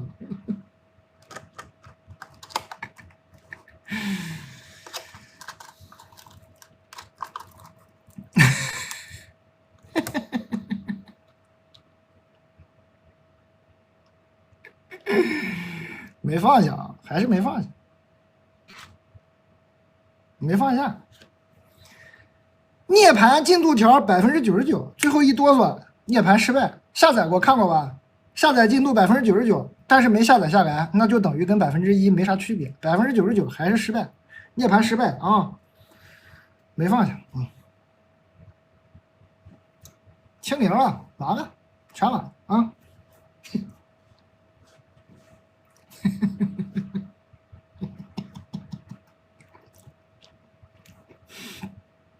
是吧？还要不要彻底断？赶紧断啊！赶紧断！这些年工作上确实帮了我不少，哎，白扯啊！还喷他，他哭了，感觉你俩的相处模式挺好，他可能就喜欢这样吧。有个人打电话骂他，他觉得哇，好爱我，他还是忘不掉我，还是好爱我，哭了，大概是这种心情。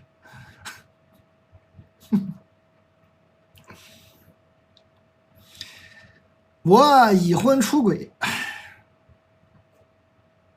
好的，这是知道到半夜了是吗？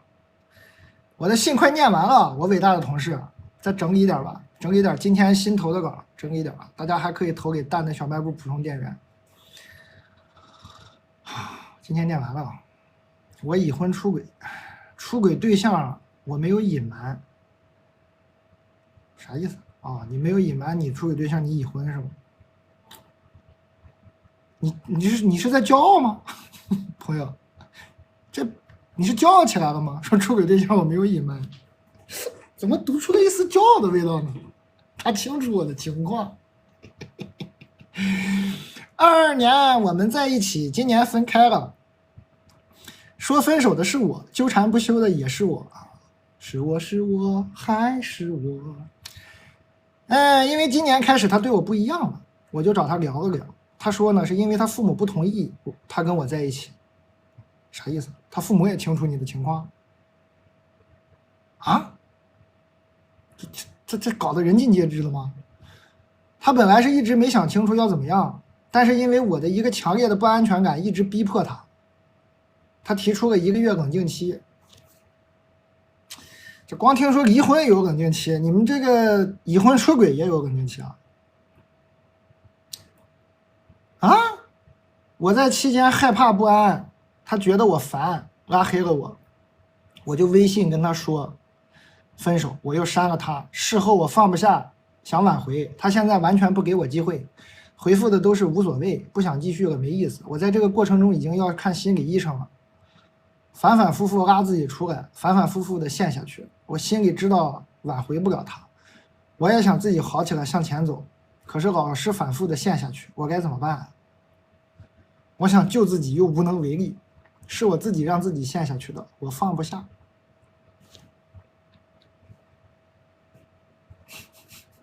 姐们儿，你老公又做错了什么呢？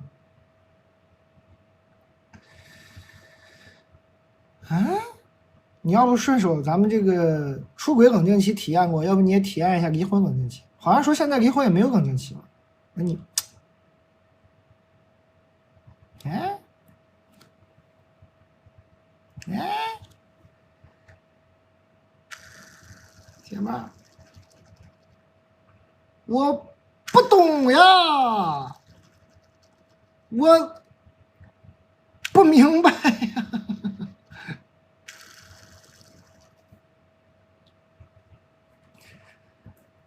离个婚吧，行吗？行不行？你看我这个提议怎么样？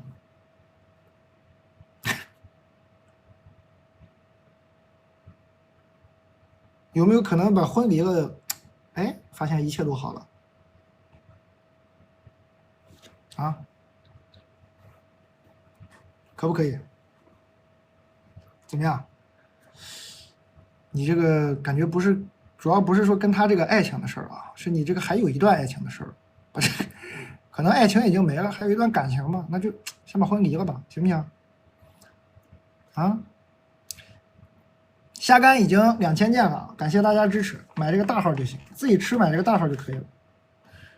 给送礼买那个特大号，那个一看就是视觉效果震撼，给长辈的话，自己就买这大号吃就行。哦，对，今天这个黑巧薄脆补货了啊。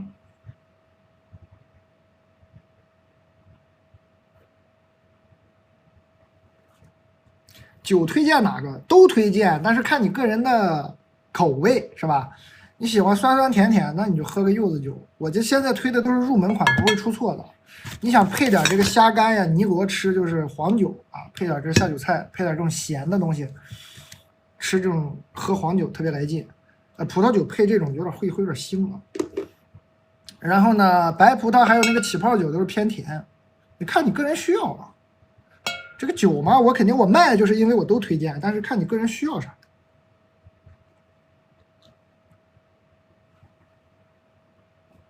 晕头俺的转向啊！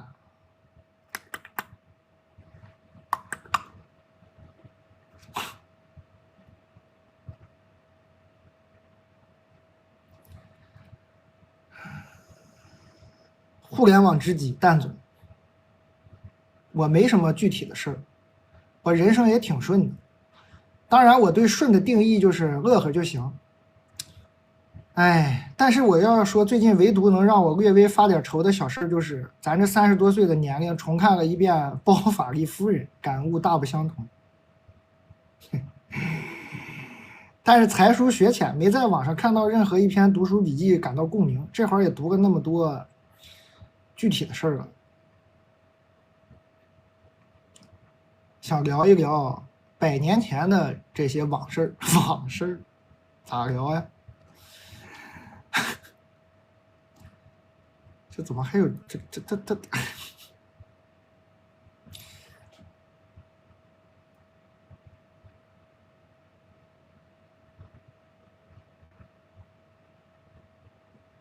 但不想睡觉怎么办？这有快2万人都不想睡觉，这不都没睡吗？大家咋不睡呀？又到了固定环节啊，每天这个点就开始劝大家睡觉，差不多该休息了。你们差不多该休息，我就也能休息了，差不多了。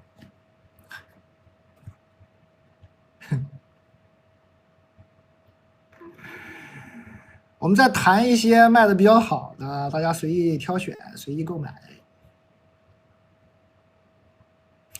我看这虾干卖多少？2000件啊，2000件。哎，这枸杞原浆卖的很好。这枸杞原浆黑枸杞只有黑枸杞了，一滴水都没有加，浓缩的，倒出来是这样的，在我们这个连咖啡送的这个冰川杯里还挺好看。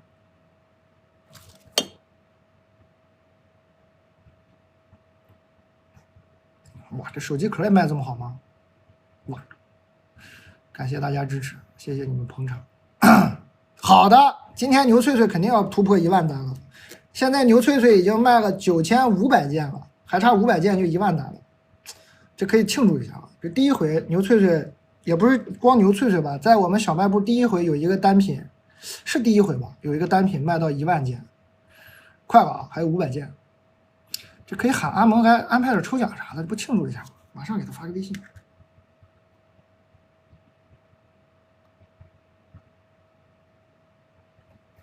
朋友，你睡了吗？我跟你说个好消息啊，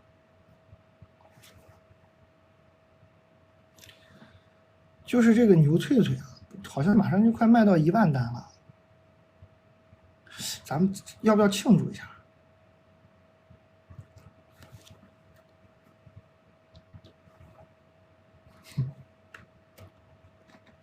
怀民意为亲。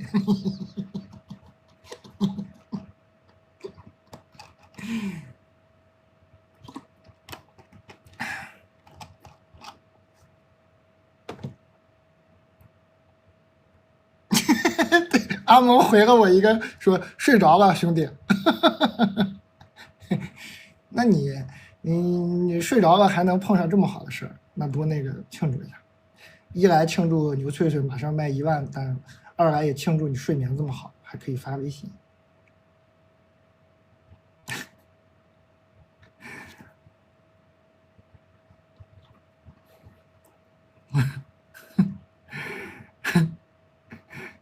这不得抽个奖？这真干到1万单了。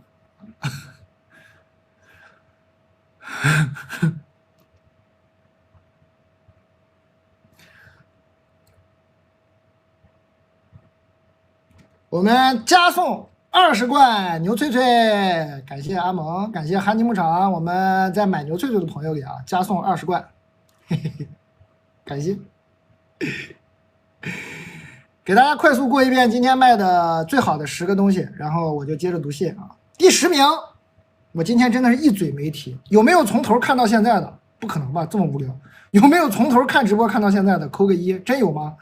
我今天真的是一嘴都没提我这个奶片，这奶片居然是第10名，我没想到啊！你们给我作证啊！我今天真的是一句都没提过这个奶片，但没想到奶片自己默默的把自己卖成了第10名，怎么这么厉害啊？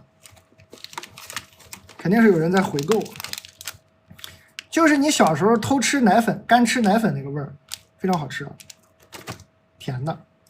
第9名是我们的这个柚子酒，酸酸甜甜柚子酒，这一瓶挺多的，应该750毫升，7度啊，度数不高啊，柚子酒酸酸甜甜的，就是柚子本身那个酸味儿啊，喜欢酸的那种，喜欢那种果味儿的可以买一下。哎呦，今天薏米水我也是一句没提，你看不提不行了吧？第8名了，以前上2场都是第2名，现在是第8名，但他还是很厉害。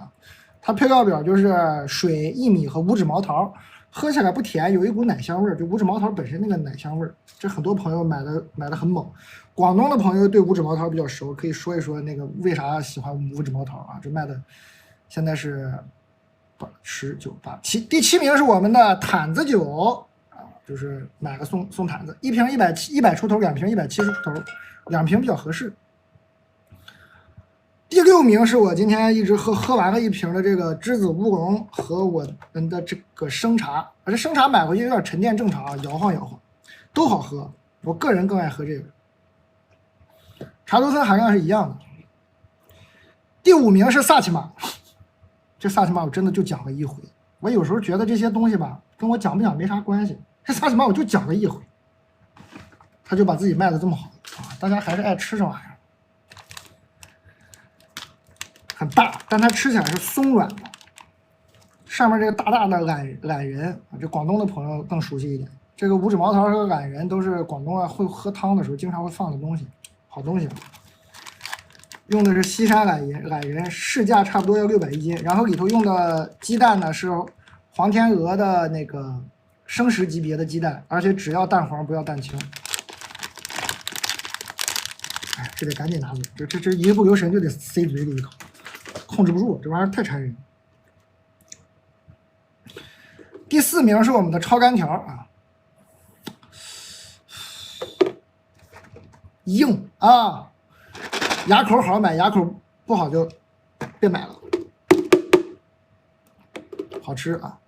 第3名连咖啡啊，就是我们的连咖啡。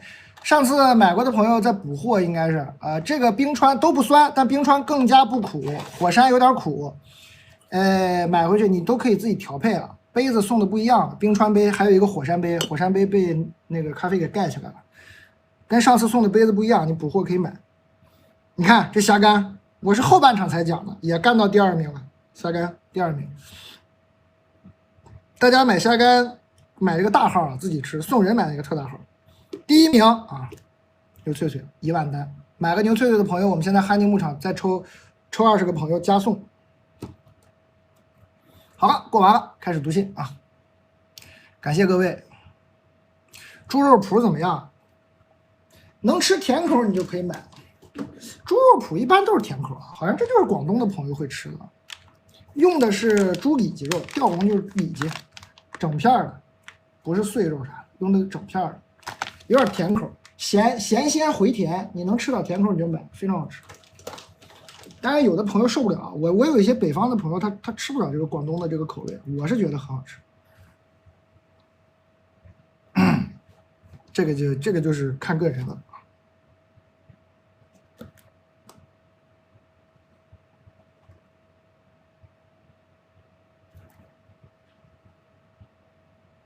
怎么抽？小红书自动抽，它这个小红书有一个自动的抽奖，哎，大家可以点一下这个预约啊。9月2号8点，2万人已预约，然后到时候我还播，咱们还是其乐融融，欢聚一堂啊。蛋总你好，我想说说我在半年里与4个男人之间的故事。这是到半夜了，朋友们。哎呀，这一到半夜就开始整这些。我在用我自己的钱创业，想找投资人，我就遇见了 A 哥，他邀请我去他家看电影，说他有女朋友，正在分手中，但是他真的很喜欢我，想和我在一起，一定和女朋友断干净。在他的威逼利诱下，我就跟他好了，他哄我很开心，但他说他没钱给我投资。好，加赠牛脆脆，先发了5位啊，一会儿还接着发。但是他愿意给我介绍投资人，事后我回忆，我肯定是被他扎了。然后他就给我介绍了 B 哥，很暖，很会照顾，也很喜欢我，说他带资源入股，他会给我介绍投资人。你们这投资人这是个贪吃蛇生意吗？这怎么这干啥呢？这非得这投资出现了人传人的现象吗？这非得这自己投不行吗？非要再介绍一个 B 哥支持了我几万块钱，他真的对我很好，2个人就在一起了。没多久，因为一些小事让我很生气，我就跟他分手了，但我们还是朋友。于是 B 哥给我介绍了 C 哥。C 哥说很欣赏我，也特别喜欢我，想给我投资几十万，如果挣了股份给多少都行，亏了无所谓。他给我打了几万块之后呢，他就破产了，他就消失不见了。与此同时 ，B 哥还给我介绍了 I 哥。哎，你这字母表跟你这字母表用的跟我们普通人字母表不一样啊！你怎么 A B C I 呢 ？D 呢 ？E 呢？F 呢 ？G 呢？怎么就 I 哥了？哎，还给我介绍个 I 哥啊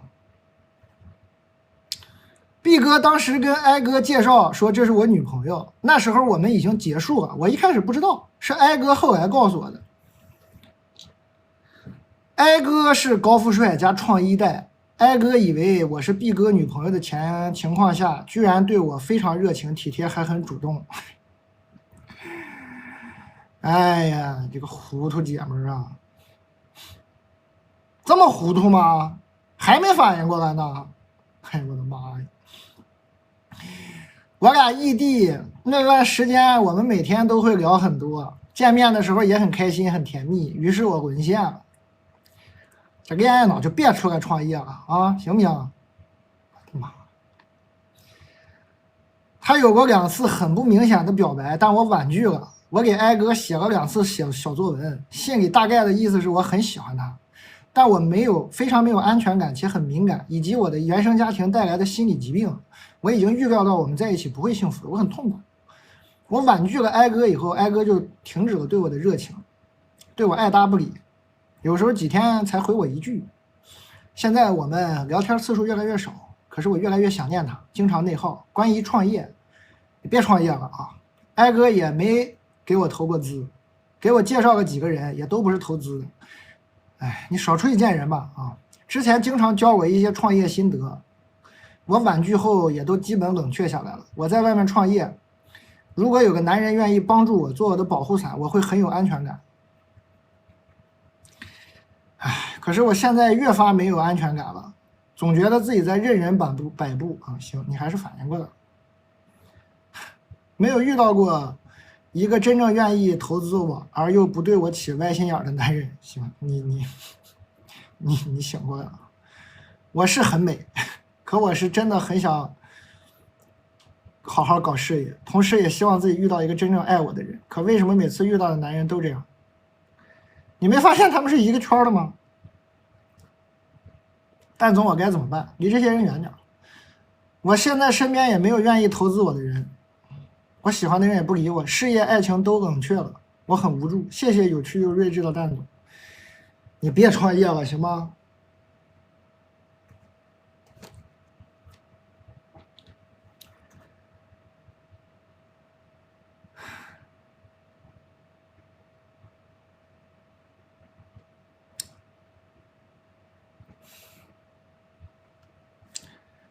哎呀，我的妈呀！姐们儿，糊涂成这样吗？不是咱们这个世界上没有女投资人吗？你没想过这个问题吗？这个世界上没有女投资人吗？为什么他们不把你介绍给女投资人呢？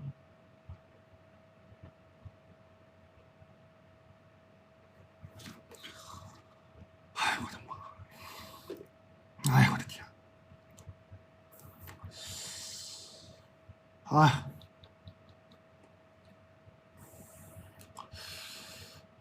哇塞！别创业了，还创业呢！哎呦我的妈呀！发券了啊！发券了！哎呦我的妈！还搁外头创业，真吓人！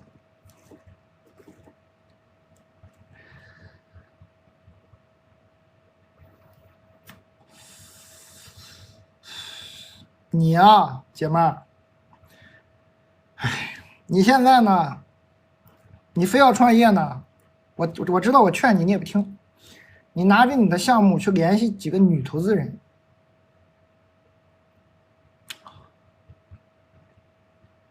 然后你发现这些人都不给你投资的时候，你醒一醒，就别创业了啊！发券了，发券了，找个班上，不行就好好再上上学，念念书。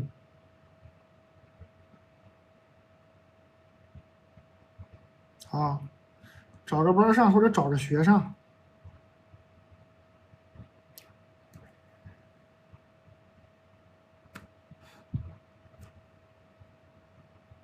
手里拿炒干牛肉条啊！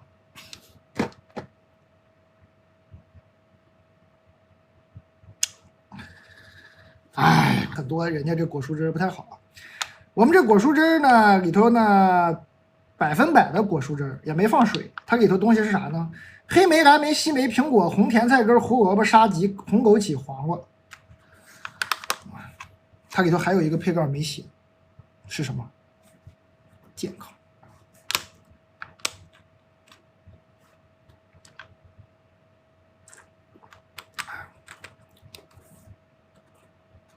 太离谱，补充点营养。姐妹儿，醒醒啊！醒醒，醒醒，醒醒！糊涂呀你，太糊涂了。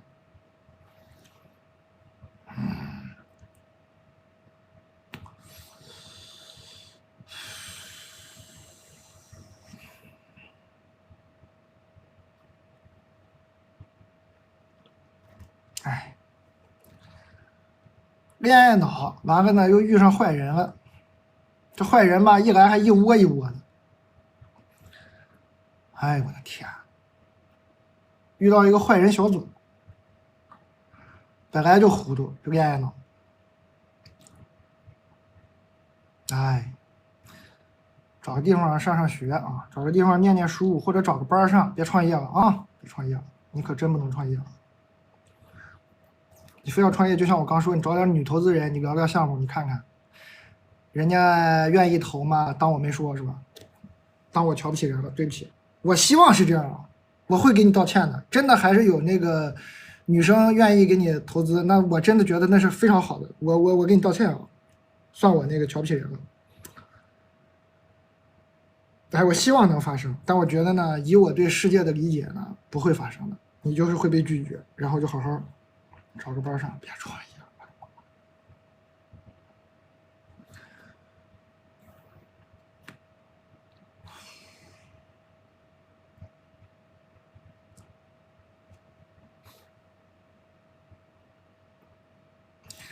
为什么特大号虾干比大号便宜？哎，为什么？是不是重量不一样？你看看克重。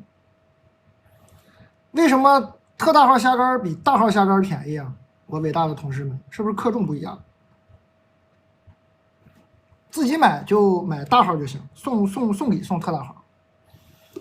大号就这样。啊，品种不一样也有可能。大号就是九节虾，特大号是对虾，对，品种也不一样。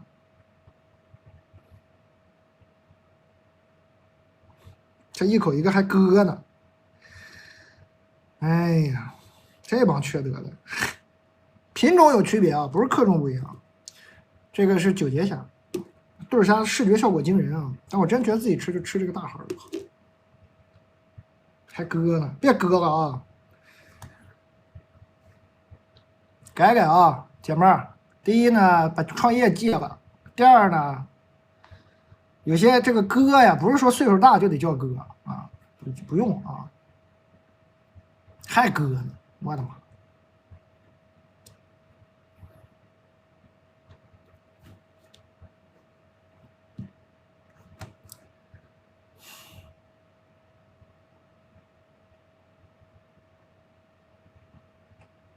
啊，阿蒙又来了啊，阿蒙又来了。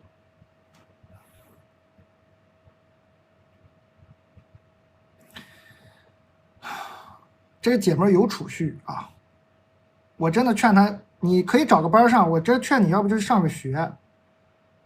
你太不知道这个社会险恶了，你在学校里再待一待吧，再学点这个科学文化知识吧，先。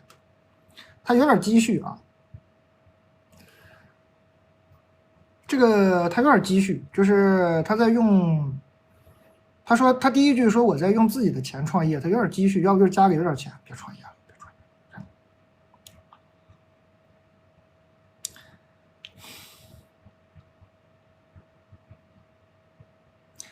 你回去啊，姐妹儿，你回去做一件事儿，你回去搜这个法治进行时或者今日说法，然后再带个关键词，带一个金融啊，再带一个男女，你把这个涉及金融和男女方面的这个法治进行时和今日说法，你给我看全啊，每一集都不许落，听到了吗？你现在上学都解决不了问题，你这缺少常识啊！你回，天，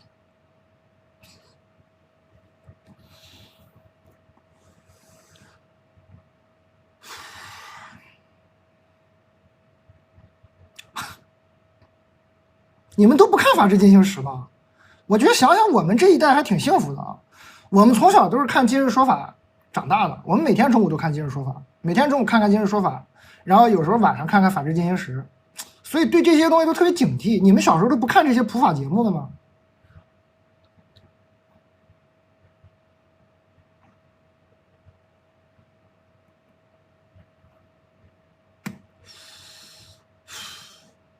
编的故事，我也希望是编的，我特别希望是编的啊，最好是编的，最好是编的。干总，我受伤了，帅哥使我受伤。留子时期谈了一个弟弟 A， 暧昧未遂一个弟弟 B， 两个人中间隔个4年啊，但是不知道为什么他们类型很相似，都是我攒够了失望后主动断联的，不想被纠缠，不想被偷走能量，感觉直接拉黑删除是最体面的收场，彼此应该心知肚明。可是历史总是惊人的相似，和一断联后，他总想和我做朋友，我拒绝，然后他背后蛐我。原本不熟的朋友们都说听不下去了，总是点我，我就打电话问候了他全家，后面他没动静了。4年后又来找我，给我写道歉信，说很愧疚，说年轻不懂事儿，我也不想理他，早干嘛去了。然后认识 B 以后被治愈，但是我感觉 B 也是我用我来打发时间，新鲜感，一边拉近关系一边推开我，我觉得内耗，就删好友。他又道歉认错，说他错了，求我不要删他。甚至我们刚认识的时候，他还说有点喜欢我，想和我在一起，说对我是精神上的喜欢，不是肉体。然后来接机，包车送花，带我出去玩，经常给我送饭，我不开心的时候带我吃饭玩，每天下班给我打电话，给我做饭、聊天、吃早饭。但是他态度变来变去，让人很迷惑。快回国的时候，进度条撑不住了，我就问他到底怎么想的。我想要一个明确的答复，不想在一起算了。到了约定的日期，他也什么都没说。我觉得算了，回国开始新生活，删除。回国半年后 ，B 每次见到我闺蜜都 Q 我，说我喜欢他，他对我没兴趣，说的很难听。人越多他越嚣张，甚至他还在很多人的群里主动加我闺蜜，我闺蜜骂他，他不服，又在群里把我拎出来说事儿。忍无可忍，我就进群骂他，他半夜把我加回来解释，说很后悔，对不起。他骂不过我，最自觉理亏，又把我删了。我还没骂完呢，我想进去继续骂。我不知道为什么总是碰到这样的事情。至少大家关系好的时候都是一些美好的回忆，当一个阶段性的过客不就好了吗？我真的不理解，仁至义尽啊，每次都被当成他们炫耀的资本。关键我和他们都是清清白白，也没什么可诟病的，我好倒霉啊！对，倒霉啊！我怀疑自己是不是太好欺负了？哎呦，就2段嘛，倒霉啊！我明明不是主动的类型，他们不招惹我，我才不会理他们，一个巴掌又拍不响，失望至极啊！素质差，有的人就是素质差，离他们远点就行了，没啥啊。往前看吧，欢迎打嘎。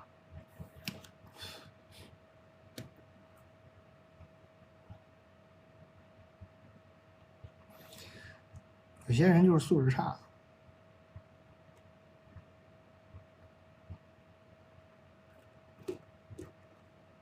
背景是个4件套，这个是一个那个床单被套啥的啊，你们可以给弹一下看看，点开看看图片，材质都没问题，就看你们喜欢啥图案。我醒了，朋友们啊，告诉你们一个噩耗啊，突然醒了，精神。接下来你要讲给大家听的是一段 buff 叠满的律师办公室虐恋。好嘞，关键词是生理性喜欢加 situationship 加回避型人格。situationship 是啥？关系传。我是不是读到过这个单词？我上次就读到就没会。situationship 是啥？关系传，暧昧哦，暧昧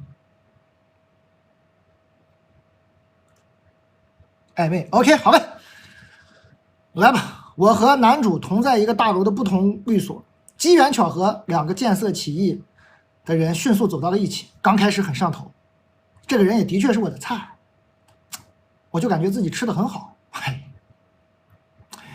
相同的职业和海外教育的背景也让我觉得我们很同频。虽然但是这个人呢，妥妥的回避型人格，一上来就免责了，说自己有 trust issue、attachment issue。行，知道你们海外教育背景了。attachment issue 又是啥？海外教育你就别教育我呀，这啥呀？你括号里写个翻译，我多尴尬，还得问大家啥意思呀？对 ，attachment issue 是啥呀？依恋情节啊，是吗？是不是？依恋哦，你就说依恋不就行了吗？这 trust A 数 attachment A 数。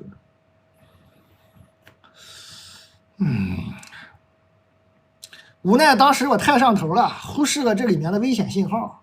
相处的几个月里，他各种的 ghost， 各种鬼你，他鬼你，哎呦还鬼你，哎呦各种 ghost， 还对我进行打压，企图占领情感的高位。一开始也的确有被 PUA 到，甚至产生了不配得感。后来想通了，既然无法长择，那就享受当下。期间我为了转移注意力，还 date 了别的弟弟。行，我并且把他带给我的负能量发泄在了别的舔狗的身上。这值得骄傲吗？不值得骄傲啊！以此来平衡那种爱而不得的怨念，但还是会不停的反扑和内耗。我明明是个优秀的大美女，我却只是他池塘里的一条鱼。那鱼儿在你的荷塘，当当当当当当当当当当，一点都不喜欢这样的自己，好贱啊！但给我支个招呗，你好好上班啊！你们这律所的工作压力也这么小吗？一点都不喜欢这样的自己，好贱哦！你再学个法语吧，你再学个拉丁文啥的啊！我感觉你这个生活不够充实。英语看得出来说的不错，你再学个拉丁文什么法语啥玩意儿的，好吧？完了呢，弟弟那就跟弟弟好好 date 吧，把这个 ghost 给他 ignore 啊，给他 forget 了啊，跟你的 little brother 好好的 date 啊 ，forget this big shit 行吗？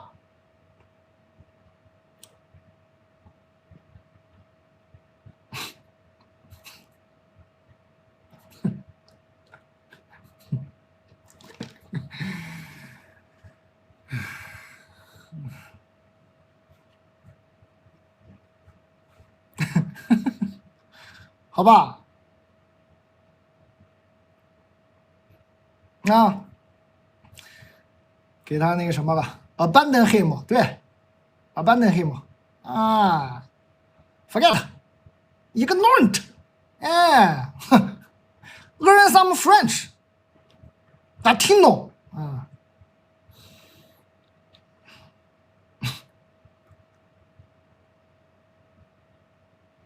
，delete， 对 ，delete，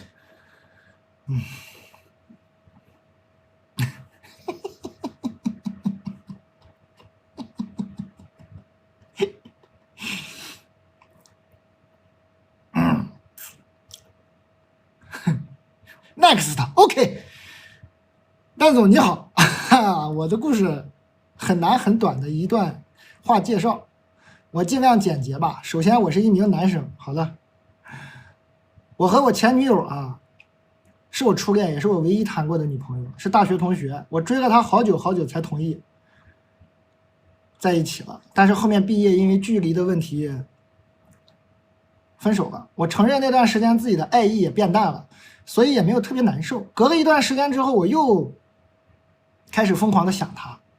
期间她也谈了一段恋爱，后面分手了。后面呢，她考到老家的就是单位去了啊，然后搬家的时候我去了，后面零零星星的见了几面。然后去年很用心的策划了她的生日，准备了好多好多东西，也问了能不能复合，被拒绝了。后面因为距离问题，基本就没怎么见面，但是我还是很想她，很喜欢她。今年过生日，我又准备礼物，又写信表白，又被拒绝了。她说不明白，隔着网络怎么会有这么深的感情？但我现在就是喜欢她。这两天我看她微博，好像因为什么问题情感波动挺大的，我很担心，很想找她聊聊天，想做些什么。又因为他那句话不敢有行动，我到底应不应该再去找他呢？我真的很难受。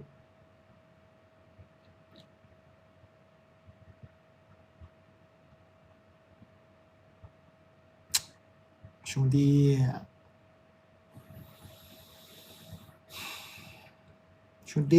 理解你难受啊，但是呢，你这个前女友拒绝你已经拒绝的很明确了啊。不明白个人网络怎么会有这么深的感情啊？拒绝的已经很明确了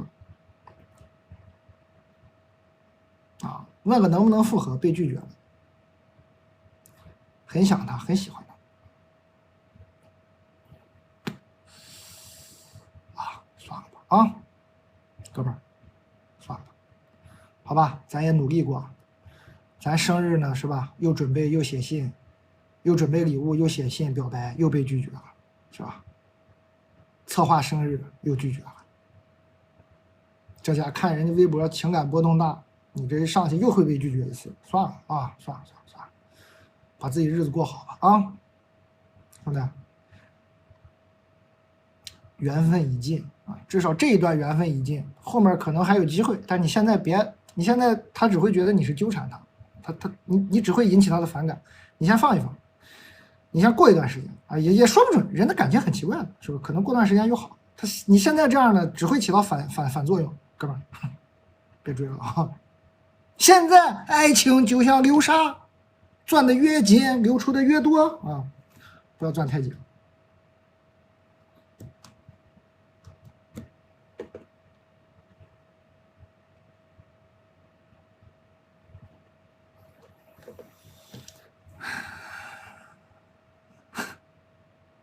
手里拿的啥？炒干条。你好，蛋总。刚刚我就喝了一口咖啡吧，这咖啡这个劲儿这么大吗？我怎么精神了呢？你好，蛋总，我之前跟我们公司的一个女生在一起了，她当时有对象在外地，她说喜欢我，然后我们就在一起了，我们天天在一起。有天我看她微信，她男朋友要跟她分手，然后她苦苦哀求不想分，我就没忍住，我就跟她都说了。后来他们还是分手了，但是也没选择和我在一起。他说我们之间不合适，后面我们又在一起了几天。最近他通过相亲又找了一个对象，然后我们就彻底断了联系。但是在公司还能见面，我现在该怎么办？怎么办？好好上班啊！怎么办？好好工作。我在小口的啜饮，那个字是念啜吗？啜饮那么一口咖啡，念对了吗？哎，挺来劲啊！一上能倍儿精神，挺好。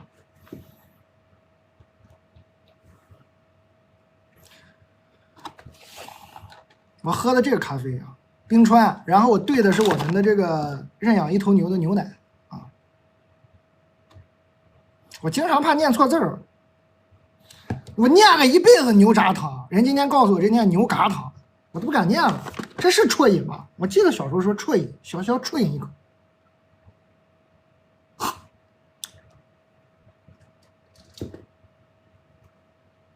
我是这个冰川咖啡液，我配的啥？我配的这个牛奶，我正经俺贴啥豆浆，俺贴啊！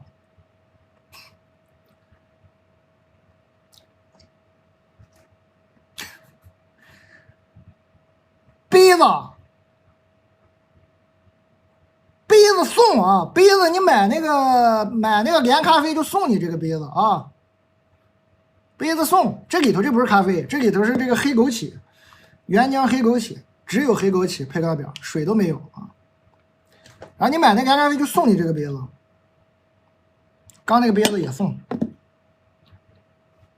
啊，喜欢啊，朋友们点个关注啊，点开头像可以加入一下群聊。这玩意儿劲儿这么大吗？但我有一个控制欲特别强的男领导啊，婆婆妈妈的。很多事情他明明可以一个人干完，非要拉上我，很烦啊。其实只是想让我给他打下手，不是说这个工作多么需要我，可能他只是享受控制别人的感觉吧。我已经明确说了很多事情我不想跟他一起弄，而且一定是各做各的，效率更高。他就不，我怎么才能摆脱他呢？他还总跟我吐槽，我很烦，我总是要接受他的负面情绪，我怎么才能摆脱他？我也是男的，哈哈哈哈。我确定他对我不是那个意思，哈哈哈哈！但是真的很讨厌，怎么办？怎么办？你不如表现的好像对他有那个意思，他是不是就能离你远点？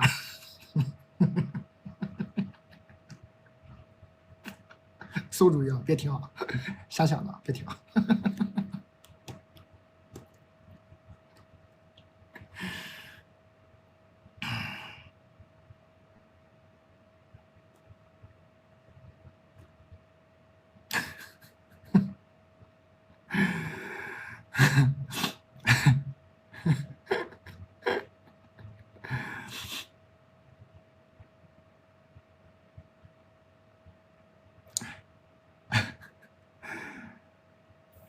道具啊，炒肝牛肉条啊，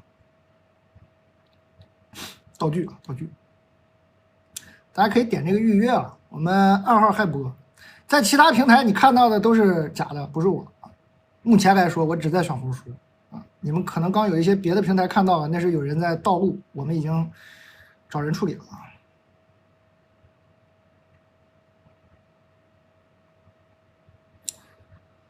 这咋整啊，兄弟？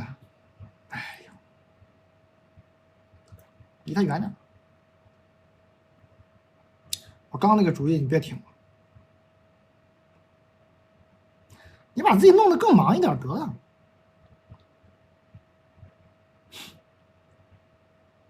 牛脆脆可以买孜然味儿，牛脆脆今天肯定卖个到1万了。今天我们卖了1万件牛脆脆，肯定的。我看一眼，口说无凭，我再仔细看一遍。牛脆脆1万件，售卖1万件，感谢你们。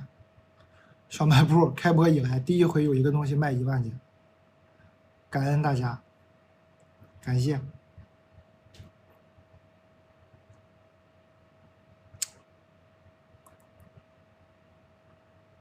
太猛了，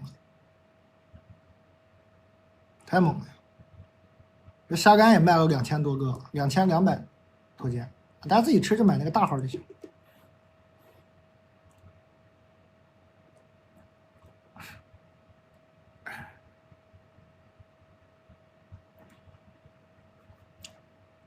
牛脆脆不硬啊，是脆的。这虾干是韧的，硬的是我手里这个硬，这个硬，牙口不好别买这个硬，好好吃。这是我们小时候内蒙人吃的牛肉干，就是这样的，4斤鲜肉出1斤风干牛肉条，香，越嚼越香。但是不是所有人都吃得了啊？大家还是可以给我投稿，蛋蛋小卖部普通店员。哪个咖啡不苦？冰川，连咖啡里那个冰川不苦。你看我刚吃那个喝那个冰川，我兑了点牛奶就完全不苦，也不酸啊。锅巴好吃吗？好吃。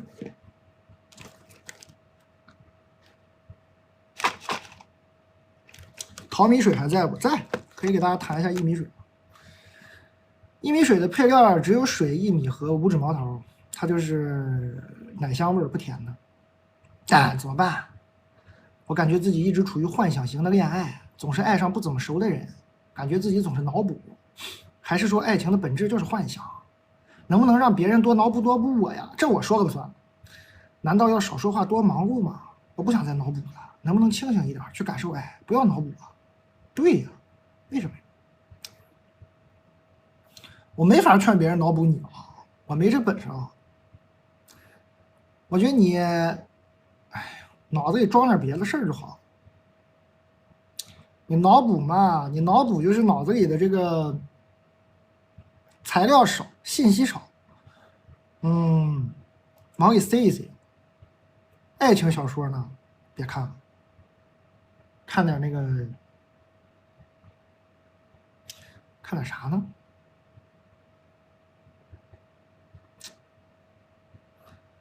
哎呀，看《卡拉马佐夫兄弟》吧，看完你这脑子就装满了，啥也装不进去。蛋总，我好想结婚，忍不了自己了。我们俩刚在一起半年，我感觉我被下蛊了。从现实层面有好多不合适的地方，爱情层面他对我其实也不是特别好，但我说每天都想和他结婚。我现在上学，我见不到任何男人，别说男人了，人都见不着。啊？啥意思？你上学见不到任何男人，那你俩是啥意思？啊？还要结婚？嗯？头晕了，别结了啊！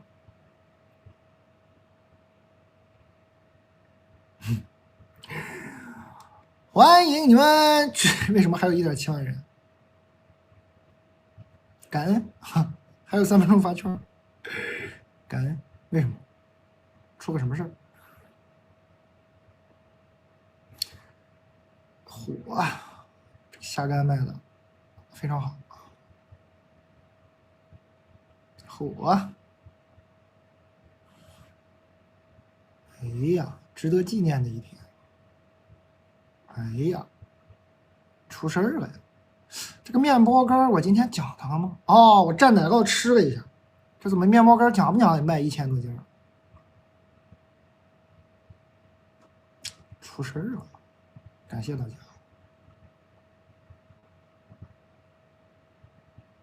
感谢各位。它就是这个，就是火腿月饼，就是有人让我介绍这火腿月饼，酥皮的，咬开里头是火腿，就没有那么油。你吃过上海那种鲜肉月饼就比较偏油嘛，它这个就没那么油，热一下更好吃。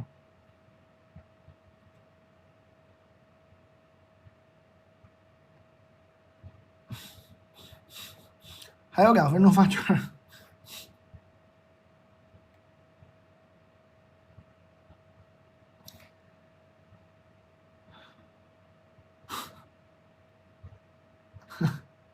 哎呀，哎呀，我这哥们儿在埃及看金字塔呢，这确实不错啊，有点想去。冲啊！你把埃及先帮探探，冲！看着是挺好。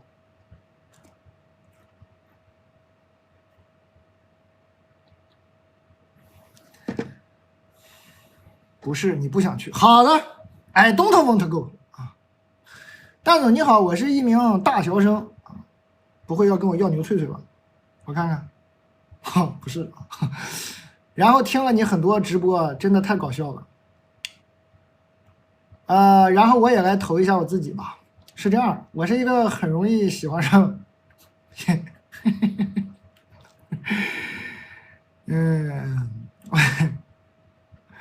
我是一个很容易喜欢上别人的人。哎，只要和我聊天多一点点，再靠近一点点，我就会被吸引。但是我不喜欢主动找我聊天的男生，我喜欢我忍不住去找的那种。哎，必须不喜欢我，但是我自己呢不敢经常找别人聊天，因为如果我喜欢他，我就不会太主动。好的，把自己防住了啊，太特殊了，你这个把自己防死了。然后呢，我在大学期间同时喜欢上3个男生，一个是我同学，很有趣，我就忍不住找他。虽然很多时候是以骂他结尾，我也不知道为什么，可能是对他不喜欢我的一种报复。第二个是我的一个前同事，老和我对接工作，我就逐渐爱上了。但是我又同时磕他和我另一个同事的 CP， 最后就尬住了。第3个是我之前喜欢一个男生，现在已经不喜欢，但是之前在对他俩有心跳好感的同时，对他也有怦然心动的感觉。然后我当时是大2，我同时喜欢他们仨，现在呢大3个觉得自己成熟。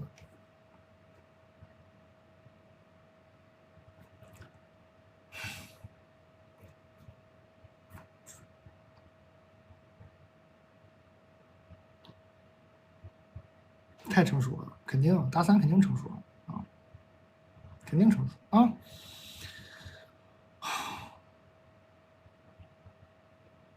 但我还是想谈恋爱，因为怕自己这种恋爱观到个社会会不会很奇葩，也有人追我，但是我不喜欢喜欢我的。但是我喜欢的人表现出一点点喜欢我的苗头，我就开心的不得了。蛋总，我该怎么办？可能要孤独终老了啊，很危险啊！我觉得你很危险啊，该怎么办？不知道，很危险啊，很有可能要孤独终老了。琢磨琢磨吧，大4的时候如果还没谈上，再来给我写封信啊。大3这年很关键啊，大3这年搞不好就要孤独终老啊，大3这年很关键啊，大3这年你那个什么弄不好的话，你大4的时候再来找我啊，再给我写封信。刚是不是偷偷发券了？我都没注意了。刚刚我们这个1点钟突然发个波券是吧？还可以随便买点。今天卖的前3名吧，一个是我们这个风干牛肉脆片，一个是今天的新品大虾干，第3名居然是我手里这个超干条，也没咋讲，大家可以随意购买一下，感谢啊，感恩感恩。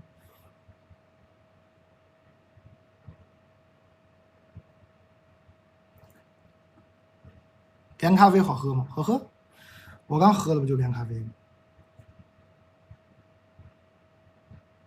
我的妈！我朋友这个团太累了，参与不了，走的地方太多了。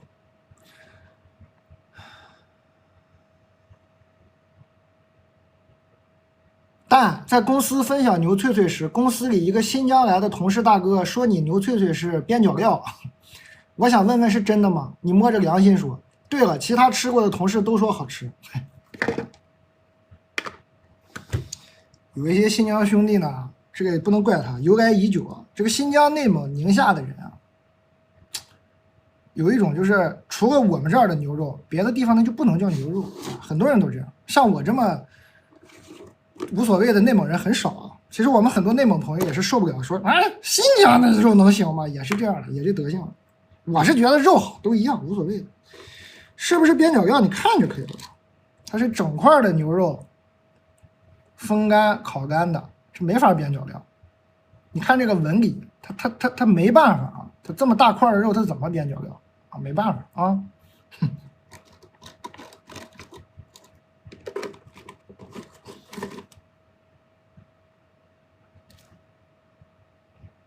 好吧，能理解啊，你这新疆大哥呢就很正常。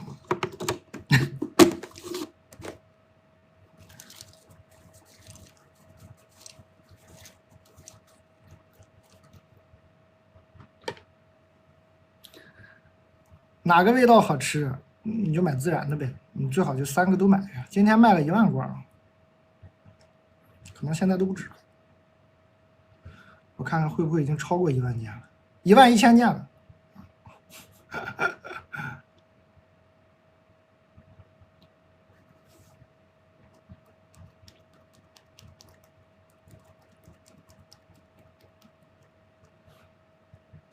这很正常。我小时候也那样，我小时候就觉得，它除了我们内蒙的牛羊肉，那外面的还能叫牛羊肉吗？但我后来在宁夏、在新疆，我都吃过很好吃的牛羊肉。这个东西就是把心态放宽就好了。我们肉保证是好肉啊，放心啊。我们这样吧，我们1点半的时候给大家把今天的所有券发一下，然后再跟大家玩一会儿，读会儿信，斗一会儿。减肥能吃牛脆脆吗？看你啥流派啊。我觉得肯定行，这不就点蛋白质吗？这有啥不能吃？但有一些流派就不让吃啊，这是不知道，这减肥看流派了。给你们把风扇拔一下，是不是觉得世界瞬间安静？我现在不说话，是不是觉得世界安静了？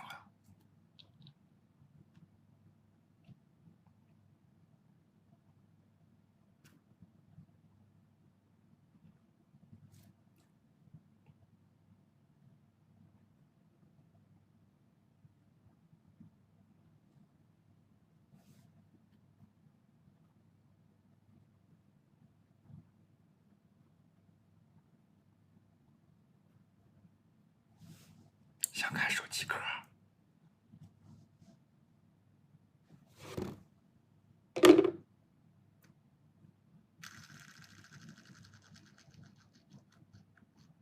非常解压。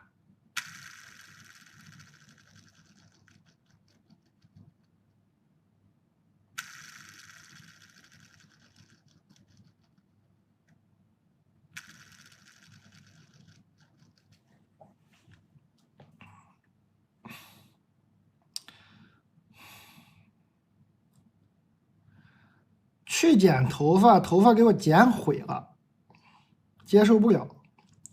接发会掉头发，我不想接发，我不想放过理发店，怎么办？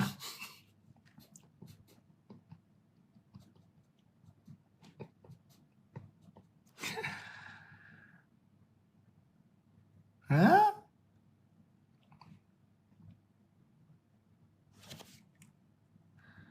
这问题现在这么细节吗？哎，这确实问错人了，朋友，没遇过这种事儿啊。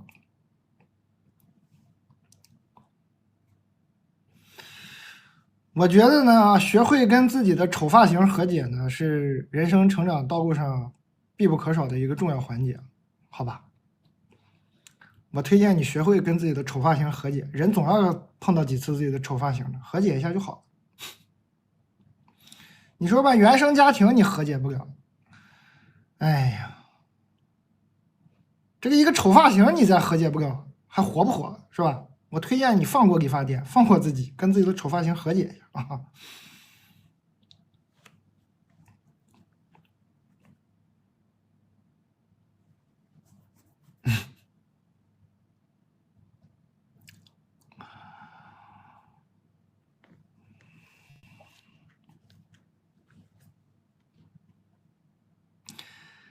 但我已经和他分手，分手的原因很抓马。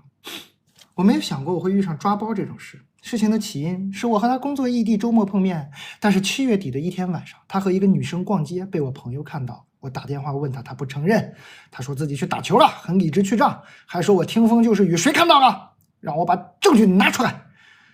当时我就把照片发过去了，他竟然说这是我。我就回复他，你这件 T 恤我蛮熟悉的。他说就不能别人和我一样吗？就这样一来一回几句，他终于承认了，说是他前女友。有些话要当面说清，他就去了。我不相信，就分手了。分手后我气不过，在他恋爱期间让我很憋屈，我就发短信骂他。在他生日前1个月，我在实体店买了衣服裤子，当做给他的生日礼物。我就提前给他了，让他试一试，想着这样不适合好退。他生日第2天，我俩因为琐事吵架，他就开始倒苦水，说我买的生日蛋糕是他吃过最小的。问题是说过生日就我们俩人啊，4寸的蛋糕2个人吃怎么了？还有在生日之前，他让我帮他选鞋，他要买鞋，我就没多想，帮他在网上选。结果他说鞋子就是他想要的生日礼物，我当时觉得不可思议，就问了他。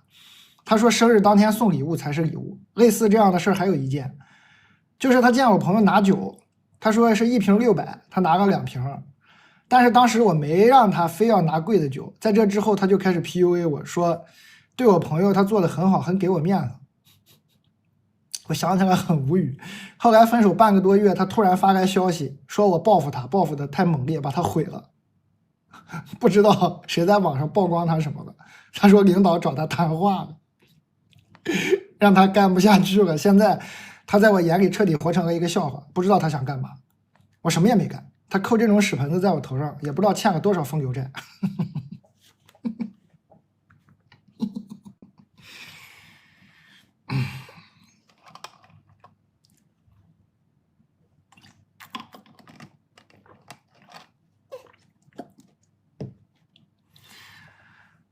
好搞笑啊！接这也接，这不能接吧？这还接啊？说好搞笑啊！接不是这啊？搞笑也接呀？别接了！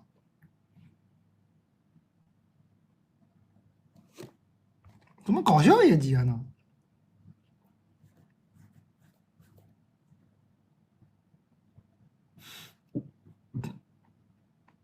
蛋总，我同事为了减肥不吃饭，导致口臭熏晕全团队成员，明说暗说都不改。请问有什么解决方案吗？真是要被臭晕了。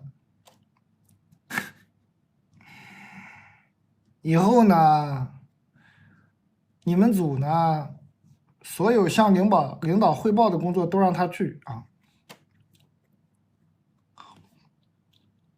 好吧？你们团队全员就说：“哎呀，兄弟，你是我们这个组啊，确实跟领导汇报啊，我们都不如你。哎，我觉得我们这方案那个得那个领导能过呀，必须你去。”哎，好啊，就让他去，慢慢的就有结局了。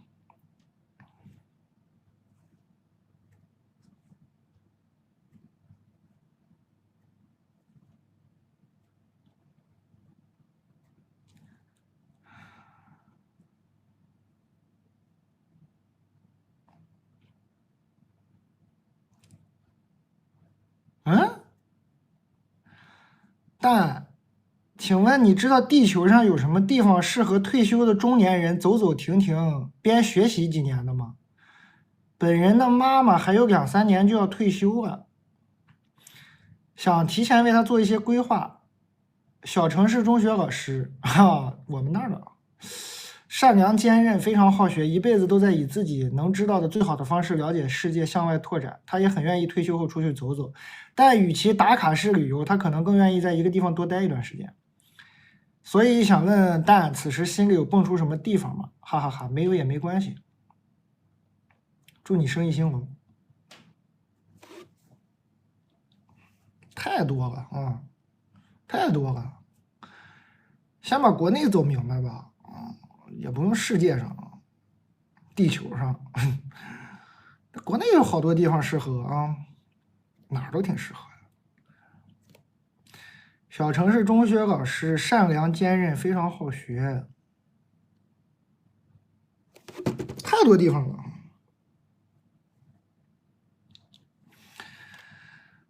对，博物馆志愿者，你看景德镇，对，这都很好啊。大理，对，很多地方，山西看文物，对啊。景德镇，对，景德镇很合适啊，太多了合适的地方。因为你其实不能脱离社会生活嘛，对吧？像什么景德镇、大理这种地方呢，它就有很多那种，有的是你可以学，有的呢是你可以教。就有的地方呢，它有那种学校，你可以过来，你当义工也好，志愿者也好，这很多地方都需要啊。博物馆啥的，对吧？查一查，太多了，太多了。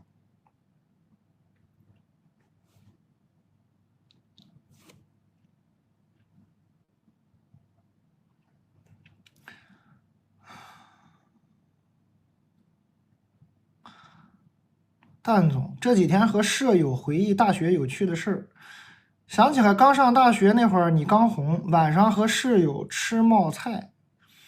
我为了证明你很搞笑，找了个片段给他看，结果咔嚓，手机掉冒菜里了。穷苦的学生党只能继续拿起来用，手机3天3夜都有一股冒菜味儿。我现在一吃冒菜就能想到你，我看见你就能想到那碗冒菜。好多年过去了，我室友说回忆就像走马灯，没有斑味儿，只有冒菜味儿。啥嘛？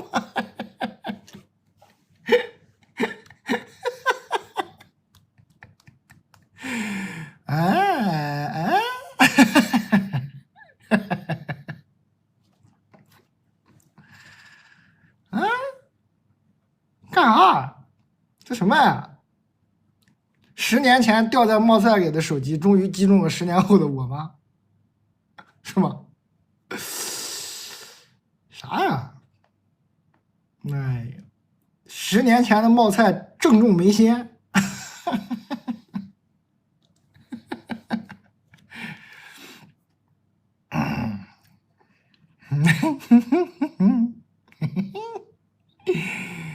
太有意思了。但我觉得我跟自己谈了一场恋爱。我对我前男友一见钟情，我是一个爱看小说的女生。我见他第一面，就是他穿着灰色的卫衣，加短裤，寸头，迎着阳光，一整个男高的感觉。我也经常这么穿啊，男高的感觉就是男高的感觉。我这么穿，你根本看不出来男高的感觉啊。灰色卫衣，短裤，寸头，这不就我吗？还迎着阳光，一整个男高的感觉没有啊？声音贼好听，我一下子被吸引住了。我主动加了他微信，没过几天顺理成章。谁问你了？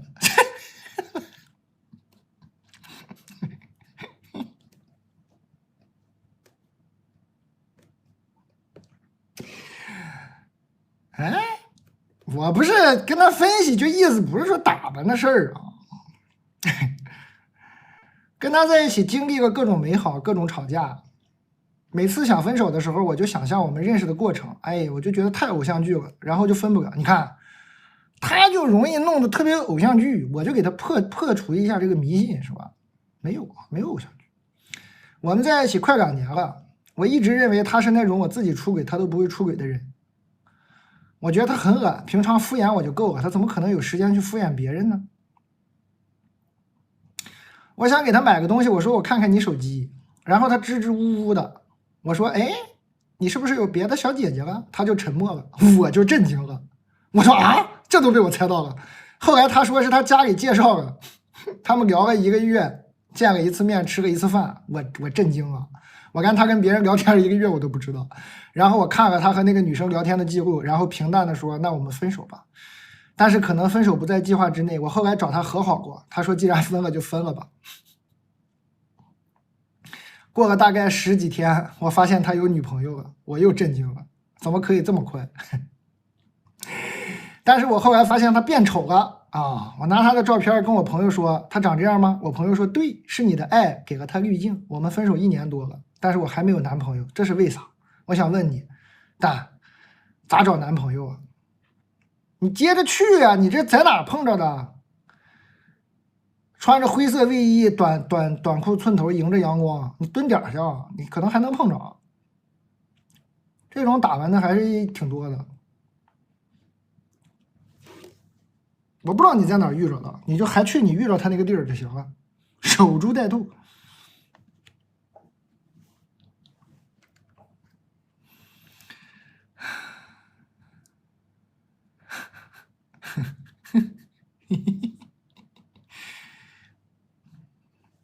我们这衣服有啊，不养鱼，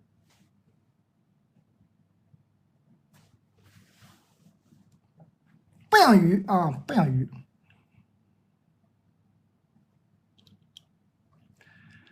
感谢大哥，妈呀，1点20了，还有1.5万人在线，明天都不上班是吗？嗯，这个虾干儿，这个虾干儿卖的有点好啊，这个虾干儿，整一个吧，朋友们，大半夜的，我就不吃一个气你们了，我吃一个现在你们得崩溃，太好吃了，你们就自己买吧，好吃啊，相信我。连咖啡也快又卖3000件了，咖啡卖的也很好。我们这次连咖啡送的杯子跟上次不一样啊，有新朋友上次来买过连咖啡，这次这个杯子更好看一点，但你现在看不见，因为我这个倒了枸杞汁儿，黑枸杞，只有黑枸杞，连水都没有的黑枸杞。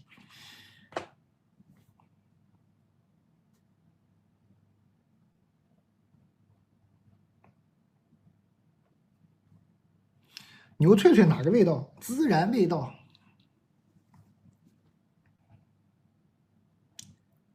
但救命救命救命！很需要你的意见，很重要。我不信啊，我看看啊。大总你好，今年1月份参加了一个朋友婚礼，认识了 H， 他在大厂工作。H 的工作能力呢，在我们身边同龄人里算很强，年纪轻轻，年入50W 左右，但是家里是农村的，一点基础都没有。我的工作能力不强，目前没有在工作，在家当全职女儿。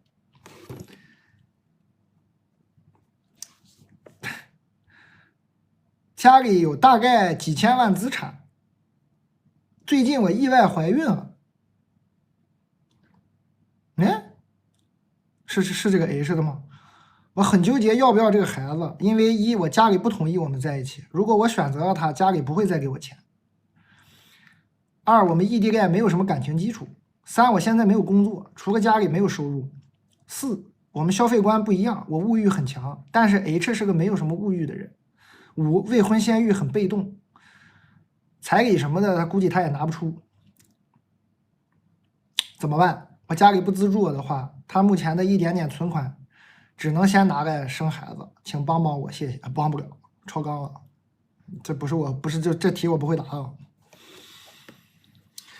超纲了啊！这种题我答不了，你看看这个，你自己看看评论区吧啊，这种题我答不了，你看看其他姐妹们的意见吧啊。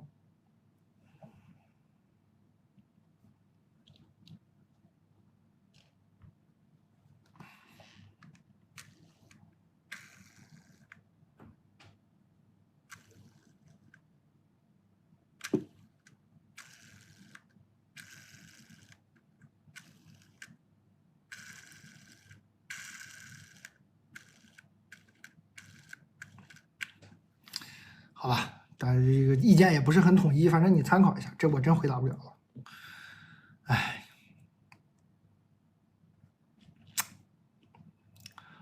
蛋，我分手了，我前男友失业快1年，最近找到了中大厂工作。啥？中大厂？那不就中厂吗？怎么还有中大厂？我替他很开心，但是感觉他一直在逼我分手，所以我提了分手。他离职的时候，我表态支持，但是也温和提醒不好找工作。他还是要离职，我也支持他，还一起出门旅游了，还 AA 的。紧接着我就开始长期给他提供情绪价值，上班给老板提供，下班回家给他提供，还一直给他找关系内推大厂。他也没有互联网经验，都被拒了。最近有一个中大厂给他发 offer， 期间一直在给他面试及谈薪资出谋划策。因为我本人在大厂过得还不错，因为他新工作办公地点 base 在另外一个城市，我们要异地了，他从来没有和我沟通，只是通知我，然后从头到尾没有安慰我或者稳住我，没有提到不想分开，舍不得我，骗都不骗我，所以我就和他讲道理 review 了这个事情，还 review 呢。他持续的激怒我，挑战我，甚至说我近期让他很伤心的一个点是，他前段时间要做手术，医保没法用，问我能不能把我个人医保借给他用。我说我个人余额就2000，估计不够用，因为我身体不太好，去年我的医保都给刷爆了。他说和他妈妈都会很伤心，觉得我很抠门。我当时气炸了，失语了，无语了。我冷静下来解释：我第一反应不是不接，是我衡量了一下手术费3万和我医保余额，发现杯水车薪。2，我们不是直系亲属，没有办法。他就开始复读机模式，疯狂说我有问题，抠门。一气之下，我说了分手。在他身上发生的抠门事情其实有很多件，目前我很伤心蛋，我有点气不顺的，不知道他到底什么意思，请你帮我分析分析。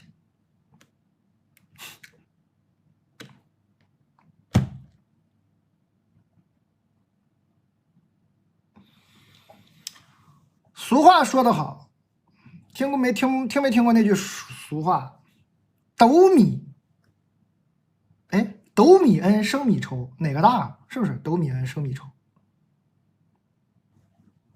是不是？还是生米恩，斗米仇？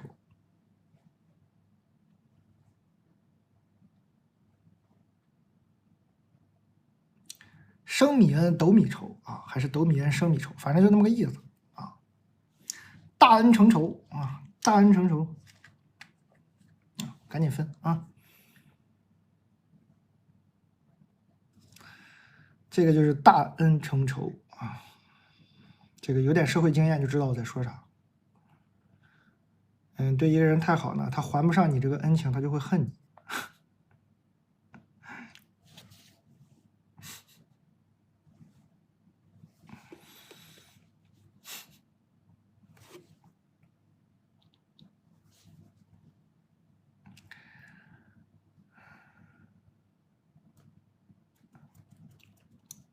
还有4分钟发券，还有4分钟发券，为啥？人性啊，人性没有为啥，人性就是这样。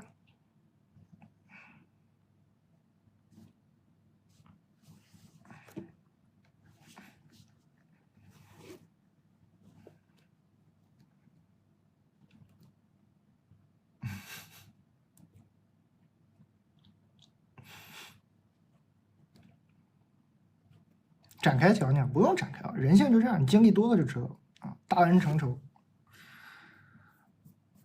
怎么办？习惯就好了，是吧？对别人好的时候，不要想着有回报啊。对一个人好，就想着对他好就完事儿了。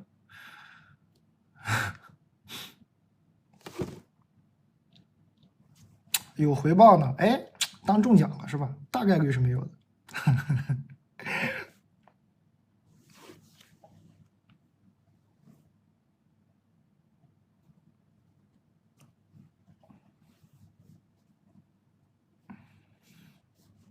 习惯就好。你好啊，这是一个24岁没谈过恋爱却被喜欢的男生暴击的故事。啥呀？喜欢上一个很聪明的男生，跨考人工智能985一次上岸，还喜欢文学。我当时忙于考研，没有什么联系。后来我也上岸了，这个男生主动祝贺我，我们恢复联络。由于异地2年一直网友，期间我表白过1次，但是他说他要申博，婉拒了我。前2天我回老家，终于见上面了。吃完饭去喝酒的时候，动手动脚，还主动亲我。这对一个没谈过恋爱的女孩来说是多么大的震撼呀！他又要亲我的时候，我吓傻了，直接说我们不可能，把他推开了。然后他也顺着我的话往下说，分析了，说我们俩没有未来。但你说这人是不是该骂？哎，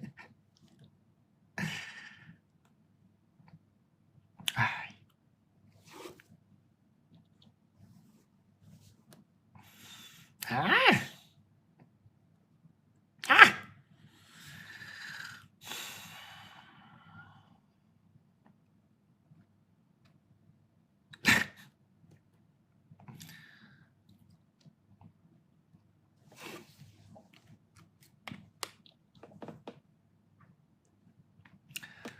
感谢各位，还有1分钟发券啊！再给大家过一遍前10名吧。我信又念完了，太猛哦！又来了，我的同事又统计了大家刚刚投的稿，又给念完了。第10名奶片儿，奶脆脆，今天也没咋讲，卖的还是很好，就是你小时候偷吃奶粉那个味道，甜的。第9名柚子酒，酸酸甜甜，加冰块，在里头加冰块喝，冰饮啊，里头还要加冰块，稀释一下更好喝。第8名是这个薏米水，配料表只有水、薏米、五指毛桃，奶香味儿，没有糖，没有甜味儿，很好喝。然后五指毛桃是啥呢？可以评论区问问广东的朋友啊，广东朋友煲汤经常放五指毛桃的。第7名是这个雷司令坛子酒，甜的白葡萄酒，入门葡萄酒，1瓶100出头，2瓶170出头，都送你一个坛子，买2瓶更合算。第6名是这里已经喝光了，还有一点生茶和这个栀子乌龙，我个人更爱喝这个，它的茶多酚含量是每千克大于等于300毫克，这还行，我觉得很好喝。第5名嘛是我们的这个懒人萨奇玛，懒人呢一样，跟那个你们喝过，有这个广东的朋友吃过鱼羹吧？顺德鱼羹，鱼羹里就会放这玩意儿，懒人。有人吃过吗？广东的朋友，就这个五指毛桃啊，懒人都是很多广东做菜会用的啊。然后呢，它这里头用的这个蛋黄是那个。蛋黄是那个黄天鹅的生吃级别的蛋黄，只用了蛋黄，蛋清都没用，是松软的，不是那种粘牙的，就没有那么甜。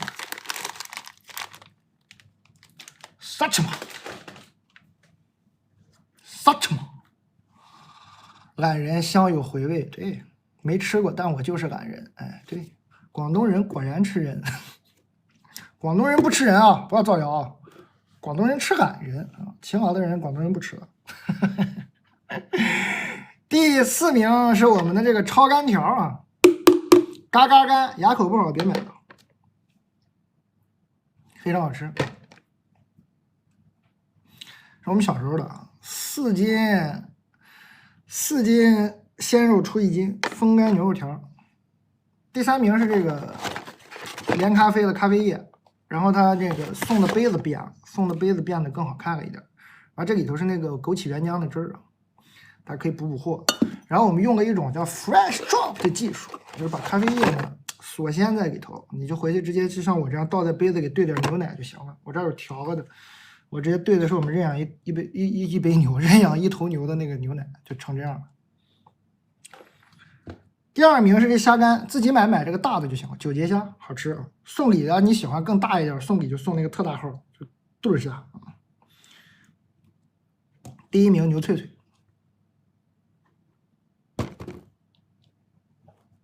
一口假牙，太想吃风干条了，咋办啊？你要干什么？没有必要啊！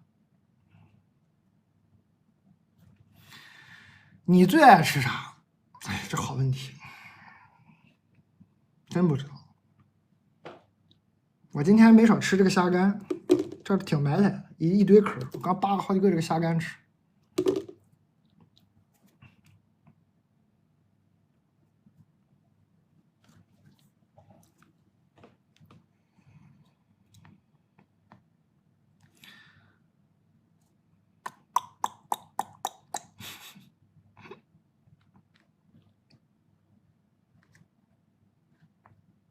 还有，今天刚刚有朋友来给我投的稿，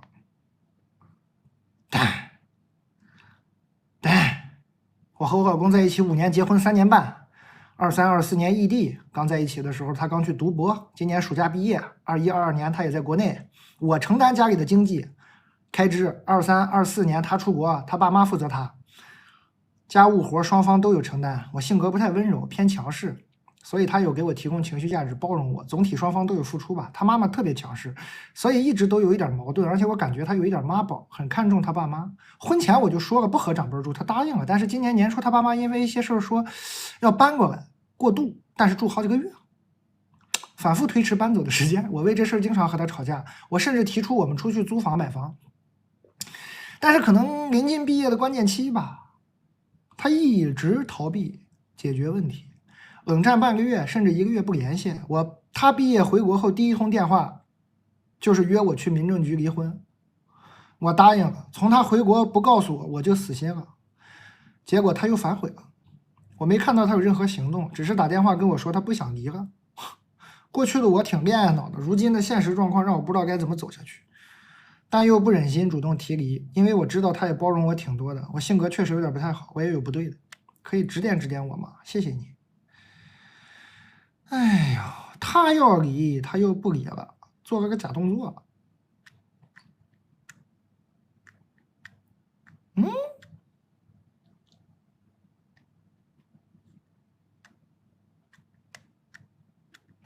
感觉不太对劲儿啊，姐们儿，这个假动作有点看不懂了。要没这个假动作吧，我可能还劝你们聊一聊，挽回挽回，可能就是异地，是吧？俩人坐在那好好聊聊天，可能还能有缓。但他这一个假动作把我晃飞了呀，啥意思啊？这什么意思啊？这是？嗯，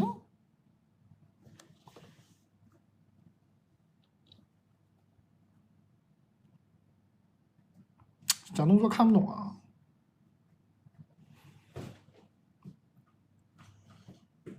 哎，反正你这个姐妹应该也在，你能看得到下面的人评论啊。哎呀，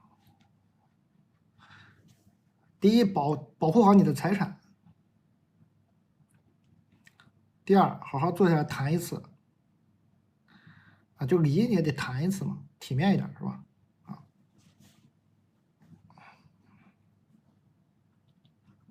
回国不告诉你，挺猛的哈。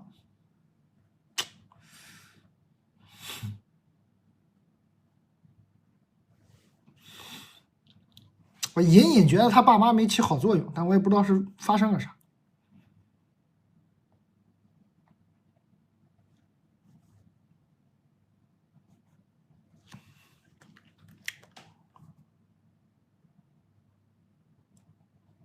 感谢各位，这么晚了，看到这么晚了，可以点开头像点个关注吗？加个群聊，或者预约一下这个直播预告，9月2号还播。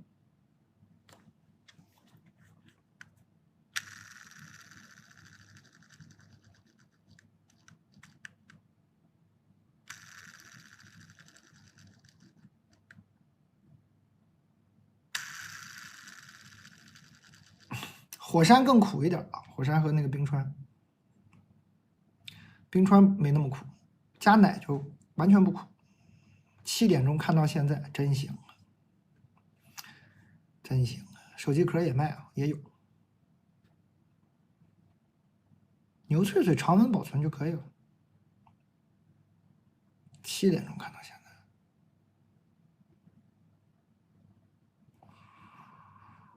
我的妈呀！感谢啊！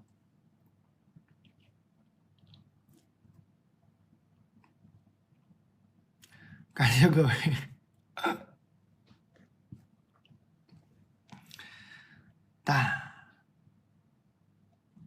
快成我的树洞了，我要气死了。自从看了你的建议之后，我就在家对男朋友很好，也不发火了，还多干了好多家务。你看的是我吗？他干离谱的事儿我都没骂他，你看的是我吗？你是不是认错人了？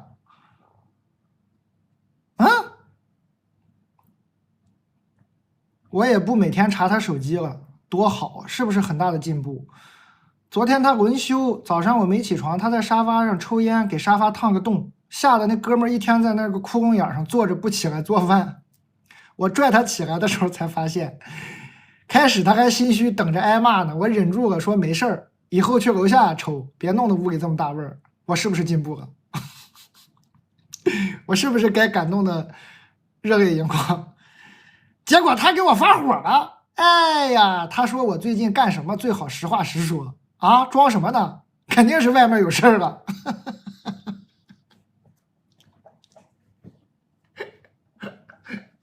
这男的适应不了，你不发火他崩溃了是吧？说你在外面干啥了，最好实话实说。他问我是不是被诈骗了，还是把钱全花了，还是欠债了，你还是进什么传销组织了啊？非要看我的钱是不是没了？我给他看了，说我就是想改改脾气，好好生活。他看似被安抚了，结果果然半夜偷偷拿我手机偷看，我是不是出轨了？准备离开他，不过了，是要给他留点美好记忆，是不是这意思？气死我了！昨天我差点没把烟灰缸扣他头上，半夜吵到早上，我摔门就走了，晨练去了。回来我一看他睡得可香了，现在还没醒呢，这是不是欠骂？给他骂一顿踏实了。他是不是本来就好这一口啊？还是这些年我给他弄出病了？我烦死我了呀！我真是不能审视我自己的生活呀，一审视都是神经病。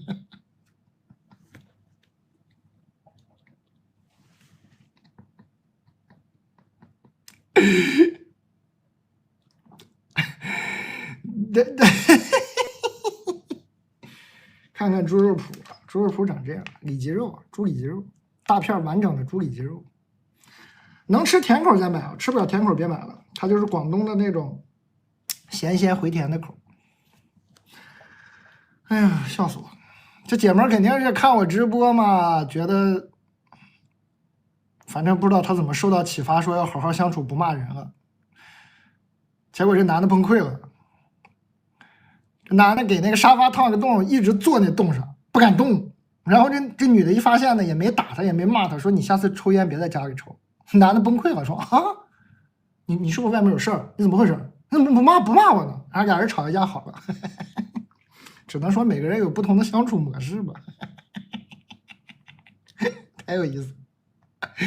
你说你没被诈骗啊，没进传销组织，你说你最近就是加入了这个李诞的粉丝团啊，喜欢那个看看直播啥的，没被诈骗，买了点牛脆脆啥的，虾干你给他买点牛脆脆，让他吃点，让他感受一下这种甜蜜的被友好对待的这种恋爱的感觉，他也就释然了啊。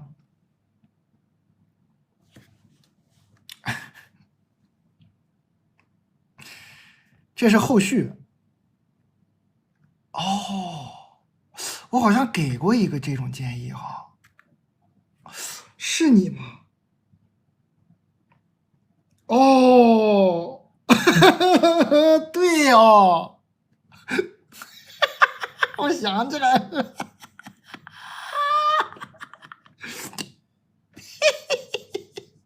我想起来了，对对对对对对对对。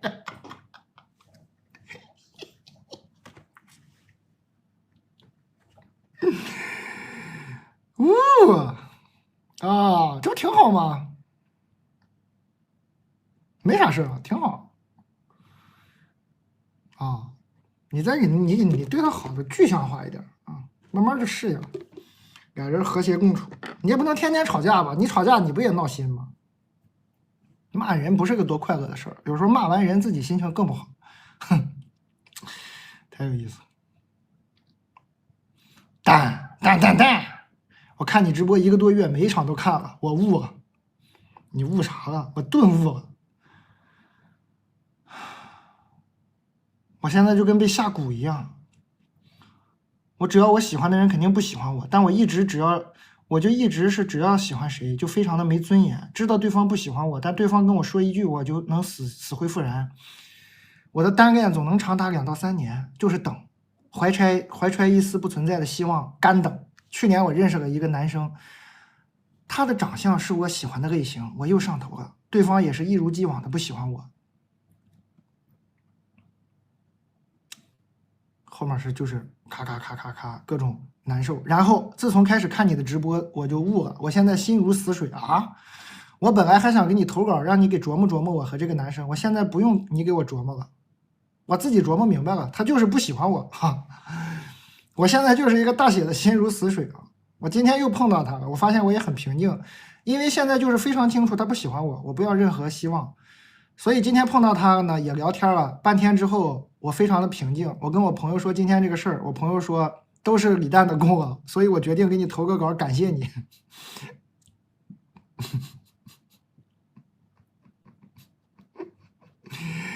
最后从我上大学到现在也快10年了，只要是我喜欢的都不喜欢我，我也去相亲了，但相亲看上我的我又不喜欢，我感觉我陷入个死局，有什么能破的方法吗？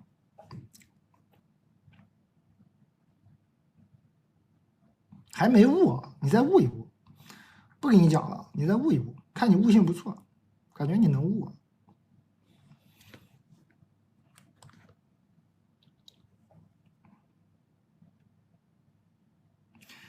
感谢各位，我们今天到2点吧，怎么样？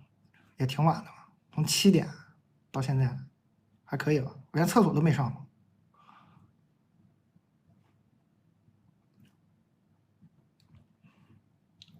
主要明天我还那什么呢？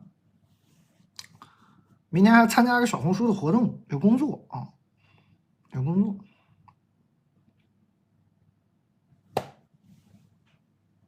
7小时没上厕所。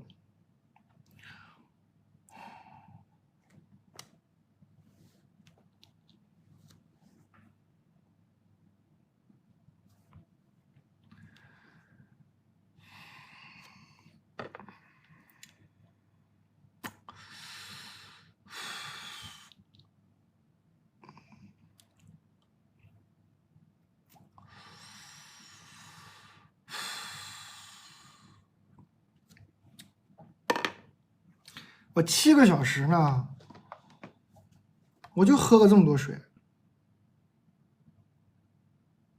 我顶多我还喝了一口这个果蔬汁儿，喝了点枸杞汁儿，这都一点点啊，喝了一点点牛奶，我就喝了这么多水，就还好是吧？啊，没，主要是饮用的少。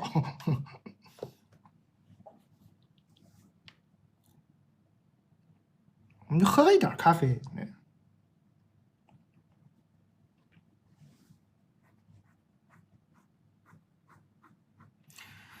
对身体不好。行，我下次我多喝点水，中途呢多上厕所。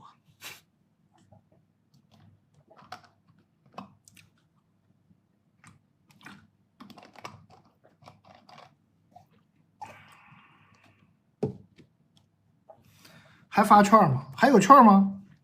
我的同事们还有券吗？有券就给大家现在就发掉吧。还有吗？发了咱们就差不多了。我不知道还有没有，我问问他。有吗？还有3分钟以后发啊！咱们1点50把所有券发掉，还有一点，50发完。发完今天就这个。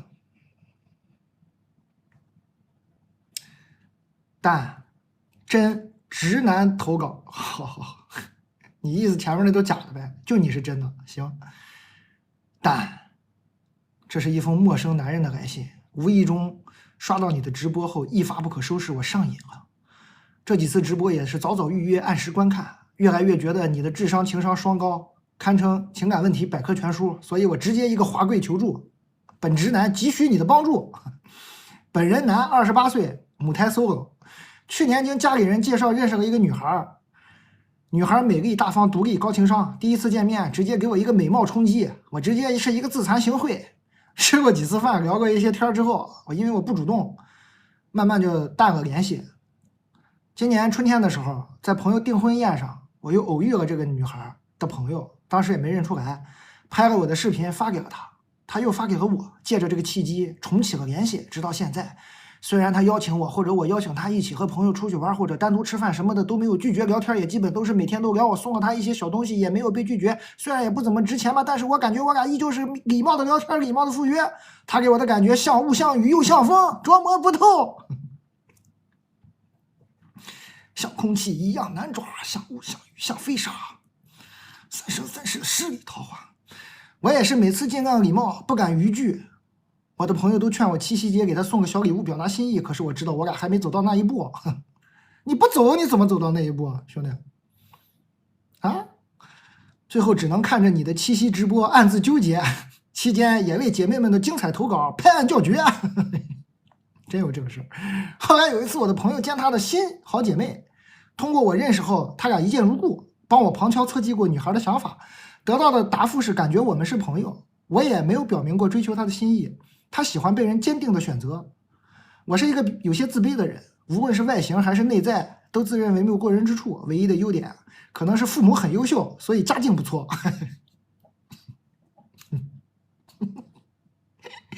有时候遇到来电的女生也都不敢表露心迹，害怕被拒绝。有时候也会幻想自己接触的女生也许对我有好感吧，但是审视之后我又迅速的否定。但我真的很苦恼，我该怎么办？我能够感觉到问题出在我这里啊，但是爱情之于我真是个难题，爱情它是个难题，让人目眩神迷。忘了你或许容易，忘了你却太不容易，真的要断了过去，让人生好好继续。我已经买了几罐牛脆脆，聊饱心意。没吃过爱情的苦，先尝尝牛脆脆的咸。先行谢过，祝好。哥们儿，哥们儿，你往上走呀，哥们儿，还没走到那一步啊。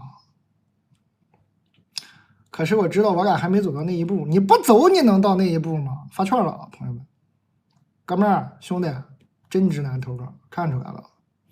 你为啥自卑呀？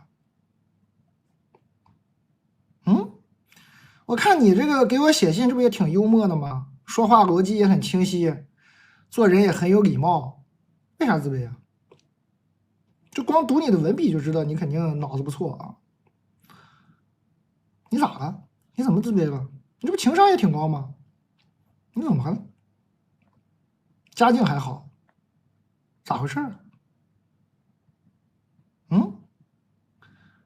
没苦硬吃，没背硬字，干啥呢你？你往前走啊！人家女孩说的很明白了，兄弟，哥们儿，人家女孩还要说的多明白？人家女孩说的是喜欢被人坚定的选择，意思就是你不坚定呗。你坚定呀，你猛猛的、坚坚定定的往上选择那么一步呀，你往上蹦啊！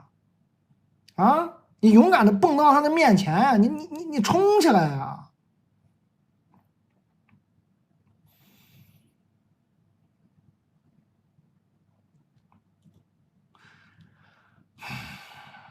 这不家境好吗？你买点值钱礼物，猛猛的那种啊，送了一些小东西也没有被拒绝，你送点大物件啊。牛脆脆就别谈了，牛脆脆不适合这个朋友的这个情况，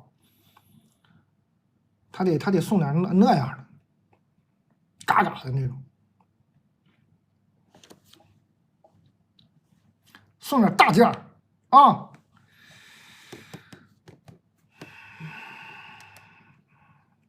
冰箱、彩电、洗衣机啥的啊，你理解我啥意思就行，送点大件啊，坚定的表达一下。送大虾干啊，大虾干也行啊，你买虾干送那个特大虾干也可以。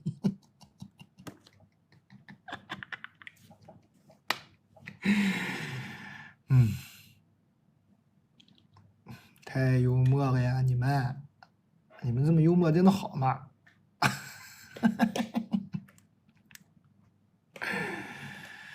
可以啊，咱们今天最后一封信就这个吧。我怕再读那种读到那种不开心的，咱们影响咱们睡眠的心情。我觉得这很可爱啊，这男生读起来感觉是个挺好的人。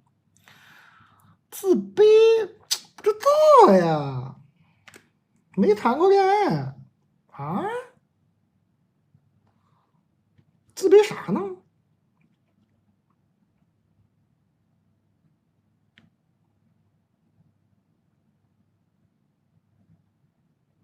害羞，害羞啥呢？不勇敢，干啥呢？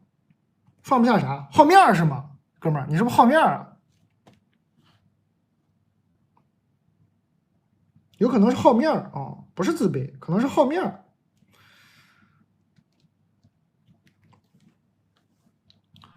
我觉得可能是好面儿，别好面儿了啊！好面儿没有好下场，没必要。我猜他可能是好面儿。家里人介绍认识了个女孩儿，哥们儿，冲起来啊！尊严在这种时候只会害你啊！放下你的自尊心，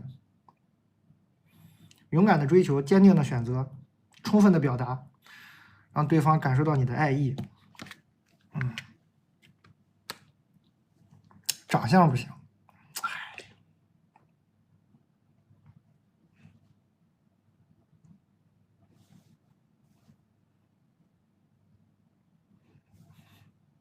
兄弟，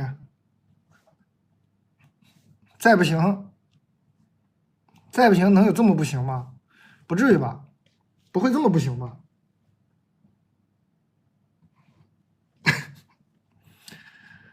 啊？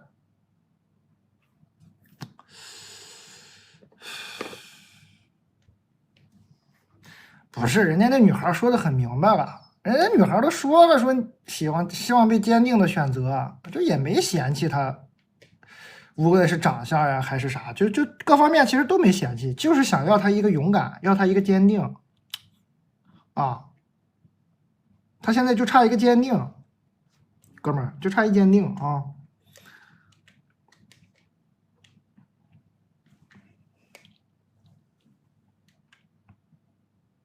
几点结束？行，结束了，咱们今天就这样吧。咱们念一封最后这个信挺开心的，我就怕一会儿又念到那种伤心欲绝的闹心，这个挺高兴的，咱们就在这儿停吧，开开心心的，是不是？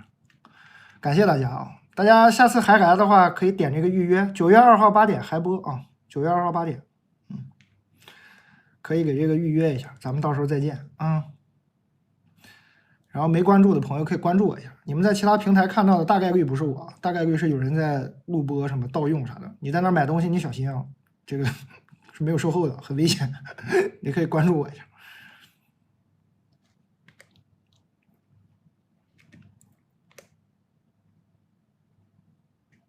今儿就这个了，感谢各位，感谢各位。明儿还有事儿，明儿答应人家小红书一事儿。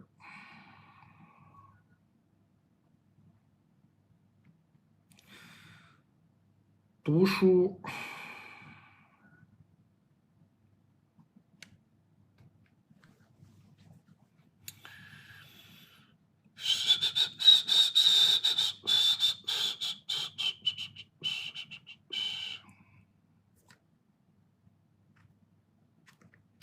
不知道读啥呀？刀与星辰，刀与星辰吧。在技术化的年代，要庆幸没有早早的学生存的本事，能一通百通，能后来居上，恰是不知不觉中形成的审美。别急着学什么，别急着当个能人，青春本就是用来浪费的。选择做个挣不到钱的人，选择过狼狈一些的生活，总有人来相依为命，总有急中生智的一天。徐浩峰写的好不好？写的太好了。我很认同啊，这种话我很认同。虽然我也很鼓励你们去工作赚钱，但他说的这个很有道理，对吧？说的非常好。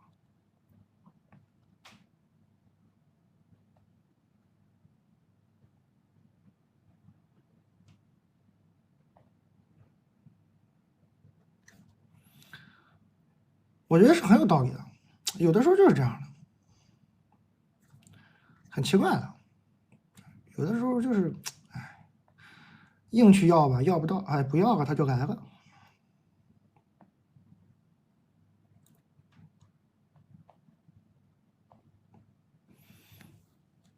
哪本书？《岛屿星辰》啊，徐浩峰。